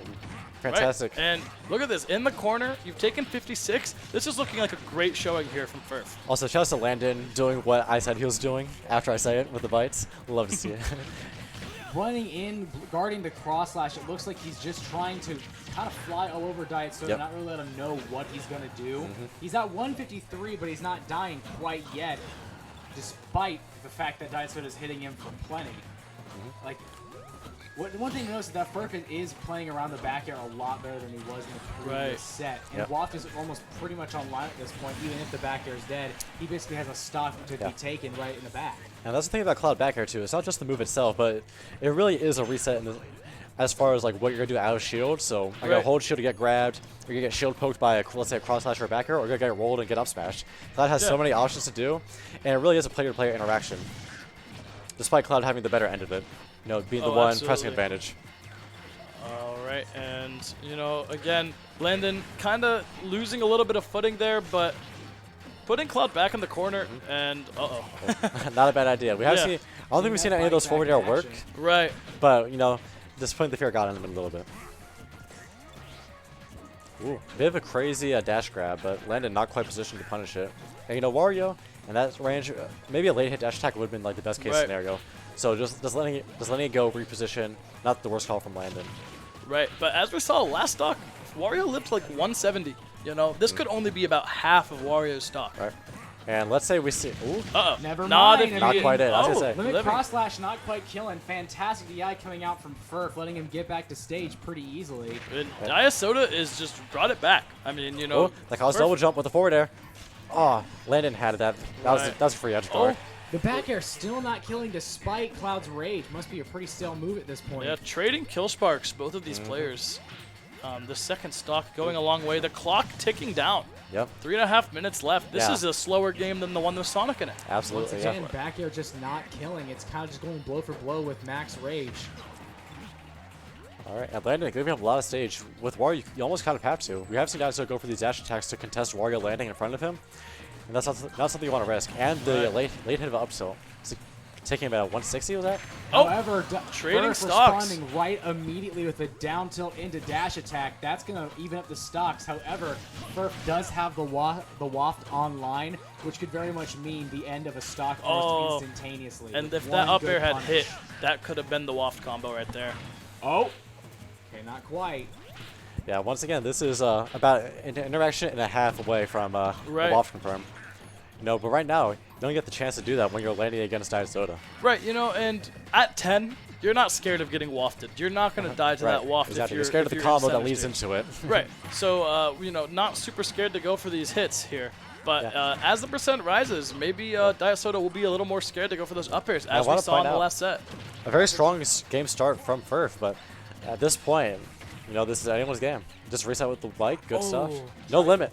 Tries to up tilt to try and wait out limit. Tries to use up tilt to get him into that combo scenario. Both players going for their win conditions right now. Ooh. Oh, a nice weight coming out from Diet Soda, making it so that waft will not kill. And it's scary because you want to let that waft rip. You don't want to go out the game. That should be wow, it. That's Cause a double jump. This could be it. And that is going to be a waft raw right onto That was a good waft right there. That is going to be the first game of Grand Finals reset going to Furf. I appreciate how Landon didn't go off stage to try and contest Diet Soda. He could have potentially done that quite early on in the interaction, but, you know, Landon being around center stage or so, Diet Soda just not using the air dodge, that could be very easily be a suicide attempt, right? Right, exactly. Or even a neutral air just to, like, swat Furf away. Right. So just waiting for him because he knows that Diet Soda will have to hang around the ledge a bit, you know, as Cloud does. Could have gone for anything from F tilt to, as we saw, the waft. Right, and you know, being a seasoned Wario and not just letting the waft rip. It would feel terrible to lose a game with having a full waft charge. Yeah, But, you know, absolutely. waiting for the right moment to do it. So it's a, you Yeah. know, actually a useful Right. and powerful game And at that point, tool. Parrying the anything will have done it. cross So the Right. the waft being insurance, if you will. All right, getting into game 2 of the Grand Finals reset, we did see Furf get a really good parry on that cross slash, and has pretty much been dominating an advantage state for most of the game. Guys sort of getting a hit every now and then. Ooh, but Furf is just dancing around a lot of the blows that Diet Soda is trying to call him out with, and that is going to be a bite into a fair back air. He's got to burn that limit. Wow. Oh, and a call out with the down air. That is going to be the end of the first Yeah. stock at a outrageously low percent. Now, I'm not even sure that the air dodge from falling out mattered. That down air would have sent at an angle. Yeah, if probably it sent killing. out, if it sent out, Landon would just reset the situation. Right. And had it sent it inwards, it would have to be a stage tech, which is what likely Diet Soda was expecting. Combo, I can really respect the way that Furf uses the bike throughout the match. Using it to block attacks, using it to just take space. The way he used the bike in this matchup, even in the Rob matches he played earlier, is absolutely fantastic. Wow, grabbing out of. That was a bit silly. Um, Great tech though on the forward air. We're getting his double jump in that situation. You know, taking a pretty bad spot from Cloud being off stage and taking it back. Wow, That Furf is just looking the second dominant. stock. Diet Soda unable to get back to ledge, just trying to up B. It looks like Furf has completely reversed the order of nature right Yeah. now. Yeah, who needs spring when you have Wario forward air and down air? Right. Woo, No, both aye. very active moves. You know, having active moves against Cloud off stage is the name of the game, both high and low. And you know what? That 3-0, I thought that was going to be a lot of momentum coming in for Diet Soda. But, Yeah. you know, Furf resetting, got that first stock and kind of stuffed it out. The game 1 was pretty close, but riding into game 2, looking extremely prepared. Oh, and There it Diet is. Soda Yep. trying to call out a shield poke with an up B. However, he whiffs it and gets hit with a waft. That is going to be game 2 in a blisteringly fast game 2. Yeah. That was like just over 2 minutes. Yeah, That shout out was to all the people who typed 2 in the chat. Yeah, all the right. ferns in chat. I was wrong. I was pretty confident that, you know, riding the momentum, Diet Soda was just going to take another 3 games. I think it was the pause. The pause yeah. between both sets. I Maybe. think that's what caused Furf to kind of like go back into himself, hone his chi, and then come back stronger. Although Right. it is worth noting, despite being down 2-0, Diet Soda did win the last set 3-0. You know, Right. it was a good bet for a reason. Right, exactly. So let's see you how know, this last game goes. Diet Soda has still been playing pretty well. You know, maybe Furf burns out of gas a little bit, or Right. maybe Diet Soda turns it up just another notch. This still can go either way. Both of these are fantastic players. Right. Yeah, the main thing I want to point out here is that Landon, not only has he been getting these opportunities to whiff punish Diet Soda more, getting these command grabs in other juggle situations, he's also been landing it successfully too, right? Right. So it puts Diet Soda in the interesting position of, okay, do I keep going forward as I have been from off stage, on stage, or in landing situations, or do I let it reel back a little bit, despite Right. giving Landon more stage control? You know, it's a risk reward that he has to figure out right now because it is game 5. And another Game thing, 3, my mistake. another thing that has happened that hasn't happened too much in this last game specifically is Landon just gimping with forward air.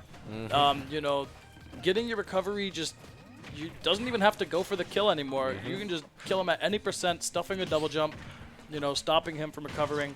And it's gotten a lot of mileage for Diet Soda Wario. challenging from off stage with the forward air. Good stuff. Taking his turn back, now edge guarding with limit and Wario at 130%. Back off stage again, no bike. That should be off the timer for a little bit. It does look like Waft is somewhat online, maybe not completely, but it is still in the back pocket. But that is going to be a limit cross slash, taking the first blood. Diet Soda, life may still be within him as we go into game 3.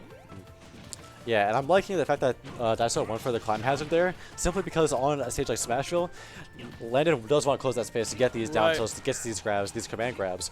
But having a up out shield like that kills, Right. very strong option. We saw it in Curtis set against Sugarland. Right. These fairs are going absolutely crazy coming out from Diet Soda. Trying to parry. That could have been the stock from Diet Soda. You know, wanting to maybe get another one of those F smashes off the parry. And not a bad risk reward, right? You know, already being down 100%, you know, almost getting laps. You know, if you lose this stock, it's not the worst thing ever. Right, and you know, you have 3 games to play with if you're Wario here.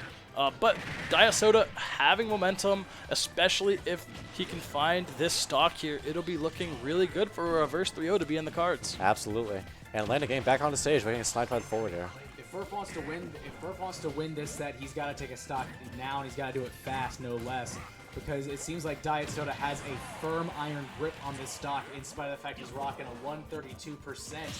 Ooh, nice parry. Like parry. Tight parry, but only getting the second hit of air. And one thing and to no edge guard, loses stage control from that. One thing to remember is Furf will have counter pick for the rest of the set. Definitely. That can be a big deal. That would also maybe mean that the character counter pick can come into play if it's a favorable stage for Sonic. That is possible. This Wario's been kind of cooking when it does. Another cross slash coming out. Not quite almost killing. 200% on Furf. Absolutely crazy amount of great down throw for Cloud, almost killing? What? Up throw should kill the next time Diasoda gets a grab. Although if he gets the grab by ledge, down throw would likely kill. Another strong forward air. Using the going for the down air. Recovery, can't quite do it just yet. Ooh, a grab almost coming out, but that is going to be a lot. Yep, back air up, so fantastic. Very safe Right. option I had select. no idea who died there. Disappeared. Yeah, very safe option select. You know, Cloud also just generally very safe after back air, but that up tilt, not a bad coverage move afterwards. Tries to go for down tilt dash attack again, doesn't quite get it. Instead gets punished for about 55 as he finally nets the first kill on Diet Soda. It's a 2-1 setup right now. Furf does have the waft online, and if he can't get the waft, he can even up the stocks. That's if he can get down to start the combo first. 91 racked up already before even getting hit on the second stock. Diasoda has a very comfortable lead right now, but it could disappear really quickly. Furf still has life in it himself. Wow. One decent combo, one into waft. That is going to be the set, folks. Diet Soda is on the brink of defeat, the brink of death, but he also is in a very fantastic position. It is anyone's game right now, folks. Yeah, 1.5 interactions and it's landed his game. And even in the last talk, when he didn't use waft, those 1.5 interactions, getting that offstage situation after a very extended juggle.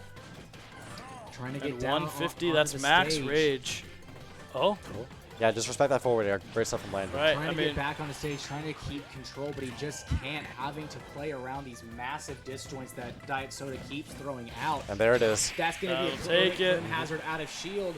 Diet Soda takes the first game of the reset, giving Furf stage time. Getting a little dicey there.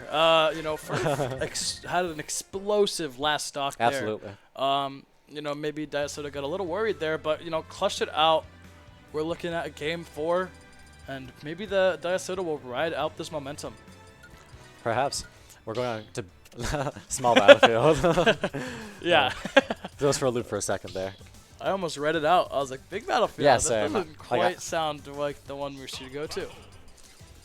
Yeah, I'm rocking out with the same exact characters, no reason not to, right? Yeah, the Wario has been working really well this set. You know, the Sonic maybe seeming like a little bit of a panic comfort pick. Right. And it did well. Yeah, but definitely. it didn't take a game. This Wario has been taking games. Yeah. 5 games today have been Exactly, taken yep. by the Wario. Ooh, and nice attempted cross up forward air by Perf there, but up out of shield.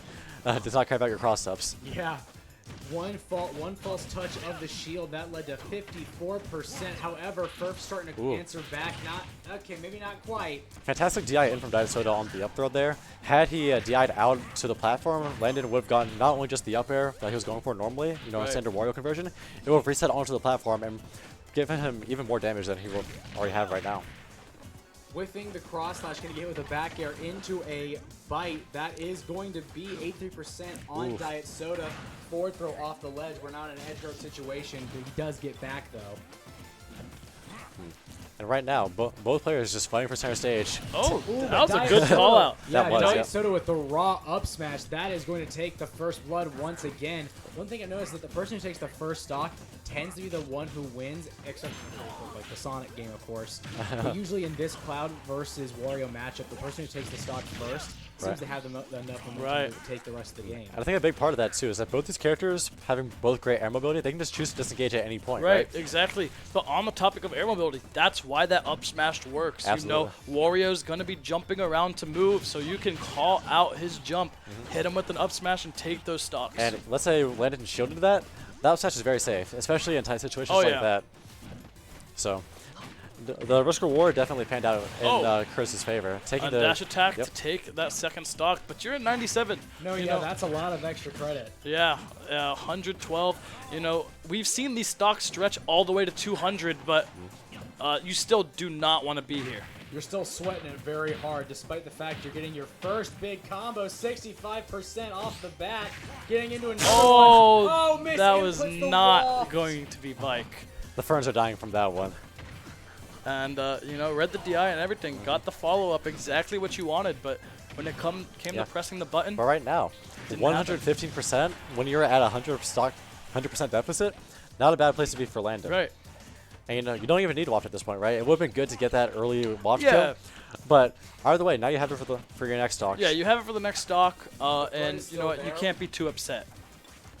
Ooh, that dash attack would have been very close. Ooh, but one tomahawk back air later, and that is going to be Furf on his last stock. Waft online. However, he's got to make something happen fast so he can even make use of it. All right, fantastic reverse nair. Yeah, cloud nair, hitbox starts in the back, so when you see that frame data, make sure you account for that. Very similar to Charizard back air in that sense. And right now, Dice at about 130%, but right now, due to having limit, was a bit safer in those type of swinging situations. And Diasoda just getting a little bit of extra credit here. Oh, a lot of extra credit here. 75% is no joke, especially in something as heated as this. Right. Hazard's going to put him almost at 90. You know, with all this extra credit racking up, I'm sure that Furf is happy to have Waft if he can find this stock here.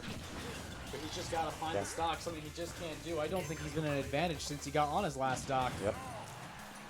You know, and maybe getting that bike instead of Waft has something to do with that. Oh, it can be, you know, upsetting. I actually heard before the tournament, Furf is using a different controller. Yes. Doesn't have access to his typical Waft buttons. Right. So, for those who don't know, Landon historically have played on a Pro Controller, right? And he had, wasn't his upper left trigger? Was that what it was? I think so. Right, he had that set to special, where he'll use it for waft confirms. And now on GameCube controller, he just bought a new one. You know, very customized, very sleek. But despite being very polished, does not have that upper left trigger button. And here we are, Game 5 of Reset. What stage are we on? I didn't quite catch it, but here we are sticking to Wario Cloud. No, well, we're going to find out what stage it PS2. was. PS2. Right. Finish it where we started.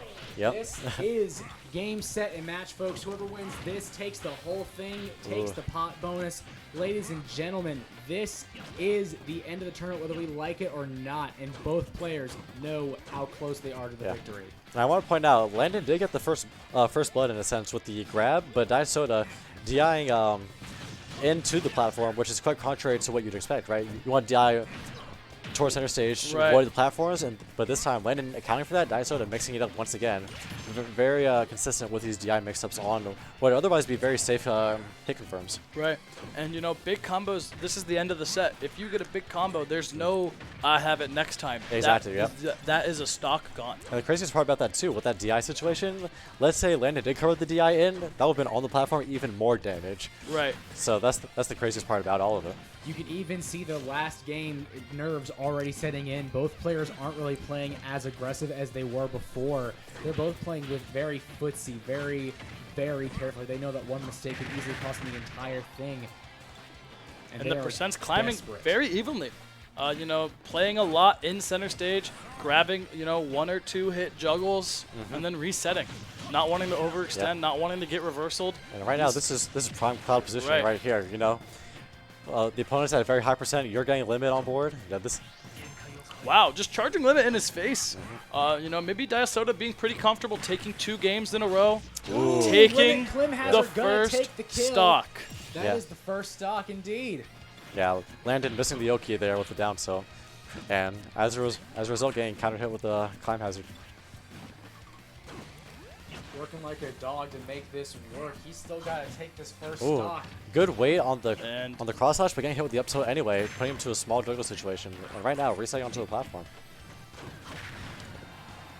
Ooh, I love the F tilt idea, just to catch the jump up, you know, right? Cloud having a limit like that, you can often expect him not want to burn that just for a simple recovery that close to ledge. So that forward tilt, very well placed, despite not working. Furf already 65% on his second tournament stock. Diet Soda is at 116. However, it doesn't look like Furf's able to really land that many kill moves right now. Right. And it's hard. When you're not in the corner, it's hard for Warrior to find those other than maybe like a down tilt dash attack. Absolutely. Or Yep. moves like that such. Almost a triple digits. He is fishing for anything he can do to get a kill so that he can reset to a possible waft scenario, but he just cannot find it. Extending on the bike. A great option. Ooh, that blade beam barely catching him. And just letting Cloud out of the corner for free because of that Absolutely, Beyblade covering the options there. Yeah, that back air not quite killing, but this is one interaction away, right? We did see the up tilt kill in the previous games. So there's a lot of block string potential from Diet Soda here. That up tilt almost doing it. Almost 160, 167 on first second stock. He's got to get out. Ooh, almost SDs. But I wonder if he didn't make it back and got saved there. He did not make it back. I don't think. But you know, 185. You're in the corner versus And Cloud. there it is. Yep. There it is. The roll. That back air. Oh no! Uh-oh. All right, stream died for us. Okay, we hear. Oh, maybe like a stomp or something. Ooh. Popping the switch out. That is possible. All right. But we'll see what happens. We'll see. No word, no life from the players. All right. For what it's worth, this isn't the worst spot because the stock was just taken, right? And it's Stark. I think it's a Stark here. Okay, so in that case, we should be fine. Now, had it been like, let's say, a Rango situation with Landon, are you familiar with that? No. Oh, what was it? I think it was at a MomoCon a long time ago. Rango and Landon were playing. I want to say in losers bracket, right?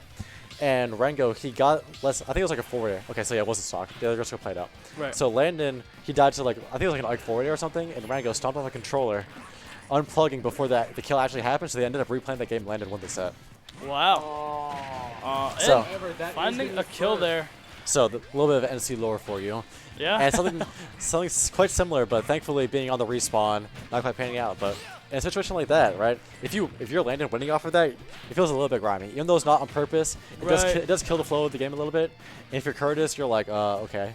Yeah. No strong feelings out of the way in a sense. But right. You know, and Landon coming in, taking a stock right away, getting an extra 38. The percents are even. Landon is still down a stock, but you know, that could go a long way in killing the momentum. Absolutely. And the waft is online, so guys just have to keep that in mind in the background for the first use it now. Ooh, fantastic parry on the late hit of up tilt. Ooh.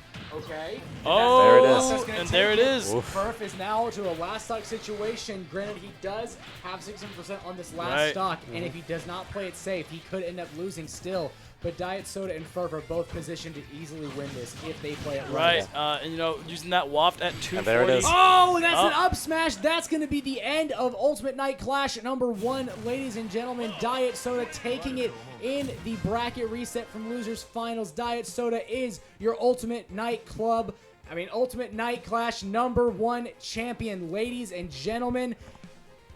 Give us a round of applause for Diet Soda. I refuse on principle.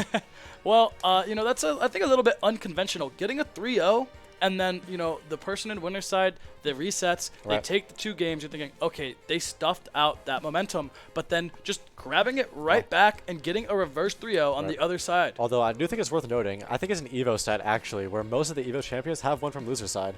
So coming from loser side into grands, you know, you get to warm up a lot, you get to even though the player in the winner side does have time to adapt, you're in the same boat. You just have a little bit of a tighter edge, if you will. Right. You know, you have time to adapt, and you need the momentum to do so. Right. Yeah. A towel? Yeah, we figured it was something like that. Okay. Recently confirmed it was a table stomp. Oh yeah, love those. Yeah. Not when I see it, but as an idea, you know. The concept. When you're the one playing against that person, it's like, oh shit. Yeah. You're like, oh, my bad. My fault, goat. You know, that's happened. You know, just like we were playing in like a house tournament. Switches on the floor and stuff. Oh no! They spawn in on their tournament stomp. You know, little stomp out, pops up the switch. Suddenly you got to pick your character again. You know, it's an awkward situation. Right. Yeah. You need to practice your next George pop-offs where you don't interact with the switch, but with everything else around you. Right. The controller, the chair, potentially a monitor. Who knows? Yeah. No, we did see the pool. Right. Could be a lawn chair. Could be a small child nearby. Exactly. A puppy. Anything but the switch, though. Anything but the switch. All Howdy. right, the winner himself, Diet Do you want to say Soda. something? Here he is, getting his winner's All right. money. Count it out for us, Aiden. That's my gas money tomorrow. Appreciate that. You make what I made tonight in like 3 hours. Yeah, put him on blast. Awesome. Put Mikey on blast for being employed. Mikey, how much do you make? How much do you make, Mikey? I'm not gonna disclose. Yeah, that. I won't because that's your personal. That's your own thing. Holding but it down. Let's just say. Yeah, I say Curtis needs this. Yeah, I gotta pay Most of it rent. from This yeah, is this rent, tournament's bro. 250. I feel small. I don't really have anything to say. I love Dorian. That's my boyfriend. He's pretty cool. He That's is all cool, I have to yeah. say. He gave me a water bottle. Yeah, At a Sands a while ago. Dorian's really cool. Yeah, big All fans. right, see you guys. I'm really tired. It's 1 a.m. Bye. Yeah. Yeah, it is almost 1 a.m., isn't it? It is 1 a.m. actually. All right, and that was our champion tonight, Diet Soda. God. That sounds right, yeah. Yeah. And you know what? We got an early morning tomorrow, heading out to Greenville. Hopefully, anybody watching can make it out. Did you want to say anything to close out UNC, the first UNC of the semester? Oh. All right, Aiden on the mic. What's tomorrow in Greenville? What's tomorrow in Greenville? Home wrecker. Home wrecker, What is yes. that? So it's Regan, the TO Greenville. It's his last. I think his tag is Schwez. I think it's his. He's moving out of state, so it's his last tournament that he's hosting. Yep. Where's Greenville in association to here? It's ECO. Okay. Yeah. I can't go because I work, but I'm just curious. Yeah. I Yeah. didn't know that. Yeah. I should Was go. it from my place? It's about like an hour 20-ish. Yeah, it's an hour and a half. It's about as far as Greensboro. Well, sorry for the technical difficulties with the stream, but otherwise it was pretty lit. It was a good time. A lot of people showed up. Mhm. Cool venue. I actually liked it a lot more. Yeah, this It's is really not nice. cramped as It shit. was hot as hell though. It is a little It's a little warm. hot. I say, It's so hot. It'll I see. get cool in like. yeah, despite having more in there. space than the other room, Yeah. it was still quite heated. It was kind of warm, but good time. I hope everyone did good. Yeah. It was good Smash Bros. That was played. For the most part. Thank you to the production boys for sticking around so Yeah. late. Love y'all. Thank Absolutely, You yeah. guys for commentating so Oh, late. absolutely. Everyone drive safe and have a good night. Yeah. This is the part where you turn off the stream. Mhm. Sorry. Yeah, stream slacking